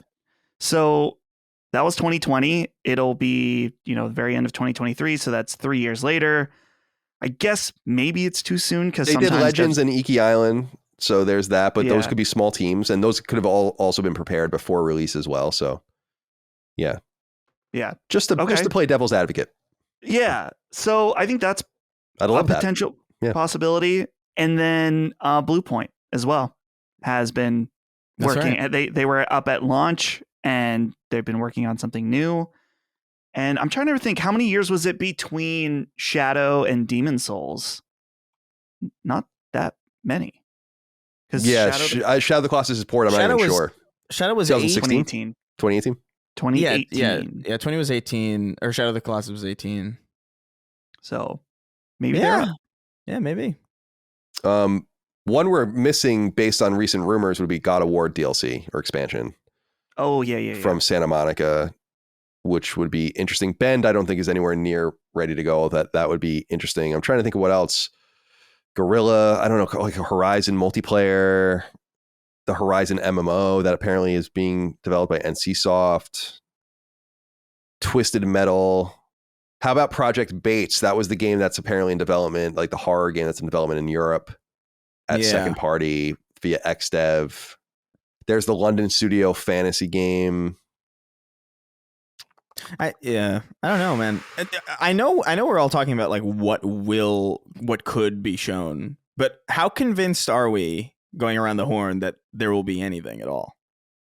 I feel like I'm 90% sure that they would be something. It would be so weird to be so silent, have so little known, and then not use that opportunity to say something. About something. Imagine if they even dating Concord or showing it. Because that's supposed to be a 2024 game. Fair Game's probably further out. So it's like show Concord. I would even count that. Something. At this point. Yes. Because it is true that after Helldivers, now, second party is kind of going off in time third party. We're going to have Final Fantasy VII, which is going to be huge. And Rise of the Ronin is going to be February, I think, which is a big second party game. That's right. Helldivers is Leap Day. So that's coming. But beyond that, and then when you get into Wolverine, the assumption that we will get Spider-Man years down the road again, based on kind of the ending of Spider-Man 2, and clearly there'll just be more. It's not a spoiler. It's just obvious. It's maybe not a huge surprise. It's been going on for like 90 years at this point, but I don't know. It's fun. It's tantalizing to think about because what I really want is that PlayStation stinger, that PlayStation Studio stinger, and then seeing an unusual studio name, even a second party, and then getting something totally new and weird where I'm like, whoa, dope. But that'd be cool. It's been so long that's going to like almost rock you when that happens, I think, or at least for me. And this is the time. Otherwise, say something of your own, which is cool too, but we're running out of real estate here. And again, we also have to note that it just, again, does not seem to really matter. So, okay. We'll keep a close eye out. Obviously, the Game Awards are usually Thursdays, right? So we usually record, then watch, then record a pickup, and then get it out right away. So right away would be like overnight. So you'll have that to look forward to. Cameron Box wrote in and said, hi all, this one is for Chris because I know he plays multiplayer games. I've just hopped back into Call of Duty for the first time in years, largely due to the original Modern Warfare 2 maps. However, it feels different, and I'm not talking about the movement or the gunplay. Instead, I'm talking about skill-based matchmaking. I hate the idea of playing well for a couple of games. The AI recognizes this and throws me into a lobby full of side-canceling sweats where I struggle to get a 3-kill streak for the next 10 games. Gone are the days where we just get thrown into a lobby with anyone. Every game I play feels extremely hard to the extent where I'm not even having fun. What are your thoughts on SBMM or skill-based matchmaking? I'd love to hear Dustin and Colin's thoughts too. I have no thoughts on this. This, from an outsider who doesn't play multiplayer games, this would I would think be the expectation that everyone would want. So it's interesting that people don't want it because it sounds like what you're saying is you want to pick on people that you're better than consistently when you really should be matched with people that are just as good as you, right? I guess it's based on the quality of the AI figuring this stuff out. Well, that also plays a part in it, but there's also just I don't know, you have a lot. The thing about Call of Duty and, you know, other FPSs like it, like even I would even put Halo in this kind of category, is they're casual games that have a hardcore element. So you have social playlists, something like, oh, just team deathmatch or something, which is like, fucking whatever. And then you have something more, outside of social playlists, you have ranked playlists. And ranked is where you would want to go to really sweat, to really try and really test your mettle against other people who are more accurately aligned with you and the people that you're going into. Those are usually the lobbies where people are actually on mic and communicating with the people around them.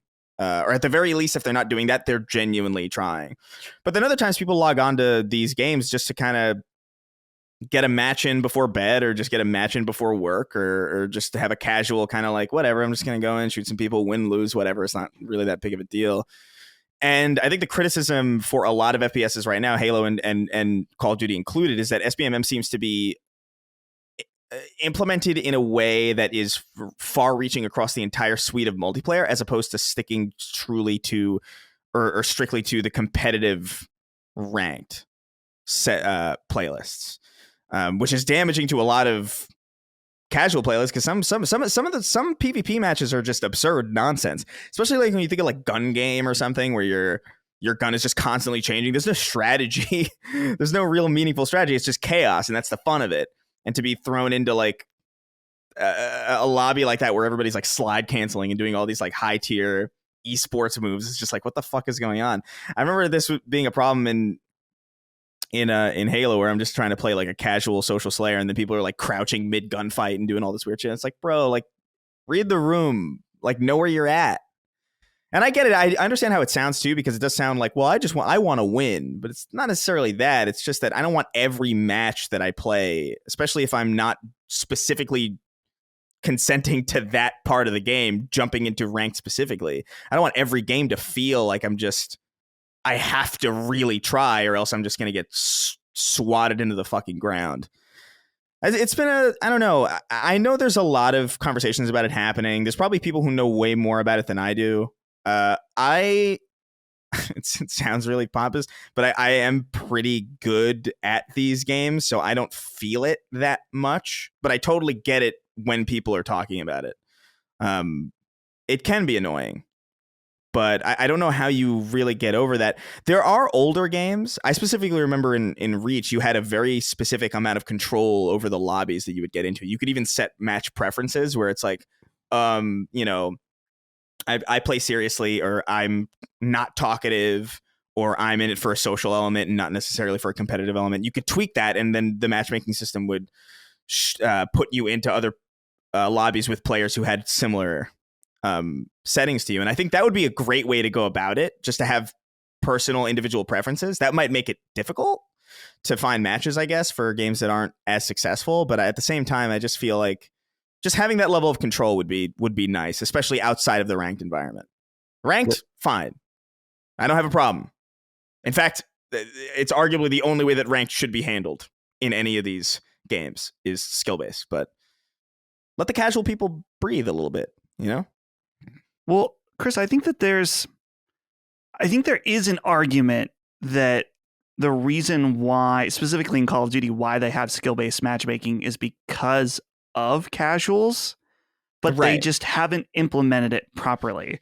Because there's this idea of like, oh, well, there's kids or really casual players that used to hop in, and when it was just like a mix of whatever, the people that play all the time were just destroying casuals, and there's no chance. And that's like when I hear streamers cry about, oh, the skill-based matchmaking is ruining the game. It's like, oh, you have to actually compete against people that are just as good as you. But with that said, when I was playing Call of Duty last year, it's totally what Cameron here is saying. It's like, oh, you're doing good for a few matches, and then it wants to immediately destroy you. It's not, the AI is not very smooth in how it does it. Yeah, it doesn't ramp it up well. It's not very good at it. That's another thing too. It's just not very good at it. Like I understand the notion of, hey, you have people who are at a certain skill level who are lower maybe. You'd want to put them in lobbies with other people who are lower, so that they, have a chance, or at least more evenly. Like, I totally get, even in a casual capacity, like, I get it. But the problem is you have one player on that team who just happens to luck out with an insane score. Like he doesn't die once and it's just a complete fucking miracle. His next game is going to be shit because the game's going to assume like, oh my God, he just jumped 8 divisions in like, just because he had a lucky round, and the game's just going to go overboard with it. I think there's a skillful implementation of this that just has yet to be done very well. So it's not that SBMM is the problem. I just think it's like very poorly handled. It's not very well executed, and there's also just no personal input from the players like there used to be. Like I feel like this didn't used to be a problem. You could even like prioritize connection back in the day. I remember a couple of games had that where it's like prioritize good connection over like a proper match. And those I never really felt the same way that I feel now, where like if I do well, I'm just going to get trounced in the next game because they're just going to assume I'm this perfect. So there's definitely some wiggle room there, but it's a whole complicated scenario. I was going to ask this, like, wouldn't the say you have like a kill to death ratio of 2 to 1 or whatever, then doesn't that suggest that on the other side someone has one that's 1 to 2? And so wouldn't you want it so that it's basically the number 1, as round as the number 1 possible for competitive balance? In other words, it kind of admits that people want to pick on people even a little bit weaker than them to rack up more kills, but you would think that the computer trying to level it all out would be what everyone would want. So that it almost gets to the point where you're killing as much as you're dying. Right, but it's just the thing is it's just not. It's so complicated. You because it's just not good at it. That's really the issue with it. It's not that the goal is bad. It's just that it's not.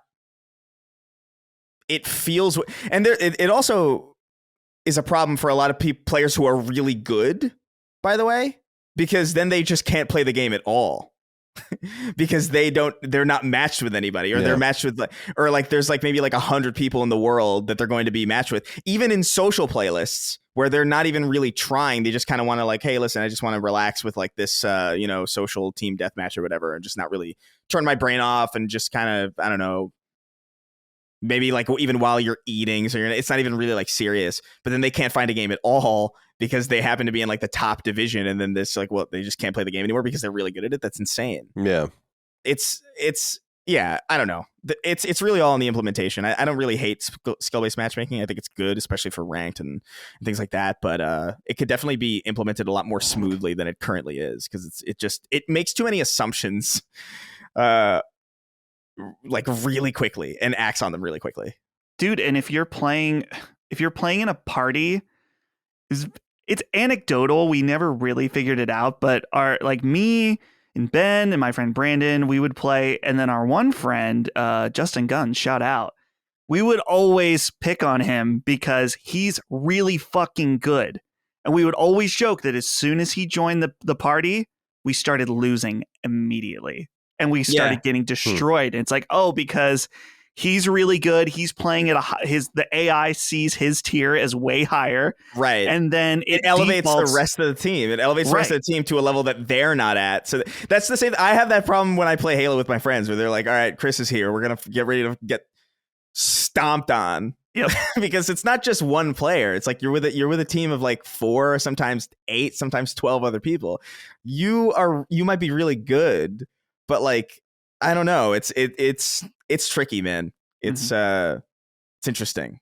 There's a whole science to that is beyond me. That is, I'm sure like there are many people who are smart. There are many people who are smarter than me who are working on this and who probably have implemented these systems in the way that they are because they do work on some level. But I do think there is a better way to do it, I think. And a lot of that begins with player preference. Like having that tool set available to you to be like, hey, listen, even if you could just select, right? Like, hey, just chilling today. Like, and that'll be in your matchmaking preferences. You're not trying to sweat. And then you could be like, hey, all right, I'm trying to. Although I guess you could theoretically abuse that. Right? Yeah, then every streamer immediately turns that on, you know? Right. Yeah, I guess so. Yeah, I don't know. It's a rough situation. It's a rough problem to solve, so I don't begrudge developers who use it. It's just, it is kind of annoying. Greg Hanley wrote in, said, greetings CC and throbbing D. Oh. A general industry query I'm hoping one of you esteemed gentlemen can help me with. Given the very public nature of video games as a product, which are very much in the spotlight in terms of critical and commercial review, how much of an impact does it have on your career aspirations to be part of the team involved in a game that releases an absolute critical or commercial disaster? Given how long it takes to develop and the ever-increasing budgets for modern games, hiring well-credited developers with a decorated track record must be absolutely essential. Just wondering if any of you has any insight into this or have spoken to those involved who have opined on the subject. Hats off to all the fantastic work and entertainment provided by the entire Last Stand crew. Thank you, Greg, for writing in. So, commercial disasters are typically irrelevant to the staffing of future games because the people that made the games didn't necessarily make a bad game. But this is what I wanted to bring up earlier. Remember when I said I'm gonna put off what I was saying because I thought it was somewhat kind of tied into this, although maybe not really. Just makes a little bit more sense. Is I've been thinking a lot with the layoffs that are going on all over the industry, which are horrible. I mean, thousands and thousands of people being laid off. But I made this argument that I would imagine that there are more people working on games now than there were this time last year. And so the numbers are just being moved around. But we never hear about the people who just suck, right? Like, don't you think we've all worked jobs? I've worked jobs where half the people I was working with didn't belong there, you know? You imagine that's also in game development. And I would love to hear more stories about, and you don't have to talk about individuals. I don't want to like rat people out or whatever, but you'd love to hear more about like the inept person on the team that fucked it all up, or like it doesn't seem like it's ever anyone's fault that anything ever happens, but someone had to have fucked up at some point in some sense somewhere. And like, so who was it? Who was the guy who was like, oh, that fucking bug is, you know, Dan's fault. Dan, you asshole. And he's known as like shipping the game with that bug in it. We just never hear about that stuff.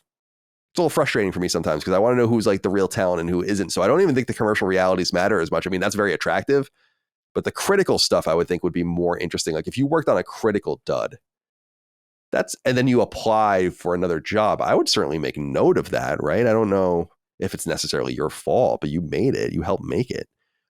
Where are you on this, Chris?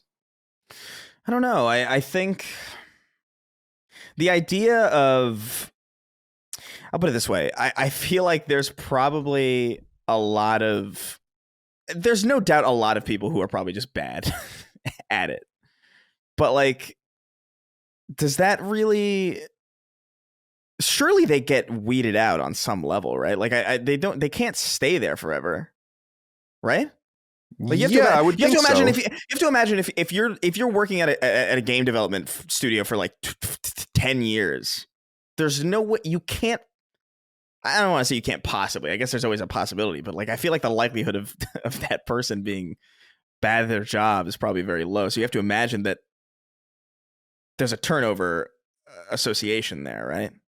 Yeah, I think, well, let's use Bungie as an example, not to pick on them, but because they had layoffs recently, like substantial layoffs. Well, we talked about it on the show. True, yeah. Where, okay, so I'm sure some of the people that got laid off, they would have loved to keep. But you have to imagine during layoffs, and I know this just from being in that world, it's like a way to purge people who you don't think really fit or are working or are talented enough to be around or are doing what you need them to do. And so when you see people are pushed out of a team, it's sad from a fundamental human level. But the reality is we don't really know what's going on because no one ever says like, oh, we just laid Dan off. And by the way, he fucking sucks. You know, what they say is like, we laid Dan off. We wish him the best. We hope he finds another job. It's always like the self-propagating thing. But where is it coming out in the wash? That's what I'm curious about. I would actually wager that anytime a statement like that is made, especially for a specific person, that they're probably not a bad employee. You know what I mean? Outside of, I think about Michael Salvatore, for example, over at Bungie, the lead composer for the entirety of Destiny and co-composer for a lot of Halo. There's no way that, that's an example of somebody just being expensive. You know what I mean? Where it's like, very clearly that's the reason. Because there's you could not in a million years convince me that Michael Salvatore wasn't doing what he was supposed to do. I'm sorry. Like, no, there's no reality where that's true. And so I look at that and I'm like, okay, well that's specific. And then but you also have to assume that people talk, right? Like if someone's fired because they, I don't know, put like just some random pair of photorealistic tits in some kid's game and then just like didn't fucking tell anybody. And that was like a bug that had to get patched out, right? You have to imagine that they know where that comes from and that they might part with that person and like people talk like, hey, by the way, just so you know, this guy's a fucking deviant. And he's going to destroy your entire world if you pick this guy up. I have to imagine that if it's something truly that catastrophic, and it's not like just, hey, this person doesn't really fit with the work culture that we have here, or they're really good at what they do, but they're not. I don't know. Like, you have to imagine people who were working on first-person shooters at Guerrilla, for example, when they switched over to Horizon, they probably lost a lot of people willingly, and probably like maybe not so willingly, because they maybe have tried. People maybe tried, and it's like, hey, listen, I'm trying, but like this ain't my wheelhouse, man. I'm gonna go somewhere else, or we got to let you go because you're not doing what is demanded of you for this sudden shift. There's a lot of factors in the games industry that really go into these things, like shifting in projects, shifting in work culture. Obviously, proficiency at one's job is obviously a huge thing too. But like it's all kind of intermingled in this thing where like you have to imagine that the people who are really good know they're really good, and everybody knows they're really good. And the people who are really, really bad either get blacklisted or that's it. Like I know a story about one guy who fucked up a really major game, who is absolutely gone now. Like he ain't going nowhere. He got moved around to some other, like, I don't know, accounting or something. You know what I mean? He's not working in games anymore. And I can tell you guys who that is after the show. Okay. Like it's people know who's catastrophically fucking up, I think. Do you have any input you want to put in here, Dustin? I wonder, I don't know if this is the case for the games industry. Is there people that get hired on somewhat either probationary or 1-year freelance contracts? Just because, for example, when I was interviewing and obviously did not get the job at IGN many years ago, I was being offered a 1-year freelance position that had the potential to turn into an actual staff position. And maybe that's something that happens in the games industry with people that, yeah, maybe you worked on a Lord of Ring Gollum, but you have a good work ethic, you have the the schooling or whatever, but we need to just make sure. Yeah, I don't know if that's a thing. Yeah, I'm sure probationary stuff like that, I'm sure happens all the time. And yeah, I didn't know that was what they offered you. I think that was happening a lot with video people because that team expanded so quickly. Yeah. I didn't know any editors that were brought in like that, to be fair. Well, I think that Greg, I thank you for writing in. I think that it's an interesting question to ask about the machinations of inner personnel turmoil at these developers. It's probably fascinating. And I can't wait to hear Chris's story when things are over. Because like you never hear about the washing out, but that's the point I'm trying to make. Bungie releases a statement saying we've 100 people or whatever, let's just say we lost 100 bright, valuable members that all gave us so much. And I'm like, is that true? Or do 30 of them, you're just like, bye. And you have to just kind of say the nice thing about them. I think that's probably true too.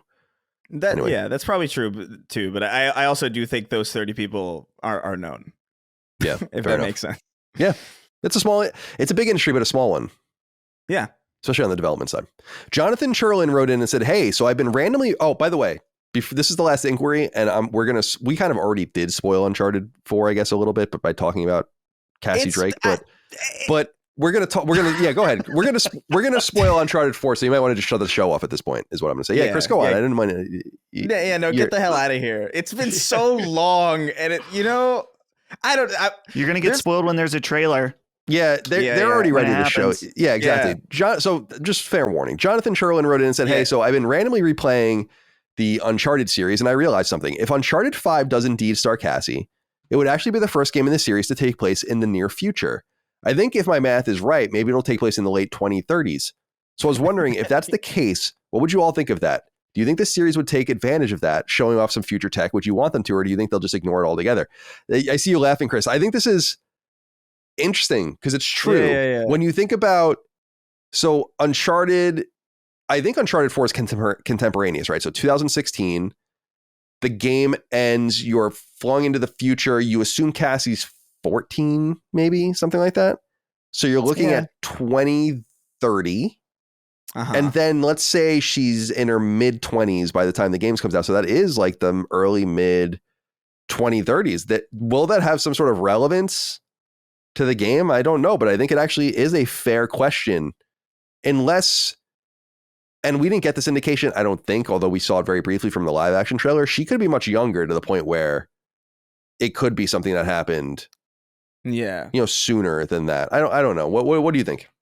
I don't know. Well, first of all, I was laughing at the idea of spoiling Uncharted 4 because it reminded me of, I don't know. It's like, hey, by the way, Nathan Drake fights Walt Disney at the end of Uncharted 4. I think, I don't know. Is there?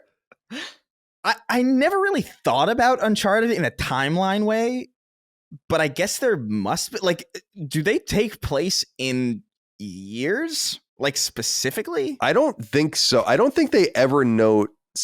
Well, they do, I think, note specific years of things that have happened, but I don't know.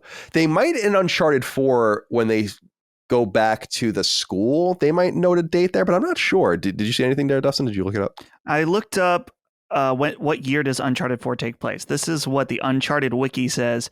Uncharted 4, A Thief's End takes place in 2015. It begins in the month of November, according to the calendar on the wall in Nate's office.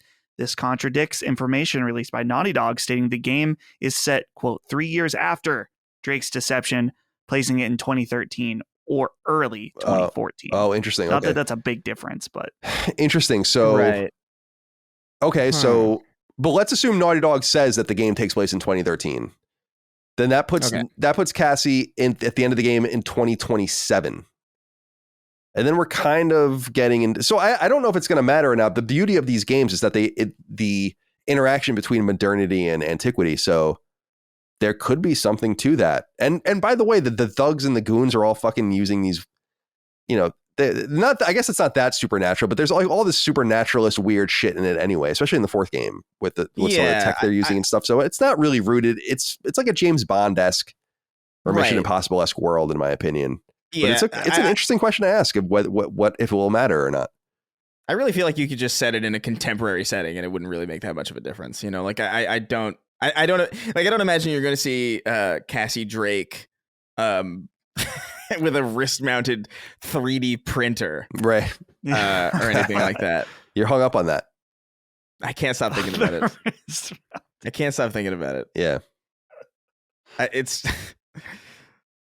Why don't you heal? Why don't you save the world with that? Why don't you? Whatever. Cure cancer. Cure AIDS. Yeah, because clearly you have a wrist-mounted 3D printer. I can't get into this right now. Gonna set me up. Do we have any further thoughts on this Uncharted 5 timeline before we exit? No, that's it. I think that I'm with Chris. It just can be contemporary. We don't need. It's not like in any Uncharted they're going like, let me pull out my iPhone 12 Pro or something. I think the only technology that I could really think of, other than what you see in Nate's house in Uncharted 4, is in the first game they have like the TV camera, which really there's cameras that look like that today.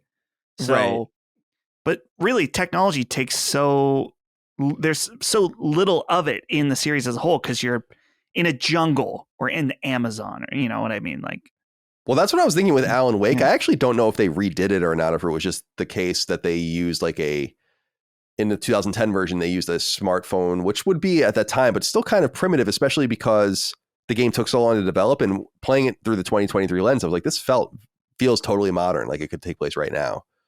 But Alan Wake literally does take place in 2010. So there is that. So yeah, I guess we'll find out. I hope we find out soon. I think this is a legitimate opportunity for them to do something, and I will be forever perplexed by the inclusion of that shot in the live action trailer. If it doesn't mean anything, it just doesn't make any sense at all. And they'll just be like, oh, it was just a woman exploring, like a gamer exploring. A gamer exploring. Yeah, like some bullshit. That's the official response. It's like, that was just a gamer. All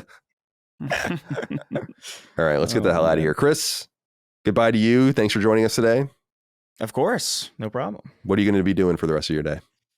Probably cooking. I've got a lot of I don't know. I've been trying to cut down on ordering out as much as I just like it. I just feel like I gotta start using this kitchen. Yeah, it's a waste of money. In a more common. Yeah, it is. And it's also just like I buy grocery. I cook, so I like to cook. It's just like it's a matter of like just time. It just feels like, oh my God, it's so much fucking prep, and do I have the time to do it? And it's like I should probably just buckle up and just fucking do it. Yeah, totally. Well, good for you. Have fun. Dustin, goodbye to you. Goodbye. Colin, I have a question for you as we part. I saw this pop up on my Twitter timeline. Snoop Dogg confirmed he's quit smoking. I saw that too, yeah. He has a statement. Really? That's so interesting. I'll have to look into that. What does it say? Let me read it. Yeah. After much consideration and conversation with my family, I've decided to give up smoke. Please respect my privacy at this time. Snoop Dogg. How do you feel about this? He's Captain Weed. Dog. He is weed. Yeah, that's interesting. Now you're the new king, Colin. That's fine. It's probably not exactly what I wanted to be known for, but that's I'll take it. Better than being a mass murderer or something, I guess. It's best not to be. Best not to be a mass murderer. Yeah. All right. Well, let's get out of here, my friends. We had a great episode. Thank you for being here, and thank you all out there for your love, kindness, and support of Sacred Symbols and all things Last Stand Media. Patreon.com/LastStandMedia, LastStandMedia.store for merch. That's it. Remember, Super Perils of Baking goes on sale Black Friday, 12 Eastern at LastStandMedia.store. This is your warning and your final one at that. We'll see you next time. Until then, goodbye. See ya. Take care, guys. Sacred Symbols, a PlayStation podcast, is a product and trademark of Last Stand Media and Colin's Last Stand LLC, and is proudly recorded in the USA. The show is conceived by, is written by, and is directed by me, Colin Moriarty. My co-hosts are Chris Raygun Maldonado and Dustin Furman. The show is produced by executive producer Dustin Furman. It's edited by associate producer Ben Smith. All of Last Stand's theme music is by my best friend, Ramon Narvaez. As you know, all of Last Stand's shows, including Sacred Symbols, are fan-funded on Patreon at patreon.com/laststandmedia. The following names are at the producer level on Patreon, our highest tier, and we're grateful for your thoughtful and kind contributions to our independent endeavor. Thank you.